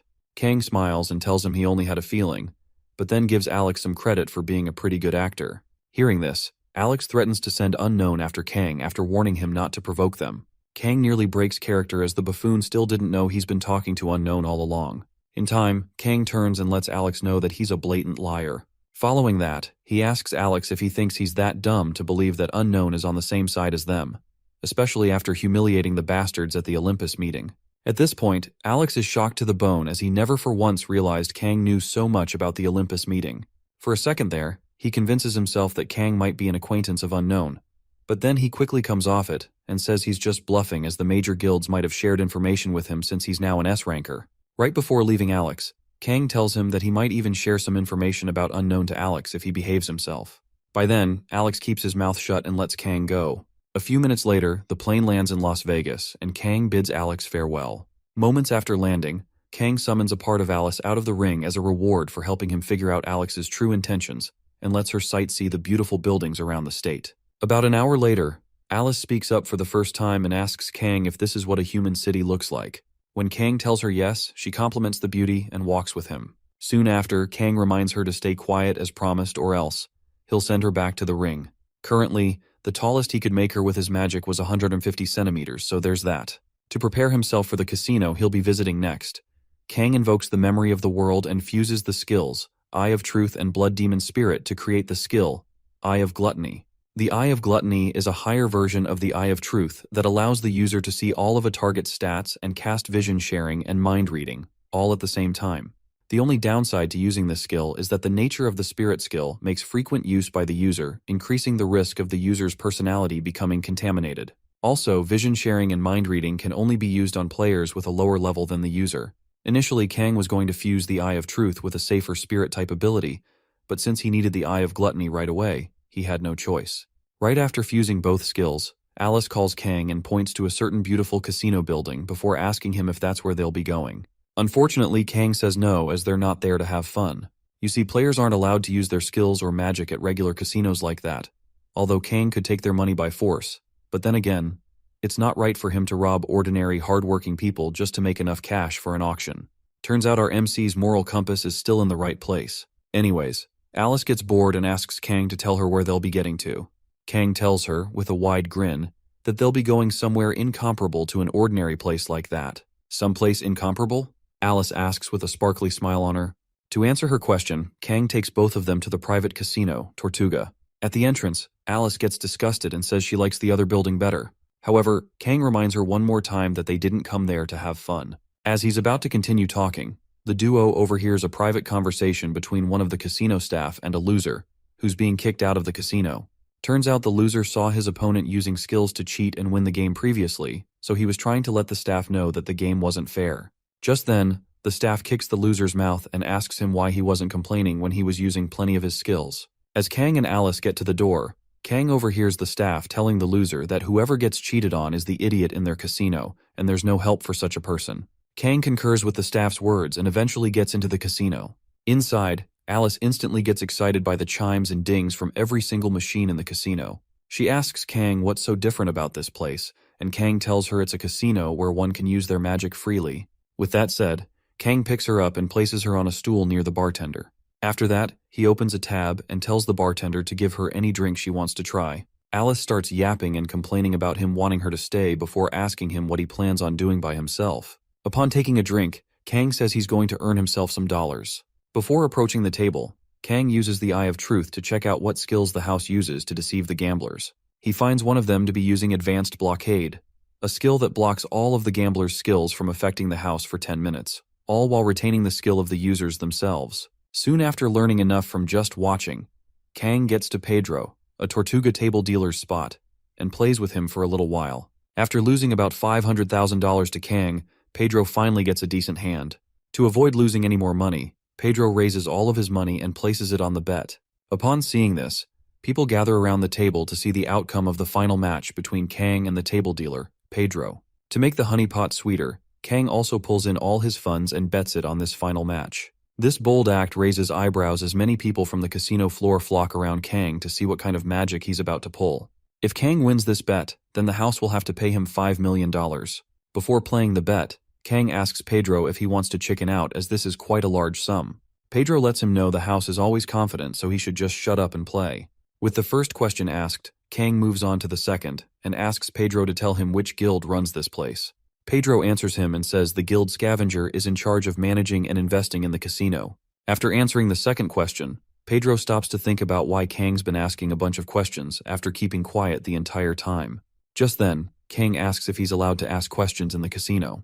Surprised by how Kang read his mind, Pedro tells him to ask anything he wishes to ask, as he must answer them. After giving his answer, Pedro gets worried that Kang might have some mind-reading skills. Notwithstanding, he still moves forward with his play and tells Kang he'll be revealing his cards now.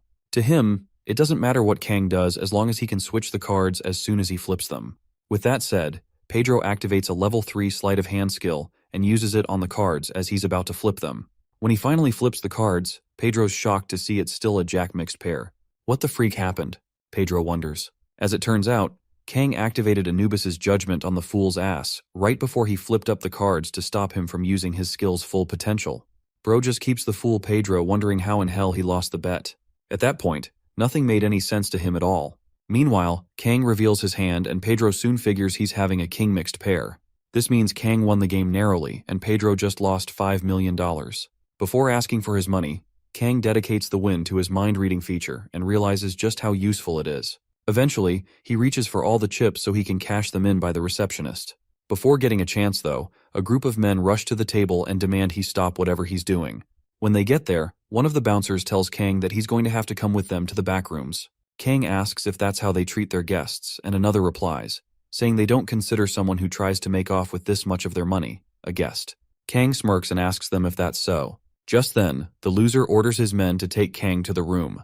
Before they could carry that out, Kang beats the shit out of the biggest bouncer there and tells the redhead about something he heard on his way into the casino. If he remembers correctly, whoever gets cheated in that casino is an idiot. With that said, the chaos ensues, and Kang finds himself dodging bullets, hauling expensive stuff at the guards coming at him, and using Do-Yeon's brute strength ability to smash some of the pesky guards into the floor, with several other players flocking around him and cheering him on.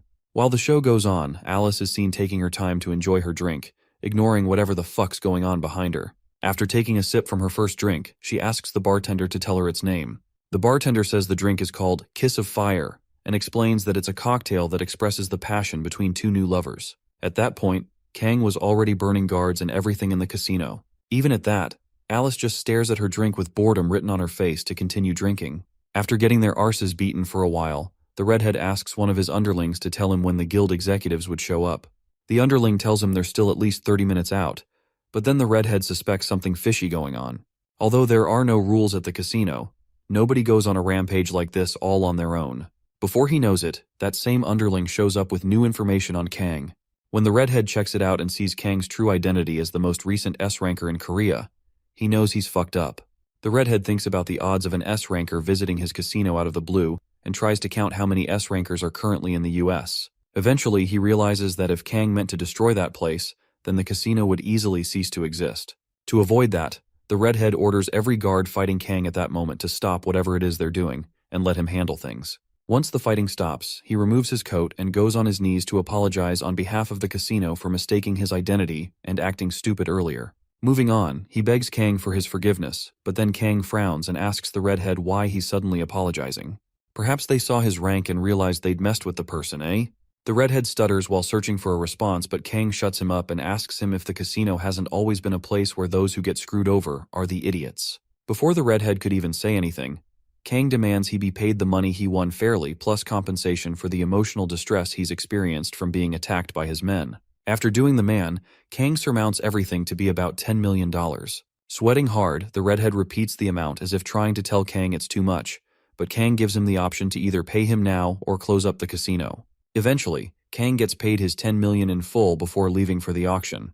About an hour after getting paid, Kang stands and waits for his ride by the side of the road. Moments before his ride arrives, Kang checks his account balance and keeps his money safe for the auction. Minutes later, a black sedan shows up and stops right beside him. Then, the driver rolls down the blacked-out windscreen and asks Kang if he's guest number 117. When Kang shows him the invitation card, the driver urges him to get in so he can take him to the auction house. Kang does the needful and soon gets on his way to the auction house, taking note of the blacked-out windows. When he arrives at the top-secret auction house location, Kang gets excited and alights the car when it gets to the gate. Before he gets too far, Alice speaks up and reminds Kang not to forget his promise to her. Kang fires back and tells her to calm down so he can find a secluded spot first. Alice continues hurrying him till he gets super pissed and just releases her from the ring. Alice takes in some air and appreciates how well this big house suits a noble being such as herself.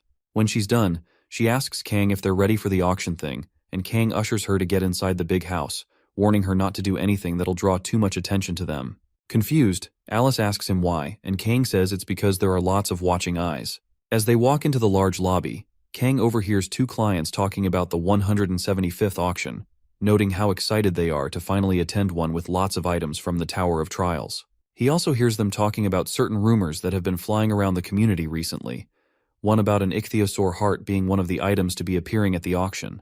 One of them asks if the other was capping, but then the other says it's all thanks to the tower thing appearing. Ever since its creation, treasures that disappeared in ancient times are now reappearing because of the mana waves and whatnot. Anyway, they're both still very excited even if they don't win a bid, as long as they get to watch how it goes. The minute they're done talking, Alice catches a whiff of a disgusting smell, just like that of Alex's, and covers her nose. Kang notices her reaction and asks her what's wrong. Just then, the owner of the disgusting smell shows up holding a staff and introduces himself to Julius Kedrick. Beside him is a beaten-up Alex who stays silent throughout. Moving on, Julius lets Kang know that he's Alex's mentor, and Kang acts like he didn't know Alex at all. Judging by the bruises on Alex's body, Kang figures the doofus had gotten a good beating because he lost the elixir without anything to show for it. When he activates the Eye of Gluttony, Kang sees Julius Kedrick as a 58-year-old level 30 male with impressive stats and class. Necromancer coupled with the unique ability, Guardian of the Pyramids, and other noteworthy skills. Right after checking his information, Kang takes note of the rareness of his unique ability and remains impressed by Julius's information. His unique ability, Guardian of the Pyramids, allows a necromancer to summon many corpses with limited mana, so it's an ability sought after by other necromancers. To copy any of Julius's skills, Kang figures he has to learn dark magic from him and receive an A+, as Kedrick is furious due to Alex's consecutive failures. Having seen the ridiculous condition, Kang gets pissed and calls the system crazy for giving such absurd copy conditions. Eventually, Kang decides to taunt the man, and he does so by reminding Julius about his student's failure in the plane. Julius keeps things mature and tells Kang he's glad to hear that from him. Moving on to the reason why he's there, Julius tells Kang that he's there to ask about the information he claims to have about Unknown, also noting that it's a very important issue for the demonic ones. Kang compliments the man for being straightforward, but then lets him know that there's no time for them to talk about something like that there, insinuating that they talk about it next time. As Kang's about to leave, the old man stops him with his staff and tells Kang that there won't be a next time as he needs to take care of this as quickly as possible. Unfortunately for him, Kang flicks away his staff and lets him know that it's not his problem. With that said, Kang joins Alice as they move into the auction room. Alex gets pissed and tries to stop Kang, but then Julius holds and tells him to calm down as there's still a way for them to bring him back. As they enter the auction room, Alice asks Kang if he wants her to get rid of those smelly, annoying guys. Kang just tells her to leave them be as nothing good will ever come out of making a scene. Once they're past that, Kang urges her to just bid on what they want and get out of there. Just then, the auctioneer gets to the podium and welcomes everyone to the 175th black market auction. Kang and Alice quickly get to their seats as the event begins. For the first item to be auctioned, the auctioneer brings out a fragment of a meteor that landed in Arizona. The fragment's been known to emit powerful magical energy ever since the tower appeared, so buying it should be a huge help. Soon after, the auctioneer starts the bid at $100,000. Kang just sits there and waits for the others to increase the bid to about $200K. Knowing fully well that no one knows how to work with fallen iron, Kang decides to buy the item for cheap. Once it comes down to it, he bids for $300,000 and the auctioneer asks for any other counteroffers. Just when Kang thought he'd finally gotten his hands on some fallen iron for a bargain price, Julius raises his placard and places the bid price at $1 million. The auctioneer immediately calls for a counter, banging his table, but Kang takes one look at Julius and figures out his endgame. Since nobody could come up with a counteroffer in time, the auctioneer sells the Arizona meteorite to Julius and moves on to the next item up for auction, the sealed psychiatric ward catalog. For the next one, he starts the bidding at $100,000 as well. Kang ignores Julius's first attack and waits for the other pesky bidders to call their prices. Once the room falls silent, Kang raises his placard and calls his price to be $300,000. Again, Julius raises his placard and calls his price to be $1 million. This daring move brings stares to the faces of the other clients, as they just can't understand why Julius would suddenly triple the price of the item. Unfortunately for Kang and everyone else, the auctioneer isn't going down on the bid. He asks for a counteroffer a few more times and eventually sells the catalog to Julius for $1,000,000. At that point, Kang finally realizes that the old geezer plans to buy everything he bids on. Upon knowing his endgame, Kang comes up with a plan and decides to see how things turn out. For the third item of the auctioneer brings out a relic of the Mayan civilization found in South America. Before he even explains all the details, Kang raises his placard for $500,000. Alice gets concerned and asks Kang if he's sure he wants to buy something he doesn't even know about. Kang tells her to keep quiet and just watch him act out his plan. Once Alice sits her ass back down, Julius raises the bid to $1 million again. The hosts ask for a counteroffer and Kang raises the bid to $1.5 million. Seconds later, Julius raises it to $3 million yet again, and the auctioneer asks for another counteroffer. This time, Kang keeps his placard down and allows Julius to get the relic for $3 million. Right after getting another item Kang coveted, Julius takes one look at his rival and, after calling him a bastard, gets ready for the next item. As soon as the next item is called, both Kang and Julius place their bids. By the end of that auction, Julius gets the item again for $2 million. Over the next two auctions, Julius steals all of Kang's items by placing a bid much higher than Kang's initial bid. At one point, even Alex had to interrupt his master and advise him to pass on the next item. Upon hearing what Alex just said, Julius snaps and smacks the idiot on the head before asking him what he thinks he can do if Kang gets his hands on what he wants. Even though he's accumulating huge losses for his association, Julius still believes they have plenty of capital to purchase whatever item Kang's after. Once he gets everything Kang wants, then he'll use them all as a bargain to obtain information about Unknown. In other words, the old fool is still after a wild goose chase. Anyways, the auctioneer showcases the next collector's item up for auction and calls it the first chessboard. Around that time, every other ordinary client scoffed at the lameness of the piece, as nobody could figure out what they were to do with a chessboard with no pieces. Most buyers save up their money for more important things, but then Kang raises his placard to start the bid at $50,000. To counter his offer, Julius bids $100,000. Kang refuses to let this one go, so he keeps raising the bid price till it gets to $1 million, thinking Julius will finally fold.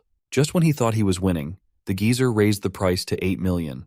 At this point, other buyers start wondering if there's something about that item that they don't know, because these two bidders don't make any sense at all. Out of nowhere, Kang raises the bid price for the chessboard to $10 million, and Julius counters by raising the whole thing to $30 million, right after realizing that $10 million is the highest Kang can bid. When all's been said, Julius turns back and tells Kang that he's finally figured out the item he wants. So, if he wants this item so badly, then he's going to need to come crawling to him to get it. After a loud cackle, the auctioneer asks the crowd for counteroffers. By this time, Kang was devastated as Julius just exceeded his expectations. If he doesn't come up with a plan quickly, then Julius will make away with the item he wants the most. Just as Julius is about to get the chessboard for $30 million, someone unexpectedly gets up and raises the bid price to $100 million. When Kang turns to see who the person is, he finds out it's none other than Alice von Ataraxia. Julius's soul nearly leaves his body when he hears the little girl near Kang outbid him. Like seriously, who the heck buys a chessboard for $100 million? He becomes obsessed with the kid near Kang and soon realizes that he can't stop now or else. He'll have spent $70 million on useless garbage. So, he raises the bid price to $110 million, only to be outbid by Alice again, who bids for the board at $200 million. Julius pauses the auction and tells Alice to stop all that nonsense, as there's no way she has $200 million just like that. At that point, the auctioneer asks Alice to show them proof that she has those funds ready. Annoyed by the disrespect, Alice opens up a portal to her vault in the tower and reveals all the shiny treasures and items she has in her collection. One of the auction's curators checks out just one headpiece from Alice's vault and estimates the value to be worth around $500 million. Shocked, Julius soon realizes that the kid near Kang isn't just some ordinary kid. Instead, she's only the most dangerous person in the world after Kang Jinhyuk, since she allows him to treat her like his subordinate. After giving the matter a little more thought, Julius realizes that Kang might be a far more troubling opponent than Unknown himself. With that said, Julius stops bidding altogether and orders Alex to enact Plan B as the tables have turned on them. Alex smiles at his master for giving him the choice before getting himself ready for a fight. Meanwhile, Kang and Alice walk down to the podium to claim their prize. After buttering them with congratulatory words, the auctioneer finally gives the first chessboard to the lady with the winning bid. As Alice ushers the auctioneer to give Kang the prize, Kang thanks her for the help and asks to ensure she didn't use too much money. Alice tells him she's been looking for a way to clear her full vault so she doesn't mind. More importantly, Alice says she'd rather die than let those bastards look down on her partner. The duo get a moment, and Kang smiles at the first nice thing she's ever said to him. Just then, a part of the theater goes kaboom, and the entire room is sent into pandemonium. With the building roof caving in, all the buyers in the theater start rushing towards the exit to save themselves, creating a stampede. Before any one of them could make it to the exit, though, Alex catches up to them and slits the throat of a few of them so he can make them into his precious sacrifices. To do this, he activates Magical Furnace and tortures a few people in the head, making them feel bloated and crazy. Eventually, Kang decides he's seen enough, so he comes down his high horse and faces the useless buffoon who toys with human lives. Moments before their showdown, Kang calls Alex a sick bastard and lets him know that he's incurred his wrath because he's gone too far with things. Alex ignores Kang's snide remarks and instead uses his disgusting necromancer magic to transform the life force of his victims into monsters that he calls his babies. Once the transformation is complete, Kang finds himself facing a horde of zombie monsters with immense strength and prowess. Before fighting them, Kang insults the sick fool, Alex, calling him a disgusting necromancer and all. On the contrary, Alex smiles and tells Kang not to call him disgusting, as the creatures he's created are adorable. Thereafter, he commends Kang for withstanding the magic oozing all over the place, and reminds him of the humiliation Kang made him go through on the plane. Now that he's received permission to kill him, Alex has no reason to hold back on his revenge anymore. With that, Alex sends his horrible creatures to attack Kang, and they all charge towards the S-ranker. Kang responds accordingly and destroys as many creatures as he can when he can. After round 1, Alex compliments Kang for being very agile and asks after Alice, the rich little brat. Kang lies and tells Alex that Alice bolted out of there since she doesn't like gross things, but in reality, Kang couldn't maintain her corporeal form because of the magical furnace, so he had to send her back to the ring while he sustained damage from the furnace. With more monsters coming at him, Kang figures out how disadvantageous the situation is for him the longer it drags out.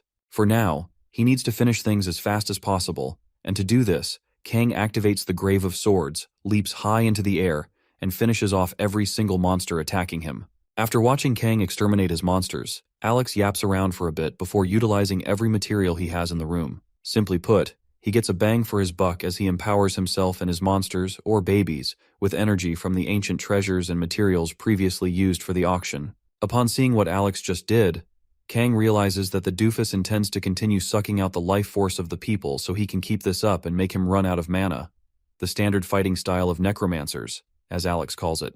Following the realization, Kang continues evading every monster attack until he figures out a good plan to take them all down. As the fight continues, Kang calls Alex a fool for revealing his trump card way too easily. Now that he knows the secret behind his technique, Kang threatens to torch all the monsters before he can revive them again. Seconds later, he activates daylight and flashes the bright light at the monsters and their master. Alex scoffs and tells Kang that he already knew that he'd use that skill since he's already watched the tournament video and figured out all of Kang's moves. Before the light from the skill consolidates, Alex orders all his monsters to attack Kang and kill him. Seconds later, Alex notices something wrong with his monsters and realizes that they aren't moving. He gets confused for a second and waits for the light from the skill to get dim. When it does, he finds the feet of all his monsters frozen from Kang's ice magic sculptures. After freezing the feet of all the monsters in the room, Kang prepares himself for an even stronger version of the daylight spell. From the look on Kang's face, Alex figures it all out.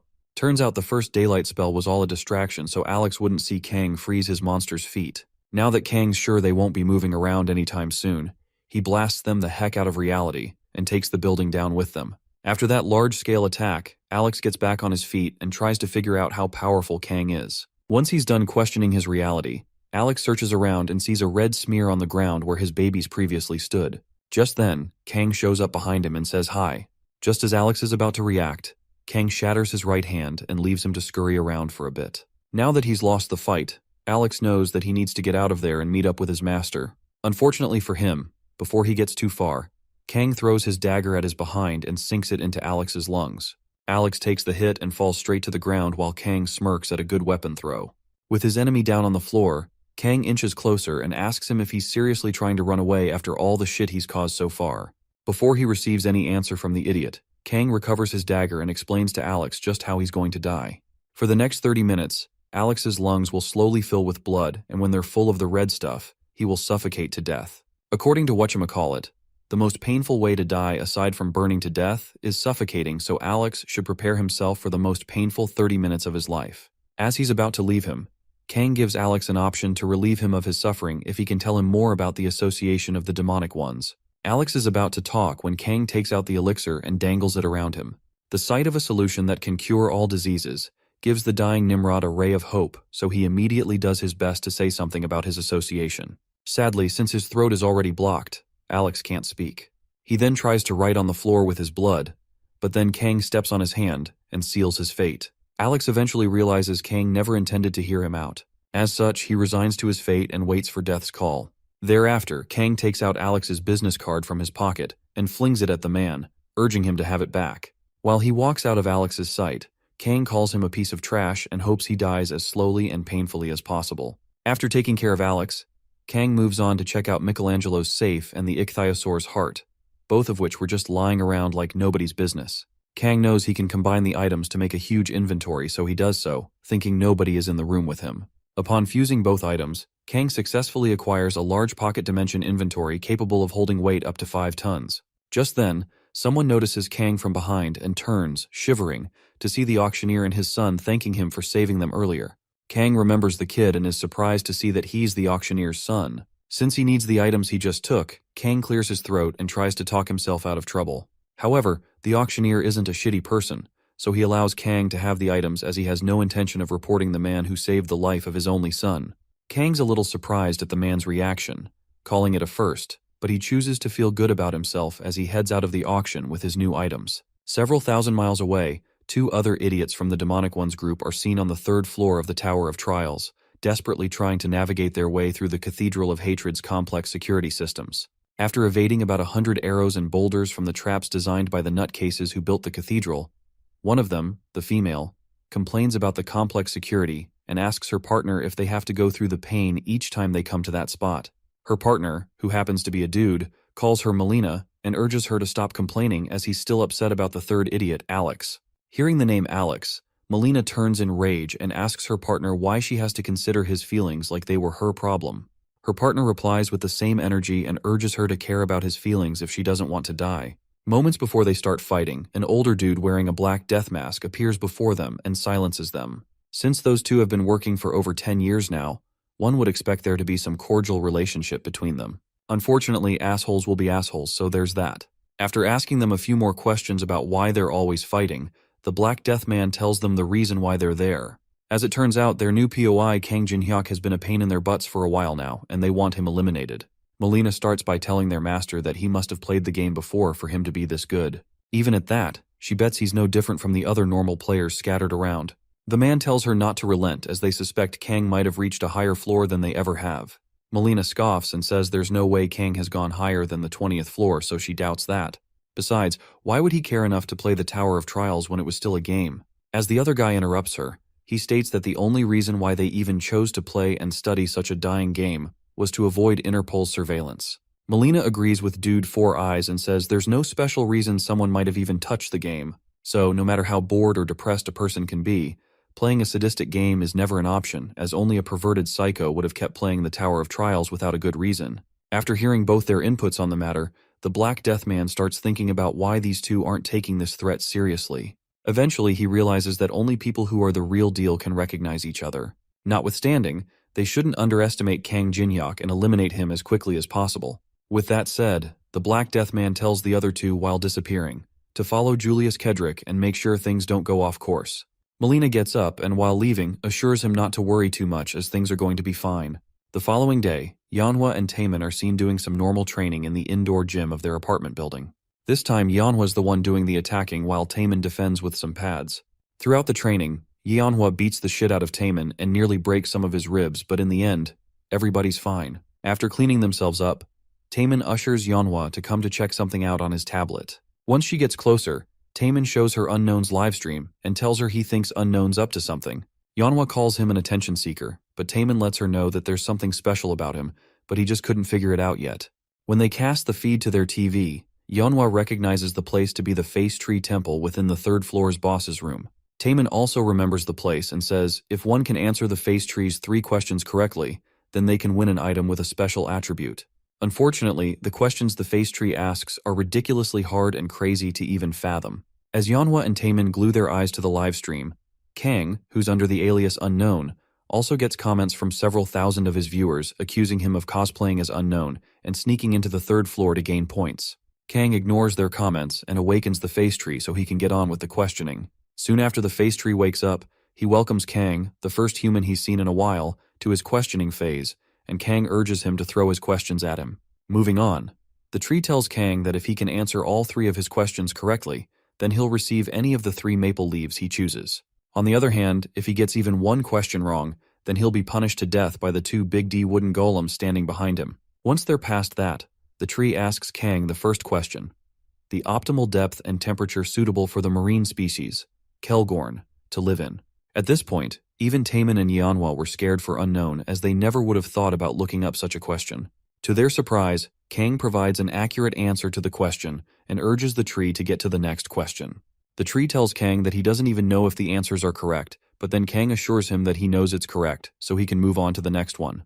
The tree scoffs and asks the next question, only for Kang to provide an accurate answer before he even finishes the question. Surprised, the tree tells Kang he's correct and moves on to the last question. For the last one, he asks Kang to tell him the time of the year when the giant eagles of the sky plateau mate. Again, Kang tells the correct answer, which is the first snowfall inside the tower, and impresses the tree even further.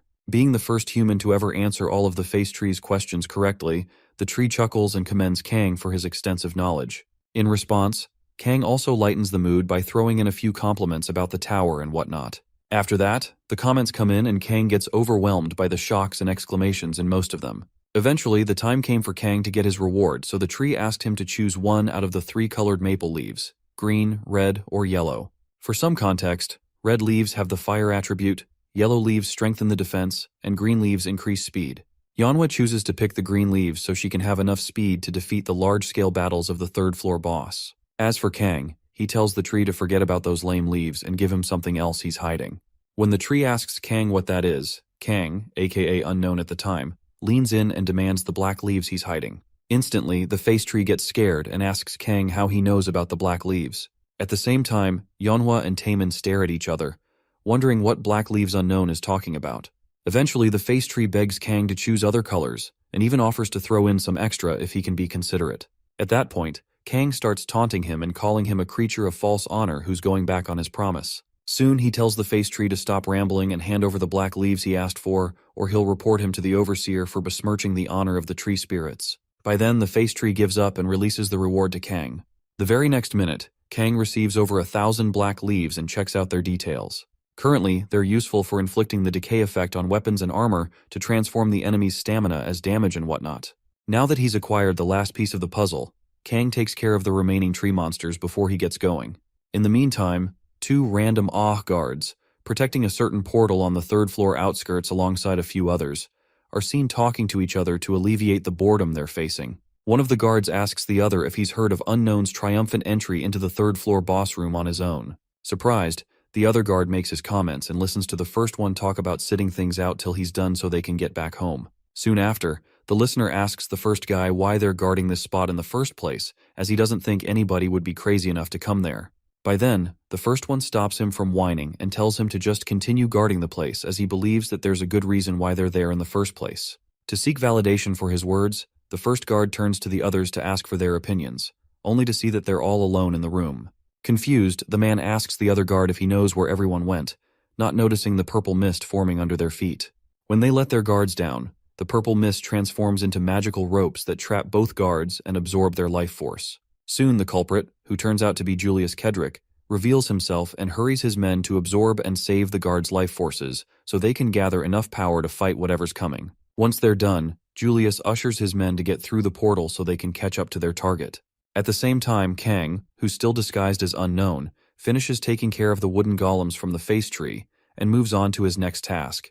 While he's at it, comments start pouring in from thousands of his viewers, with most of them admiring his fighting spirit and some just shitting on his skills and trolling as usual. Once he's had it with the snide comments, Kang finally speaks up and lets his viewers know that he doesn't care whether they have faith in him. Instead, he wishes they'd just stop yammering on so he can focus. This shocks a lot of the viewers, as they never thought a streamer would even dare talk to his viewers like that.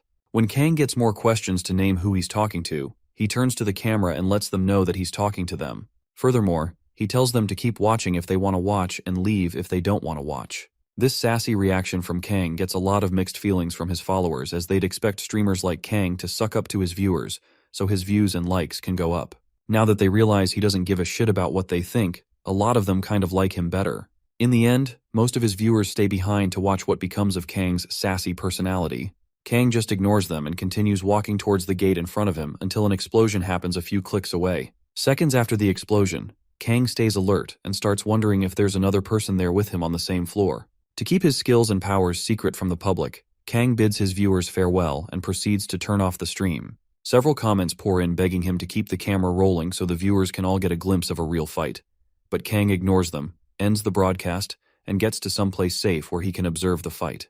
Moments later, the demonic ones and their army of undead, led by Julius Kedrick, storm the battlefield to fight the third-floor boss's army of statues. Kang gets to watch several dozen necromancers unleash their most powerful spells to control the minds of their undead soldiers and make them fight the thousands of statues coming at them. Over the next hour, the fight drags on with several dozen soldiers clashing swords and stabbing each other. As for Kang, he just sits in his safe spot analyzing the battle neutrally. As the fight rages on, the tides of battle turn switch between both sides intermittently as they're both evenly matched. When the battle starts going in the favor of the demonic ones, one of Julius's henchmen speaks up and encourages his colleagues to push the statues back further. If they can ride with the momentum of the battle, then they will wipe the statues out in due time. Just then, one of them gets hit with an ice-themed attack.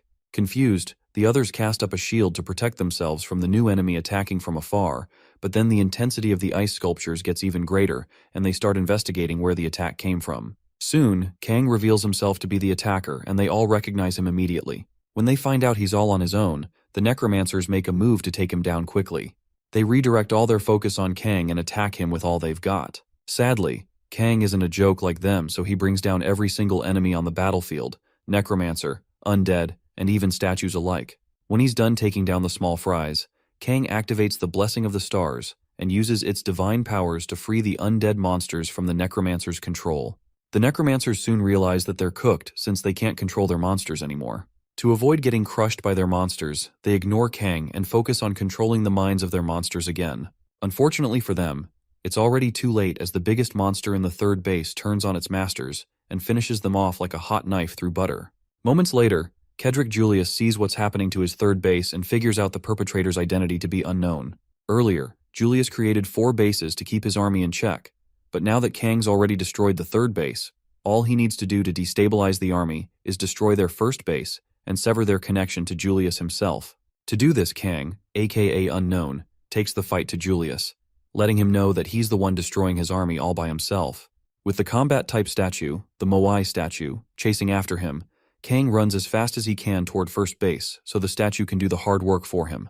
The necromancers of the first base could already see Kang coming at them, but before they could do anything to stop him, Kang shows up behind them and holds them in place so the statue can deal with them accordingly. Once the statue shows up, it leaps high into the sky and stomps its feet on the first base, crushing them all in one fell swoop.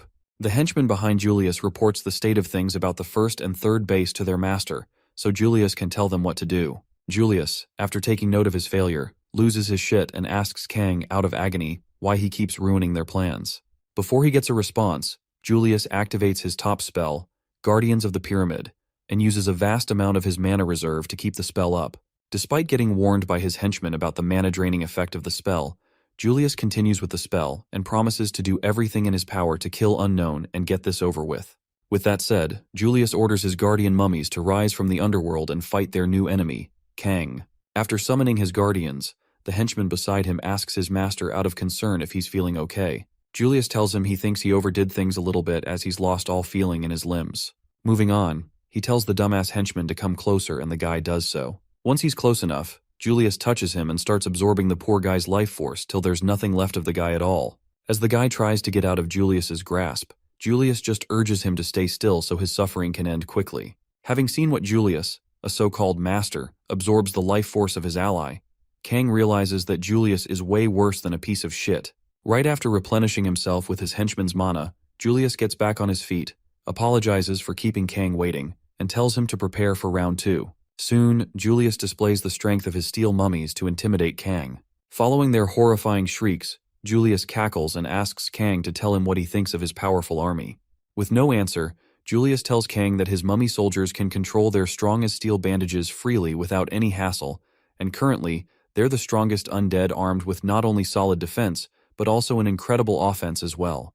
If he didn't meet Kang then, Julius planned on using them on the third-floor boss. Now he's perfectly okay using up his trump card just to kill Unknown. After his yap session, Julius cackles in madness and hopes Kang dies. With that said, round 2 begins with Melina and her partner spectating the fight. Turns out they've been there from the very beginning and thought the masked guy was a little bolder than they had imagined, seeing as Julius has never been this stressed in a fight before. Anyways, Four Eyes starts his one-sided analysis of the whole fight, praising Kang for taking down the bases earlier before calling him stupid for not ditching the battlefield afterward. According to Four Eyes, Kang miscalculated Julius's strength after seeing the frail skeletons and death knights and thought this was a fight he could win. If anything, Four Eyes thinks Julius's unique ability is a lot trickier than what Kang is seeing. As such, Four Eyes insinuates that they have no reason to get involved in the fight and help Julius since the outcome of the match is pretty obvious. Melina gets irritated by her partner's cocky behavior, but soon ignores him when something else catches her attention. Turns out Kang is already exceeding both their expectations, seeing as he leaps into the air and prepares himself for a large-scale attack. Seconds before carrying out his operation, Kang recalls a moment in his past from back when the Tower of Trials was still a game. On that fateful day, Kang met a master of the sword arts and became his apprentice for a little while. One time, the master praises Kang's dagger, but then lets him know that he puts too much energy into his swings, and this makes his power dispersed. To show him the right way, the master picks up a rope and tells apprentice Kang that true masters of the sword can produce twice the amount of power with the same energy Kang infuses into his dagger.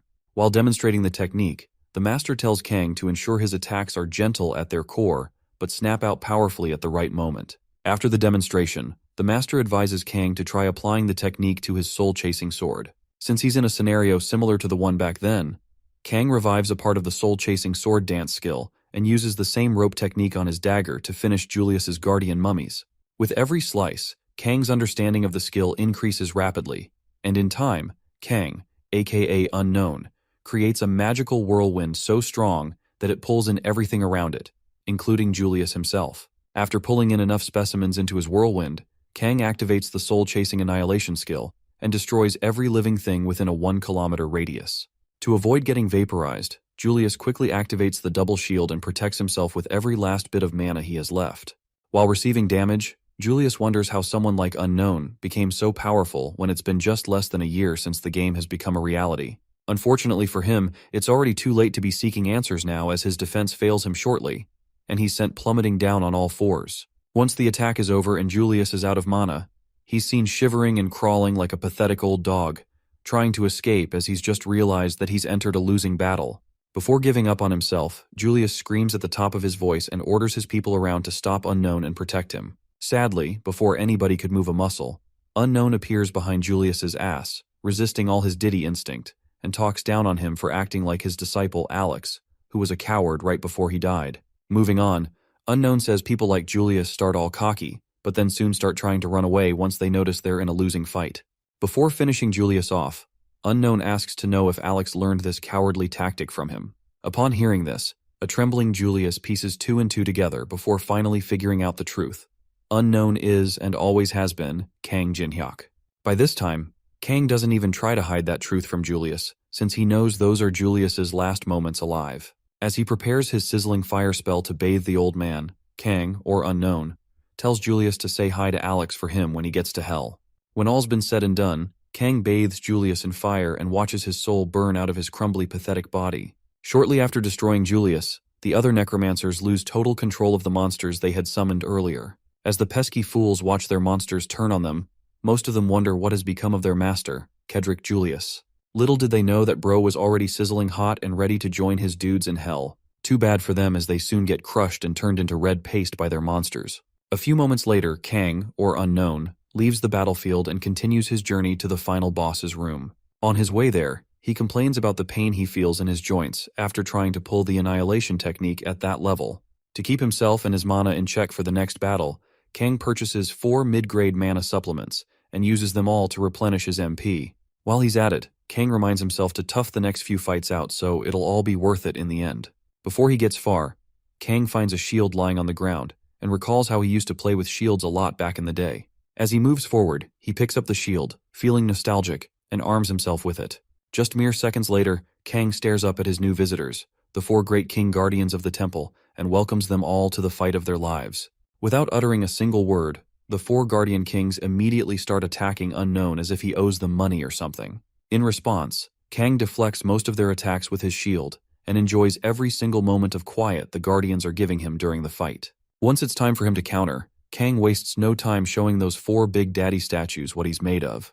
He slices them up with his enchanted dagger and hurries them to cough up the key he needs to enter the inner sanctum, where the real boss is hiding. With that said, Kang gives them a minute to consider his offer. When he gets no reply, he continues smashing and dicing them up into sizable rock chunks.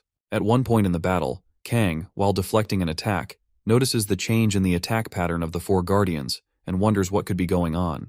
Just then, one of the guardians takes out a shimmering green key-like item called the Pagoda of Enlightenment and jabs it into its chest. Seconds later, the key to the inner sanctum starts reacting, and this keeps Unknown, aka Masked Kang, on his toes as he's unsure of what to expect. Soon after, he gets a notification that the being beyond the gate is responding to a summons, and this being manifests as a bright yellow cob on the guardian that summoned it. Kang is impressed by the guts the guardian has, calling it spirited and bold, as he watches the yellow cob from earlier reach its final form as a Buddha-like eternal being. Kang calls this final form the big brother of the guardian that summoned it, and as for the name of the being, it's a mouthful, folks. Put simply, this golden Buddha statue calls itself the Bodhisattva of 1,000 arms and eyes, or better still, Avalokiteshvara. For the sake of our sanity, we'll call this monster Avalo for short. Being his first summons in a long time, Avalo takes a moment to feel the fresh air breezing through his 1,000 arms. Thereafter, he tells Unknown that he never expected any intruders to be an actual threat to the key of the stone pagoda. Kang, on the other hand, urges his new visitor not to be too impressed over a small feat as he's still going to take out the 3rd floor's boss too. Hearing this bold statement coming from a human, Avalo scoffs and calls Kang a very daring human with guts and balls of steel. Kang knows the statue thinks he's joking, so he avoids too much talk and tells the big monster to begin the fight quickly as he's exhausted. Surprised, Avalo tells Unknown to take a chill pill and instead, answer a few questions from him so they can get to know each other first. Kang, who's already armed and prepared for a fight, tells Avalo that he's not really into chatting with statues at all, so he can forget about asking questions. At this point, Avalo gets enraged and calls Unknown, or Kang, a very young and foolish person who hasn't realized yet that every moment is a gift. Eventually, he decides to teach Unknown a lesson and promises Unknown that he will miss this moment when he finally dies out. Kang ignores all the useless remarks and keeps his wits about him. At the same time, Avalo clenches his weapons in preparation for the fight. After the long pause, Avalo summons green orbs and attacks Kang with them. Kang remains uptight and deflects the orbs coming at him with the shield, quivering with every passing second. Just as Kang expected, Avalo is incredibly powerful because just by deflecting his blow, Kang's body felt like the bones in his body were going to shatter. Now that he's in the thick of it, Kang, or Unknown, knows he has to keep at it so he can get the reward in the end. If he plays his cards right, then he'll be lucky to have just one shot at defeating Avalo. After the first attack, Avalo praises Kang for reacting to his orbs at the speed of sound. Knowing fully well that his opponent Kang is a strong person, Avalo smiles with excitement as things become even more interesting. For round 2, Avalo lunges at Kang to take him down. In retaliation, Kang quickly activates the ice sculpture to block Avalo's attacks and manages to pull this off just in time before he becomes red mush. After watching his second attack fail because of Kang's cheap tricks, Avalo pauses the fight and accuses Kang of using dirty tricks of the West. Following his accusation, Avalo yanks Kang's shield from his hand and calls him foolish a second time as the petty tricks he's used shouldn't work a second time. Just then, Avalo notices something piercing through one of his hands and checks it out to find Kang's dagger infused with some red magical aura. He gets enraged, calling Kang a bastard, as he suddenly realizes the shield was all a ruse to get him distracted enough so Kang could pierce his arm with the dagger. Unable to understand why Kang would resort to such cheap tactics, Avalo asks Kang to explain what he's done as poison doesn't work on a being like him. Kang takes his time and explains something called blood demon spirit. Once wounded, the victim would continue enduring damage over a period. Upon hearing this, Avalo rips the affected hand out of his body and lets Kang know that it doesn't matter as he won't fall for his little stunts anymore. After throwing the arm in front of Kang, Avalo asks to know what Kang plans to do now. Kang tells him that he knows taking one arm isn't enough to kill him, and he also knows that he can't use the same strategy twice. However, Kang says he's now gotten exactly what he wanted. With that said, Kang rips out a jewel from the severed arm and stares at it. Avalo remains confused as he tries to figure out if Kang's been aiming for the hand with the jewel from the start. Kang continues to tell Avalo that he only has himself to blame for thinking his arm is insignificant. While he's at it, Kang fuses the spellbook of the Pelteros Princedom with Avalokiteshvara's jewel to create the Golden Dawn's Lemmigaton. Now this new book, written by King Solomon, is a relic that contains the essence of 72 demons and enables the user to demonstrate their magical powers to their maximum limit. The max cap is limited since Kang's demonic potential hasn't fully manifested. Soon after that, he activates the Eye of Gluttony and checks out Avalo's information. Well, turns out Avalo's level, age, and gender are all inconclusive as well as his other stats. One thing Kang could make out from his information panel is that his unique ability is Mandala. As for his other skills, Kang's level is way too low to see them. To copy Mandala, Kang realizes he needs to insult him by using ice magic to create a giant, beautiful sculpture, since Avalo abhors Western magic. To properly meet those conditions, however, the system informs Kang that he needs to wear proper attire and dance to suitable music. After seeing the second condition, Kang does a double take on the conditions and discovers he read them right the first time. At that point, Kang realizes that the system is just getting crazier by the minute. Since he needs this power urgently, Kang opts into the needful. Avalo looks at the dude, confused, and asks him to explain what he thinks he's doing all of a sudden. Kang tells him he can't give up now as this is the only place below the 25th floor where he can get Mandala. Avalo ends up getting even more confused as he challenges the bastard and demands he explain what he's playing at. Kang brings the gramophone from earlier and puts on a wig before pleading with Avalo not to ask him any questions, mostly because he hates what he's about to do. Instead of keeping quiet and observing, Avalo rages and calls out Kang for daring to play games before him. Before letting Kang finish his dance ritual, Avalo activates his unique ability, Mandala, arms most of his hands with various weapons, and promises to give Kang a taste of pain equal to 1,000,000 life cycles. When all's been said and done, Avalo charges at Kang and attacks him consecutively. To protect himself from Avalo's attacks, Kang activates and erects a glacial sculpture that effectively blocks most of Avalo's attacks. Amidst the fight, Kang tells Avalo a thing or two about his more powerful version of ice sculpture and asks if he finds it impressive or not. Avalo gets even more disrespected as he increases the tempo of his attacks just to get to Kang. In the meantime, Melina and her partner Four Eyes are seen nearby spectating Kang's second fight with Avalo. So far, they can't believe the lengths Kang went through to brawl things out with Avalokiteshvara. Putting on music and using very impressive ice magic against such a powerful creature makes no sense to the average mind. On top of that, the random wig? Melina calls the wig a disposable wig from the coin market and wonders if it's some sort of hidden relic. As she broods on the whole matter, Four Eyes, who's been silent the entire time, gets up and starts his half-assed analysis again. This time he acknowledges Kang's strength and realizes he never thought Unknown would kill Kedrick and then take on Avalokiteshvara. As an overwhelmingly powerful being whom most players would try to fight only after clearing the 10th floor, Avalo does deserve to be called the second boss of the 3rd floor. However, the man facing him right now already surpassed human limits a long time ago, so he's good to go. Just then, Melina asks Four Eyes if he thinks they would win if they go after Unknown. Four Eyes says it'll be very tough for them to win. Upon hearing his response, Melina turns her back and urges her partner, who she calls Li Chao, to give up on challenging Unknown since they can't do this on their own. Even if they were to fight them, they'd need help from the other executives at the association. Li Chao, or Four Eyes, refuses to give up just yet as it would compromise their positions at the association. Pissed, Melina turns and asks him if he's willing to die just to save his position. Four Eyes ignores her question and instead brings out a dark coin before telling Melina that it's time to use its powers. Seeing the darkness being emitted from the coin, Melina smiles and remains convinced.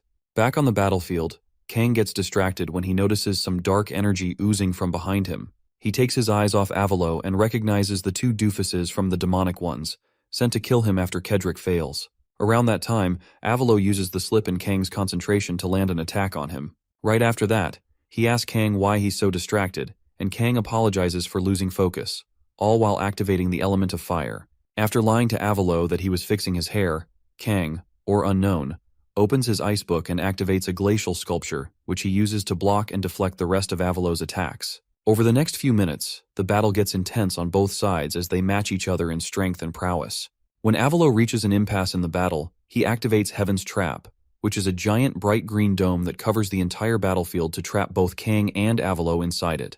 Having realized the cheap tricks Avalo wishes to use, Kang remains unfazed and stands his ground against the giant. Although now he can barely block Avalo's attacks and he knows that. Knowing this, Avalo asks Kang why his confidence has dropped since the beginning. Before he gets his answer, Avalo shoots several plasma beams at random places within his dome, making sure that once the dome deflects them, they all come back to attack Kang. As the attack reaches its maturity, Avalo calls it Between Heaven and Earth. Again, Kang activates Glacial Sculpture, but this time, he encapsulates himself inside the sculpture to keep himself safe from all his attacks. Shortly after releasing the Heaven and Earth technique, Avalo exits the dome, carries it, and waits to see what happens to Kang inside it. As Kang deflects the attacks, Avalo lets him know that resistance is futile, as it'll only prolong his misery. As if that wasn't enough, Avalokiteshvara still activates his Infinity Spear just to make sure Kang has no chance of winning. Kang screams out the monster's full name as he sustains heavy damage from Avalo's Infinity Spear attack.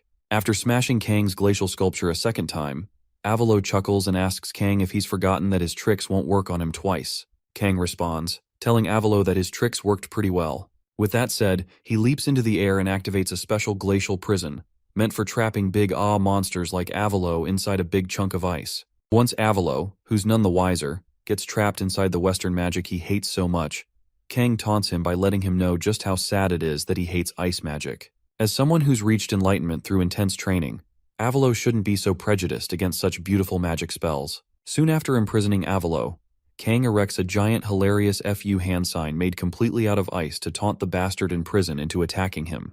He then tells Avalo that there's nothing like shock therapy to resolve his obsession with hating ice magic. Avalo somehow recognizes the hand sign and starts threatening to throw Kang into hell to suffer for all eternity. Not just that, Bro continues throwing as many curses and threats as his puny brain could possibly think of.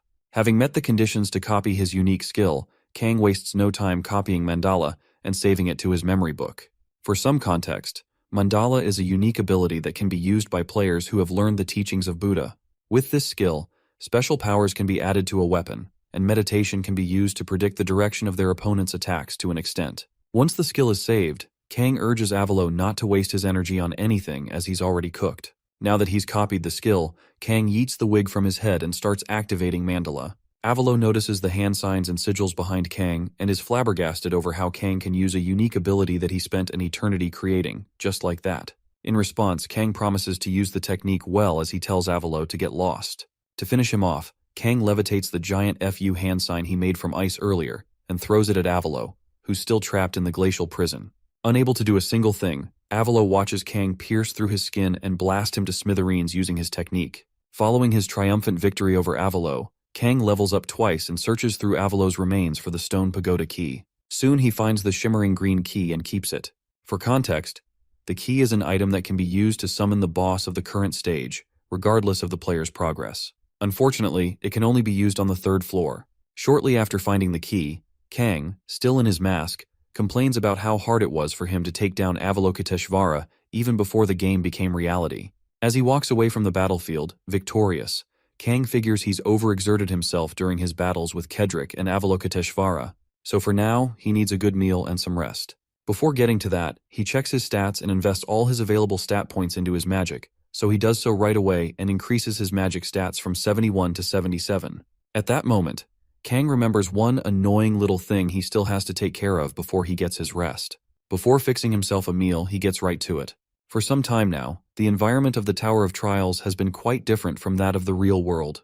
At night, the temperature drops so rapidly that monsters become much stronger and more violent in their attacks. Due to this weird phenomenon, most players yeet themselves out of the tower right before it gets dark. The ones that don't make it out stop hunting and find a place to stay the night. Kang is one of the latter as he couldn't make it out in time. To avoid starving to death, he sets up a large campfire and cooks himself a big dinner from the giant shrimps he caught a few moments back. Once his food is done, Kang takes one of the fattest and most juicy shrimp rumps he could find in the pot and digs in. As he enjoys his food, Kang hears a branch snap in the bush facing him. Just then, 2 silhouettes appear in front of him, with one of them complimenting the smell of the amazing food. When the duo gets into the light, they reveal themselves to be Melina and Li Chao, or Four Eyes. To keep things from getting awkward, Melina speaks, with a smile on her face, and asks if Kang would let them spend the night by his campfire till sunrise. For a moment, Kang remains silent to chew his food. Then, he accepts their request and ushers them to sit down so they can avoid the cold. Almost immediately, Melina and Li Chao have their seats before introducing their real names to masked Kang. Kang makes a few comments about their day and Melina keeps up the chit-chat. Moving on, masked Kang offers to share some of his delicious food with them, but Li Chao refuses to collect anything from him, stating that they can't accept anything from a stranger who wears a mask. Understandably, Kang asks if the mask is bothering them, and Li Chao says it's normal for it to bother them. Besides, his wearing a mask must mean he's trying to hide something. Kang gives Four Eyes' last sentence a thought before finally asking if they'll like him to take it off. When they say yes, Kang proposes they all play a little game first. The duo asks him what kind of games he'd like to play, and Kang they should take turns asking and answering questions. If the duo answers all of Kang's questions, then he will take his mask off right away. Li Chao, who thinks Kang has no way of telling if they're telling the truth, decides to go through with the game since they have nothing to lose. He then nods to Melina, signaling her to get ready for whatever questions Kang might have for them. Once all three are in for the game, Melina pulls out the coin oozing dark magic earlier, and does a coin flip to decide who goes first. Melina chooses head for her side and Kang chooses tails. After doing the coin toss, Melina's side wins so they get to go first. Kang already knows she infused a little magic inside the coin to win, but he forgoes that and lets them play the game. As it turns out, that coin, also called the Coin of Caligula, can be activated by pouring magic into it for 5 minutes after determining the subject. Once that's done, the caster can briefly use mind control on the subject. For the first question, Melina asks him to tell them if he's there with anybody else, and Kang tells her he came alone. Now for his first question, Kang asks them to tell him why they were just watching him battle back when they happened to be going after the boss. Melina lied, telling him that they were being careful and watching for the right time to enter the temple since it was a pretty tumultuous place to be in. Coming over to Melina's second question, Melina asks Kang to tell them why he's ascending the Tower of Trials. Is it for money, fame, or is there some sick, twisted reason for him doing so? Kang answers their question by asking if they're in a position to give him what he wants. Melina chuckles, assuring him that they'll try their best, as long as they're on the same page. With that said, Kang moves on to ask the third question. If they can answer it, then he'll remove his mask as promised. Tired of all that chit-chat, Melina hurries him to ask the last question. For the last one, Kang asks the idiotic duo to tell him if the Association of the Demonic Ones truly thinks both of them can take him on alone. At this point, Melina smirks and tells her partner she knows Kang already figured them out from the beginning. Moving on, she also lets Kang know that they've seen what he did to Avalokiteshvara and are still amazed by how he was able to do it alone. Despite that, they are sure he's overexerted himself and is severely weakened, making him an easy target for them. For the next few seconds, Melina yaps on about how easy it'll be to defeat Kang using just the Coin of Caligula. Once she's done yapping, she points the coin at Kang and waits for some plasma beam to just show up and destroy Kang. Sadly, nothing happens and Melina's confused. After trying a few more times, she gets restive and her partner, Li Chao, urges her to hurry up. At one point, Melina asks if the coin is broken, but Kang answers and tells her, while holding a bowl of giant shrimp and some other food items, that the Coin of Caligula is just fine, but then he's only prevented her from infusing magic into it. Melina and Li Chao stare at masked Kang, confused, not knowing that the 3-question game they played with Kang earlier already helped him activate Anubis's judgment, which reduced their stats by 50% and locked their unique abilities and skills for a minute. Having realized that they've been made, Li Chao barks at his partner and hurries her to switch to Plan B and use her skill. Sadly, Melina couldn't even use her skills at all. As he watches both of them struggle to understand what the hell is going on, Kang places the bowl of food on a flat rocky surface and tells them that they're a hot mess. Just then, he gets a notification informing him that the spirits of the shrine are pleased with his offering. Soon, masked Kang is given the option to select the target that will execute Anubis's judgment. He pauses for a while before choosing the totem, Great General of the World, and its other side, Great General of the Underworld, to carry out the judgment for him. When it's all revealed, Melina gets scared to her knees as she's never seen or heard of anything like this before. While both guardians loom over Kang's enemies, Li Chao figures it all out. Turns out the food he put in a bowl earlier was used as a sacrifice to the shrine just to wake the totems up. Right after doing the needful, Kang relaxes his body and warns both Li Chao and Melina not to move since they won't be able to escape anyway. Just then, the Underworld General activates his skill, Access Denied, and surrounds the enemy with a ring of talismans. Li Chao ignores Kang's warning and leaps out of the entrapment to kill Kang, hoping those things will disappear. Before he even gets to move a muscle, the General of the World activates Exemplary Punishment and squashes Li Chao as punishment for moving. Li Chao feels the weight of 1,000 men's ass all sitting at the same time on his back. After its first strike, The great general of the world continues slamming and smashing Li Chao further into the ground till he almost loses all feeling in his lower torso. After seeing the horrible shit that just happened to her partner, she gnashes her teeth and starts regretting not running away earlier. Seconds later, Kang tells the totem of the world to stop pounding Li Chao into the ground so he can talk to his partner, Melina. Now that he's established who's in charge, Kang calls Melina in for a chat, after which he activates the Eye of Gluttony to check her stats. This time, his luck stats fail him, and Kang is unable to check her stats due to the difference in their levels. Eventually, Kang settles for studying Melina's body language to decide whether or not she's telling the truth. So, he lets her know that he's going to ask her some questions, and that he needs her honest responses to those questions. When Melina tells him to fire away, Kang tells her he knows about her association since he hears about them often. However, he still doesn't understand their motives. If nobody reaches the tower top, all of humanity will perish, including them.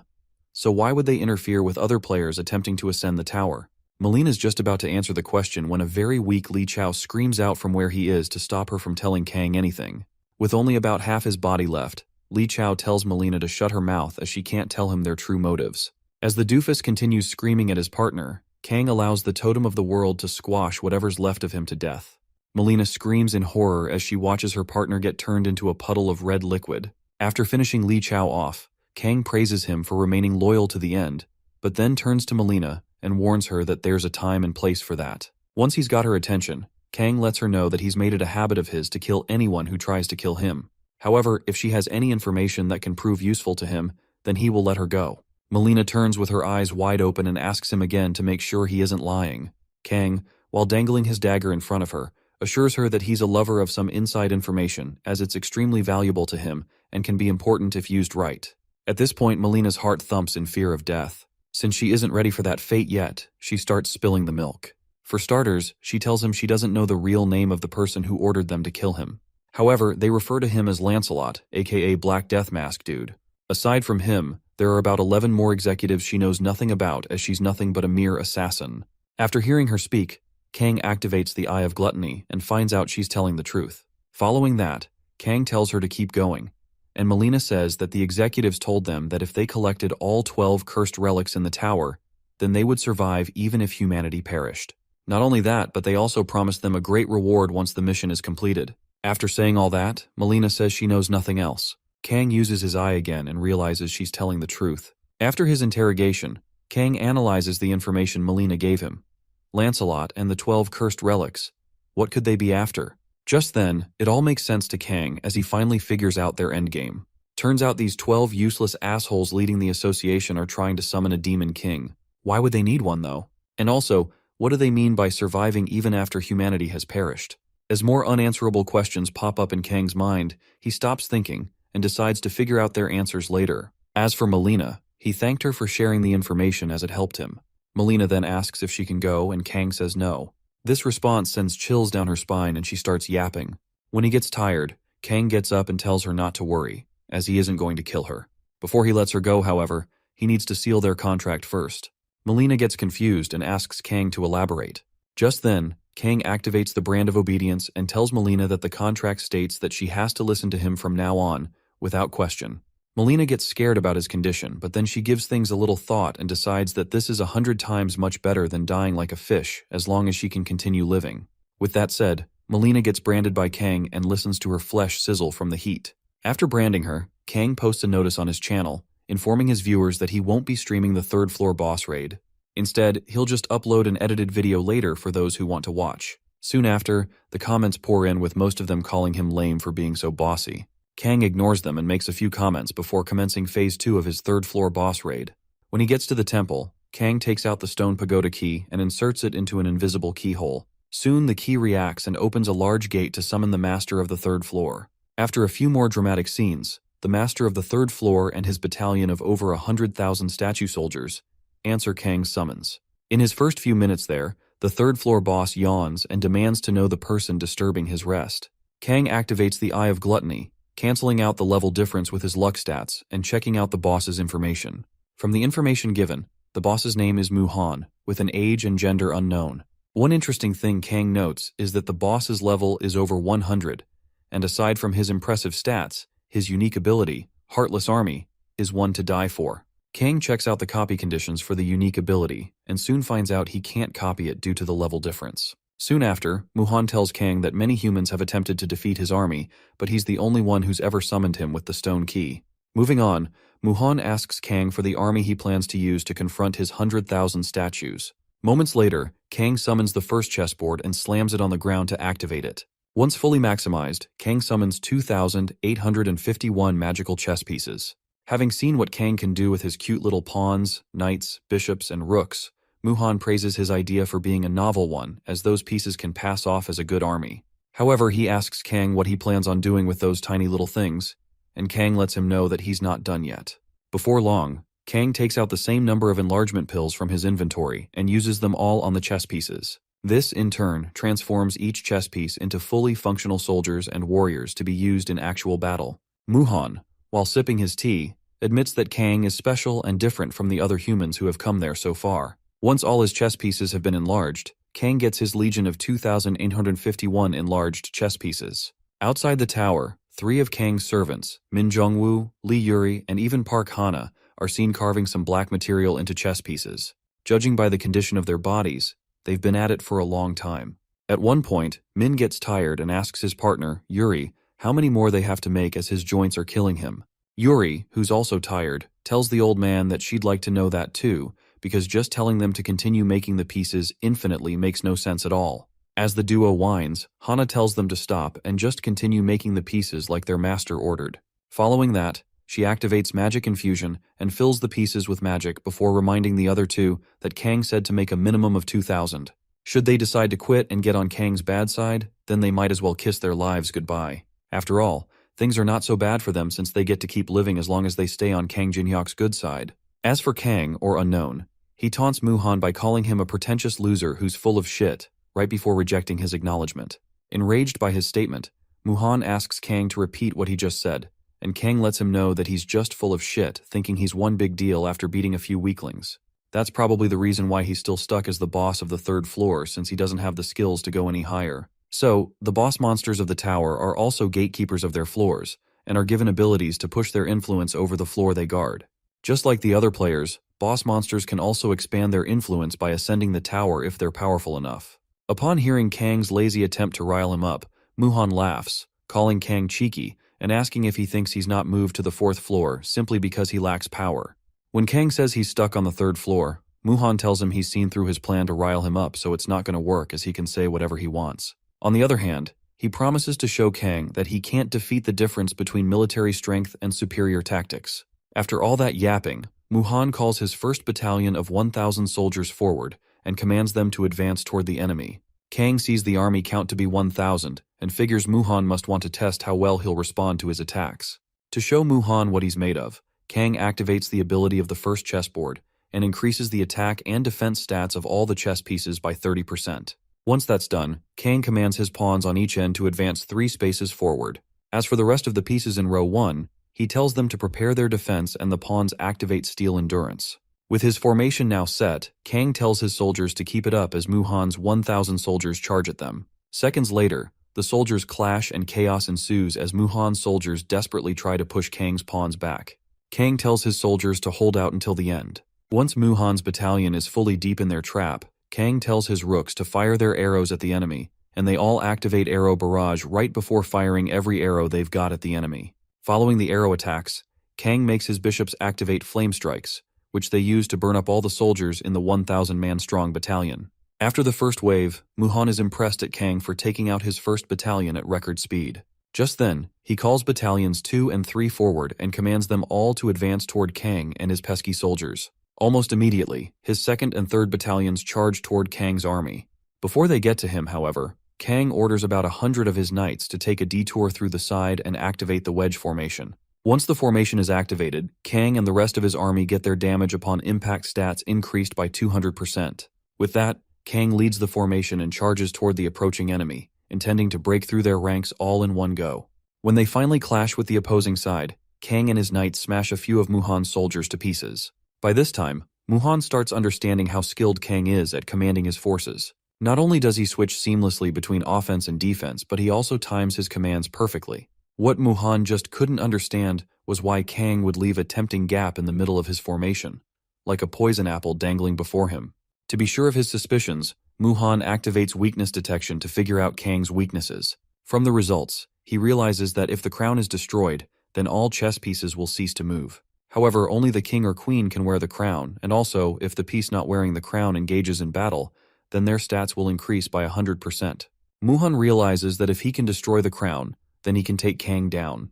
Just then, he spots something beyond the gap and suddenly realizes why Kang left it open all along. As it turns out, Kang made Alice the vampire wear the crown as his queen and placed her beyond the gap, leaving her exposed to dare Muhan to try and attack her.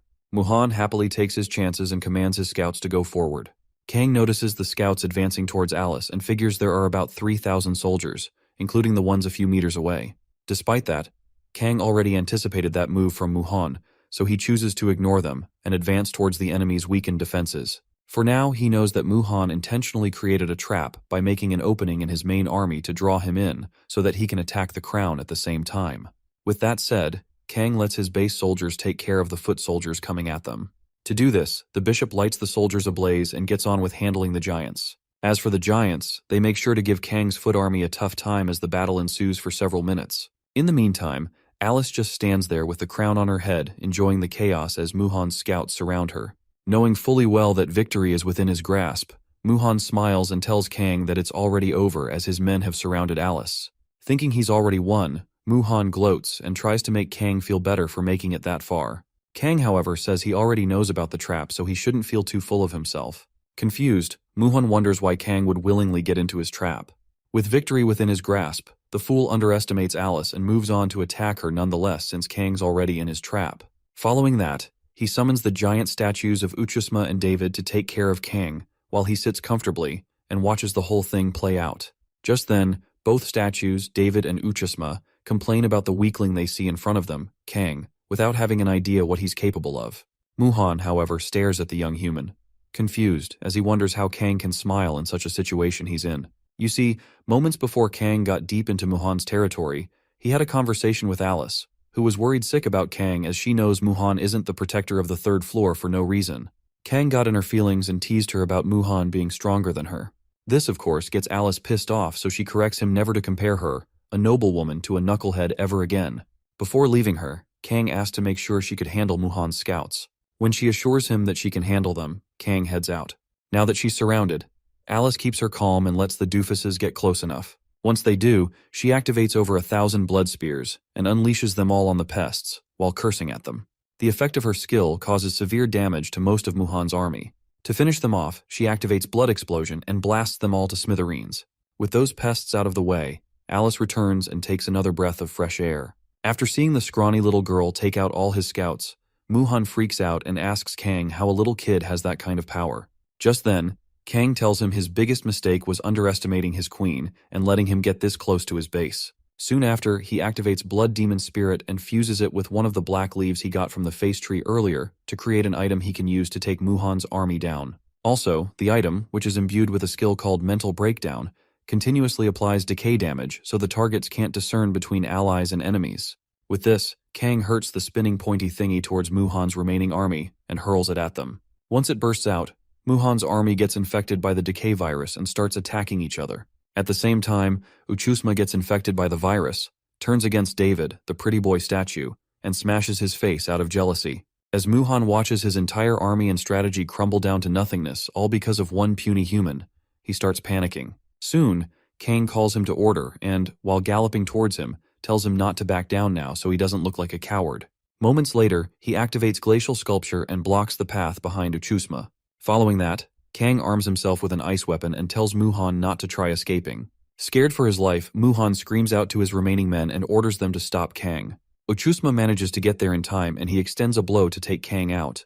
Before he lands it, Kang leaps into the air, allowing Uchusma to kill his men and activates Mandala mid-air.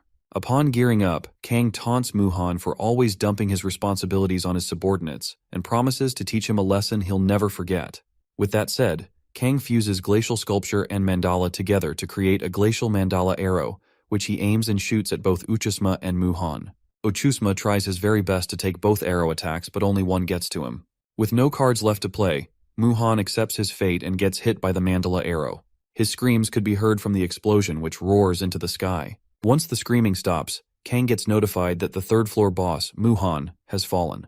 At the same time, Alice sees the bright yellow mandala light and smiles at her partner for a job well done. With the third floor's boss defeated, the fourth floor is opened and the timer is reset. Around that time, the other players were notified that the third floor boss had been destroyed. This news brings smiles to the faces of every guild player and master in the whole of Korea, as this means that they all get to keep staying relevant. As for Kang, he stays neutral and refuses to let this W get into his head. Moreover, this is still the third floor, so he still has a long way to go. Shortly after winning the battle, Kang levels up like crazy and invests his new available stat points into his magic stat. Once that's done, he walks towards Muhan's carcass to get his reward. There, Kang's shocked by the type of reward he's given. As it turns out, monster rewards are classified by color rankings, with red being the lowest and purple being the highest. Since Kang only defeated the third floor boss, which is still below the 10th floor, he's supposed to receive a red crate with mediocre items. This time, however, Kang gets an orange crate thanks to the effect of Monopoly, which lets him get the best rewards when he hunts alone. Upon opening the crate, Kang receives so many valuable items that even he's surprised by how lucky he is. Just then, he gets another rare item, the Solar Eclipse Stone, right after absorbing the rest into his inventory. At this point, Kang might as well waltz through the fourth floor like it's nothing. He puts on a wicked smile and cackles as hard as he can, with Alice getting weirded out by his face. Eventually, she too cracks up a smile as the duo prepares to exit the tower in the meantime. Elsewhere, Guild Titans representative Patrick hosts another summit with the other representatives, Beck, Tenwei, and Maria, with Teresa observing it. After a brief silence, Patrick reminds everyone of Kang's success and asks for their comments. While Beck and Maria are pretty optimistic about things moving forward, the same can't be said for Tenwei, who appears to be mad at Kang for buying humanity some more time and sucking up all their views. Having heard what the guild representative of China's guild just said, Teresa flares up and confronts him for being mad at the person who not only stopped them from collaborating with the demonic ones, but also bought humanity 90 precious days without asking for anything in return. If anything, they're the assholes for saying shit about the only person who lent them a hand when they were in crisis. To prove her point, Teresa asks for Maria and Beek to back her up. Unfortunately for her, Bayek and Maria refuse to make any comments, and this makes her realize something about them. Shocked by their reaction to her speech, she asks to confirm if they truly feel the same way Tenwei does. With no answers provided, an utterly disappointed Teresa resigns from the summit of assholes so she can be with the real people. After hearing Teresa talk about resigning, Maria and the other idiots try to get her to change her mind, with Maria telling Teresa that she's worked hard to get her there, and Patrick telling Teresa that the summit is an invitation-only elite group of people where she can't return if she quits. Having heard everything they had to say about her quitting, Teresa moves forward with her plan and tells them she'd rather trust unknown with her life than be with them. Hours later, Kang exits the tower and takes a stroll beside the beach, tired and weary from all the fighting. As he thinks of where to go, a call from Yu Yeonhwa comes in and he picks it up. On the other end, Yeonhwa tearfully tells Kang that her grandpa hasn't woken up yet since the incident happened. Kang asks to know where she is, and Yeonhwa describes her location to him. For some context, Yu Yeonhwa is the granddaughter of the legendary martial artist Yu Cheon-young, who's a leading figure in Korea's martial arts field. Now Yeonhwa is a tough, lovely, and bright young lady with fists of steel, but when Kang gets to her location, he finds her crying, which is odd to him. Without wasting time, Kang holds her shoulder and tells her to explain what happened, and Yeonhwa reminds him about the outbreak in Incheon after the Tower of Trials appeared. When Kang remembers a few things about the outbreak from the news, Yeonhwa tells him her grandpa was there when it happened. After awakening and successfully defeating the monsters, Yeonhwa says her grandpa was badly hurt and has been having trouble recovering. Recently, his condition has gotten worse, and Kang gets to see the man who was once named Korea's strongest man. After getting a good read on the man's details, Kang figures he could copy his skills by saving his life. Although he's surprised by Cheon-young's low level, Kang still keeps his mouth shut.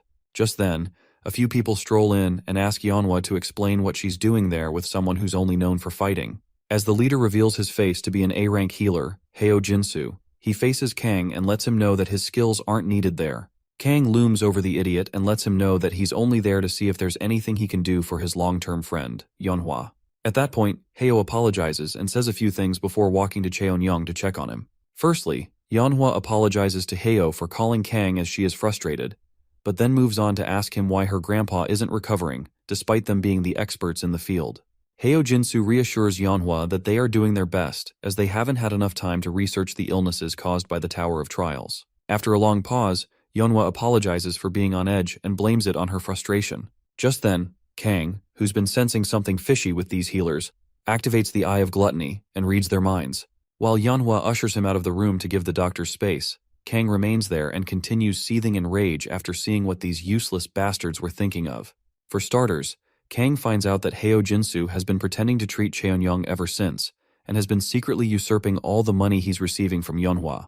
As if that wasn't enough, Heo continues speaking nonsense about Cheon-young's illness before asking for more money from Yeonhwa to try experimental monostone treatments. At this point, Kang could only watch as Yeonhwa promised to go through heaven and earth just to get the money they needed. Unable to take it anymore, Kang calls out the scumbag and asks him to explain why he's ripping Yeonhwa off. On hearing him, the other two start gaslighting Kang to make him the bad person, with Heo Jinsu playing along and telling Kang that he can't insult them because they're friends. In his mind, however, Heo Jinsu starts thinking about the money he separated into 7 accounts under different names and a cryptocurrency wallet, noting that even if Kang caught them, he'd never be able to find those accounts. Kang calls him out again and asks him how much money he's stolen. At this point, Yeonhwa starts suspecting the fraudsters and watches Kang work his magic. Just then, Heo Jinsu stutters and says whatever comes to his head while thinking about the contract the guild Black Cloud has made with the tower dwellers. When Kang finds out about the last part, he's shocked to the bone. For one, he can't believe Hong Deokpyo contacted a tower dweller just like that, as tower dwellers view outsiders as threats. What could be his endgame? As Kang wonders, Cheon-young starts coughing violently. Scared of being caught, Heo makes a run for the door to escape Yeonhwa's wrath. Unfortunately for him, Yeonhwa kicks the door shut and accuses him of being guilty since he's trying to run. Moving on, she threatens to unalive him if her grandpa doesn't make it, and Kang urges her to calm down and ignore the Nimrod, as her grandpa's treatment is their first priority. Even after being caught, Heo Jinsu still tries to turn the table around by blaming Yeonhwa for attacking him in the first place when he was about to get him medicine. At this point, Kang decides to punish the fool for being absolute scum. To do that, he permits Yeonhwa to kick the asshole just once, and Yeonhwa delivers a kick so bad that it nearly shifts Jinsu's mouth. Having diagnosed the illness to be magic excess syndrome, Kang moves on to treat it using the elixir he stole from the demonic ones. After recovering from the kick, Heo recognizes the bottle Kang is holding and asks him if it's an elixir. Impressed by the fool's knowledge, Kang answers him and makes a few comments. Initially, he was saving the elixir for an emergency, but since he's Yeonhwa's friend and needs to copy the legend's skill, then he has to use it. With that, he pops open the bottle, pours the elixir on the old man, and waits for it to work its magic. A few minutes later, the purple veins bulging out of Cheon-young's skin disappears, and Yeonhwa's grandpa recovers. Yeonhwa could already tell her grandpa's back to normal as his body moved around a little and he tried to speak. Just then, Kang meets the conditions to copy any skill he wants from the legend, and he chooses to copy Pure Meditation, which is an S-rank martial arts skill that enables its user to absorb mana from the air surrounding them, all while increasing their magic recovery rate by 30%. Having seen Kang succeed where he failed, Heo Jinsu and his buddies still try to escape, thinking Kang and Yeonhwa were fully distracted. Before they get to escape, however, Kang kicks Heo's butt a second time and urges the kids to get lost while the adults talk. In a few minutes, Kang creates time to deal with the useless fraudster. After locking himself and the bastard in the store, Kang tells Heo to rest easy as he's not going to kill him. However, if he wants to go scot-free, then he must return Yeonhwa's money. Upon hearing this, Heo starts to suspect something wrong, as Kang isn't known to be that merciful. Kang, who could read his mind, asks him if he's willing to live. Jinsu nods in agreement and gets on with returning all of Yeonhwa's money. About an hour later, Yeonhwa gets a credit alert of over 36 billion won, and Heo Jinsu gets to leave the hospital alive. As the idiot races the streets to get back to the mastermind, Alice asks Kang if he's just going to let the dude go just like that. Knowing Kang, he says no, and then instructs Alice to follow the Nimrod to see who he runs off to. By then, Alice figures out Kang's plan and asks him why he let him go on purpose. Kang tells her that if they try to wring out information from the dude, they won't get much, so it's much better to follow the guy to his base. With that said, Alice gets excited and flies off Kang's back to pursue her target. As he watches her go, Kang smirks as he wonders why Alice is so excited. Eventually, he returns to Mr.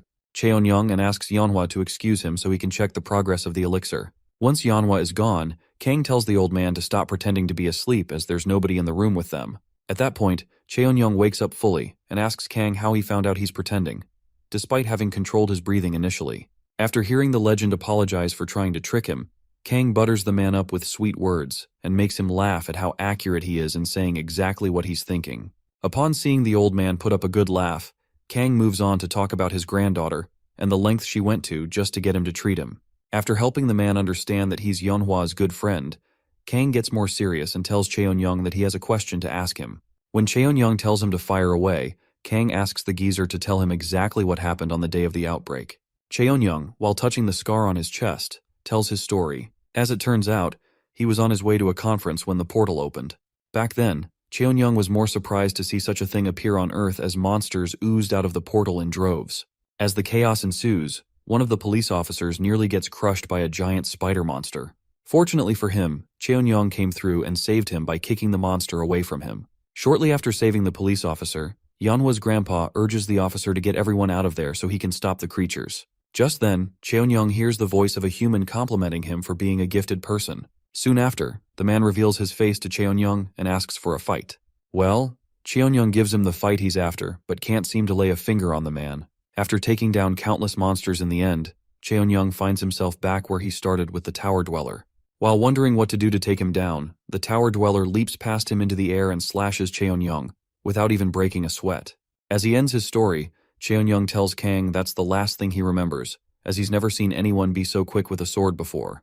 Kang pauses to think about Cheon-young's description of the man. If Cheon-young's description is accurate, then he must have fought with the Murim forces on the 21st floor. Now those Murim guys are known to be persistent guys who would do anything to get what they wanted. Even back in the game, they were a pain to deal with. So, why would they come out of the tower into reality? What could they be plotting? Before spacing off, Kang explains the nature of the Tower Dwellers to Cheon-young and lets him know that he fought one during the outbreak.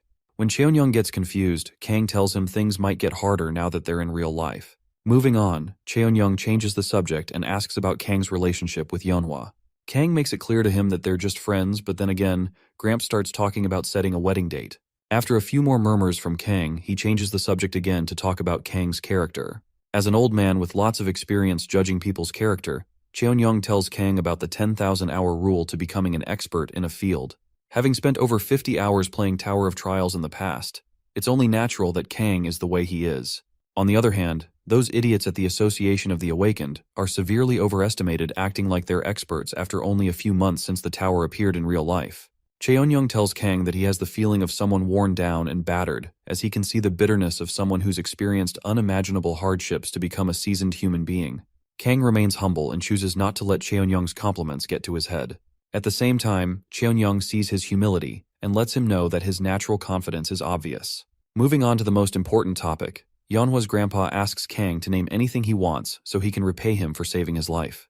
Kang thinks about his next words very carefully as they could make or break him. After making sure Cheon-young can't go back on his words, Kang tells the legendary martial artist what he wants. Soon after, Kang exits the room with a smile on his face and finds Yeonhwa outside. Yeonhwa asks about her grandpa and Kang tells her he's doing just fine. When she gets overly grateful, Kang tells her it's no big deal as her grandpa has thanked him enough already. Inside, Cheon-young can be seen tearing up as he has to give up something he's personally attached to just to repay the man who saved his life. As for what it is, it's not shown for now. After leaving the hospital, Kang checks into a luxury penthouse hotel and takes his sweet time sightseeing the beautiful view of the city before calling for room service. Upon spending just a few seconds on the hotel phone, Kang is served a very lavish and sumptuous dinner. Without wasting a single second, Kang digs in and savors every square inch of the food, noting how insanely delicious the food is. Alice, who's been watching him eat, asks if the food is really that delicious, and Kang tells her about his mukbanger career a while back. While they discuss, the new TV show, Beyond the Tower of Trials, airs on TV and the host presents an expert from the field, Jang Eun-seok from Guild Dangun, to give comments on how to rank up quickly in the tower. After the usual his and hellos, Eun-seok urges the players to start their tower ascension journey by building their strength first. To build strength, they can either raise their skill level and general level by working hard, or use the coins from the Tower of Trials to secure better items that'll help them level up. To Eun-seok, the second option is the greatest path to becoming a ranker. As Kang finishes his hearty dinner, Alice continues watching Jang Cap on live TV. Shortly after eating, Kang retires to take a shower before going to bed. Jang continues talking on the TV as he says nobody has even entered the 4th floor yet. When asked why, Jang says it's because only the one who clears the 3rd floor is given the benefit of entering the 4th floor first. With that said, Yang explains the fourth floor to be a unique dungeon where 100 massive waves occur, and the key to clearing it is protecting your base in the field. If all players fail to protect their bases, then the fourth floor will be sealed for 20 days. If that happens, then humanity is cooked as disaster will happen in 90 days. Even Unknown won't be able to just announce that he's entering the floor. The reporter then asks him if he thinks humanity will be destroyed if 90 days pass. And Jang tells her and everyone else watching that there's a huge possibility that the tower will destroy humanity if left untouched. At that time, Kang takes a shower, making sure to listen to the show carefully. After the show, the host escorts Jang Yoon-seok outside to his Lambo and asks if he's truly going to be free for the next month. Yoon-seok lets her know that he's free, as it'll take at least a month to prepare to enter the fourth floor. While entering the Lambo, Jang suggests they both go somewhere nice for about a month.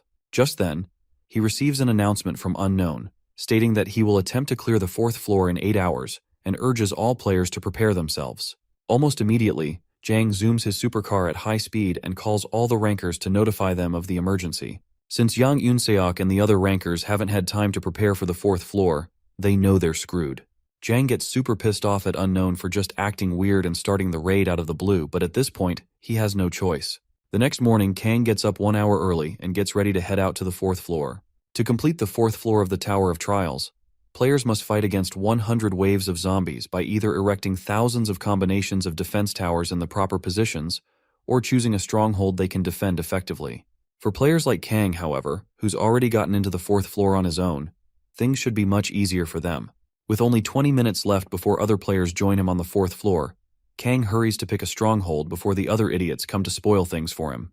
For his choice of stronghold, Kang picks Sangam World Cup Stadium and uses priority base selection rights to mark it off as his base. Following that, he scatters squishy grains all over the field and plants 5 solar seeds before using natural water to increase the plant growth speed by 20%. Once he's done preparing, Kang gets back outside to the fourth floor's starting line and finds players from most of the famous guilds all present to attempt the fourth floor.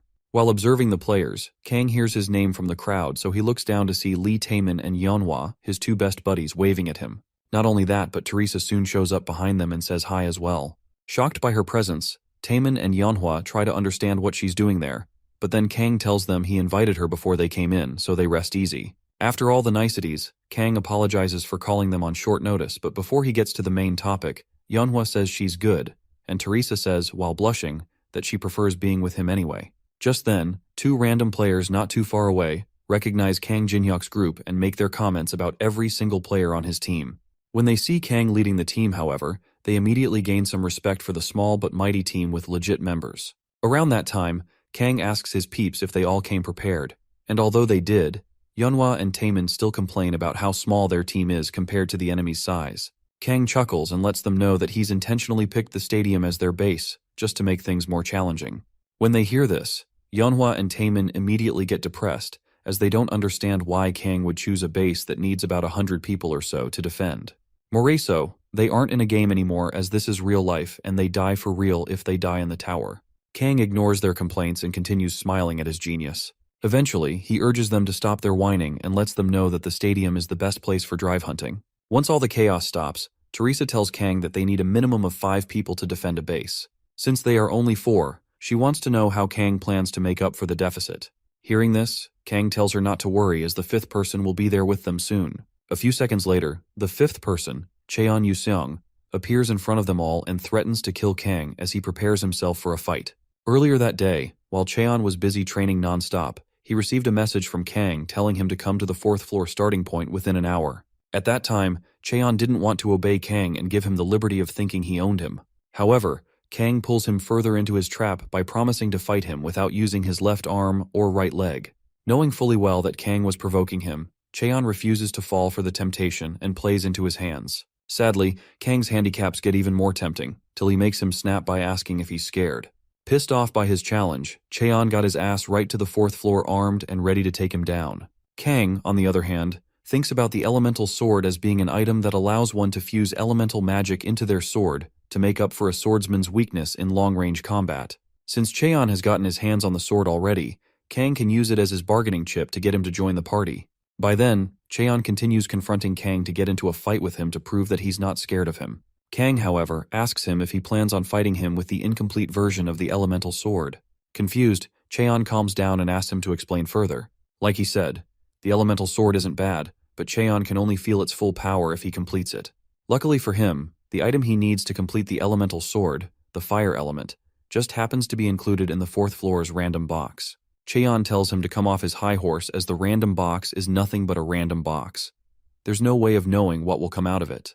At that point, Kang promises to give Cheon a round with his completed sword if he can help them with base defense. Cheon gives Kang's offer a second thought and finally sheaths his sword to accept the offer. Once Cheon agrees to join their party, Kang meets the minimum number of people for base defense and forms a 5-person party. With that, Teresa asks Kang if he thinks it's okay to have someone like Cheon on their team, as he could easily stab them in the back. Kang assures her, saying that Cheon isn't a betrayer till he gets what he wants. Though he may not look like it, the doofus has an innocent side to him. After hiring the last person on the team, Yeonhwa rummages through her backpack and fishes out something her grandpa left for Kang.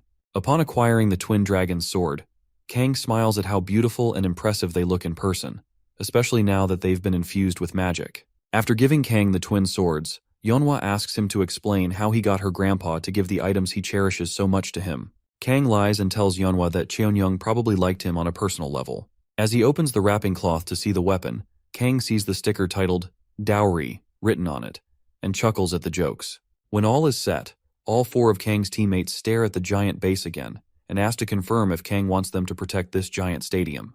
Kang tells them he has a plan so they don't have to worry. Just then, another person recognizes Kang as the owner of the stadium base and calls his attention to it. Kang, on the other hand, takes note of the seal on the guy's sword and recognizes it instantly. As for the hobo-looking player, he presents himself, as if getting ready for a challenge.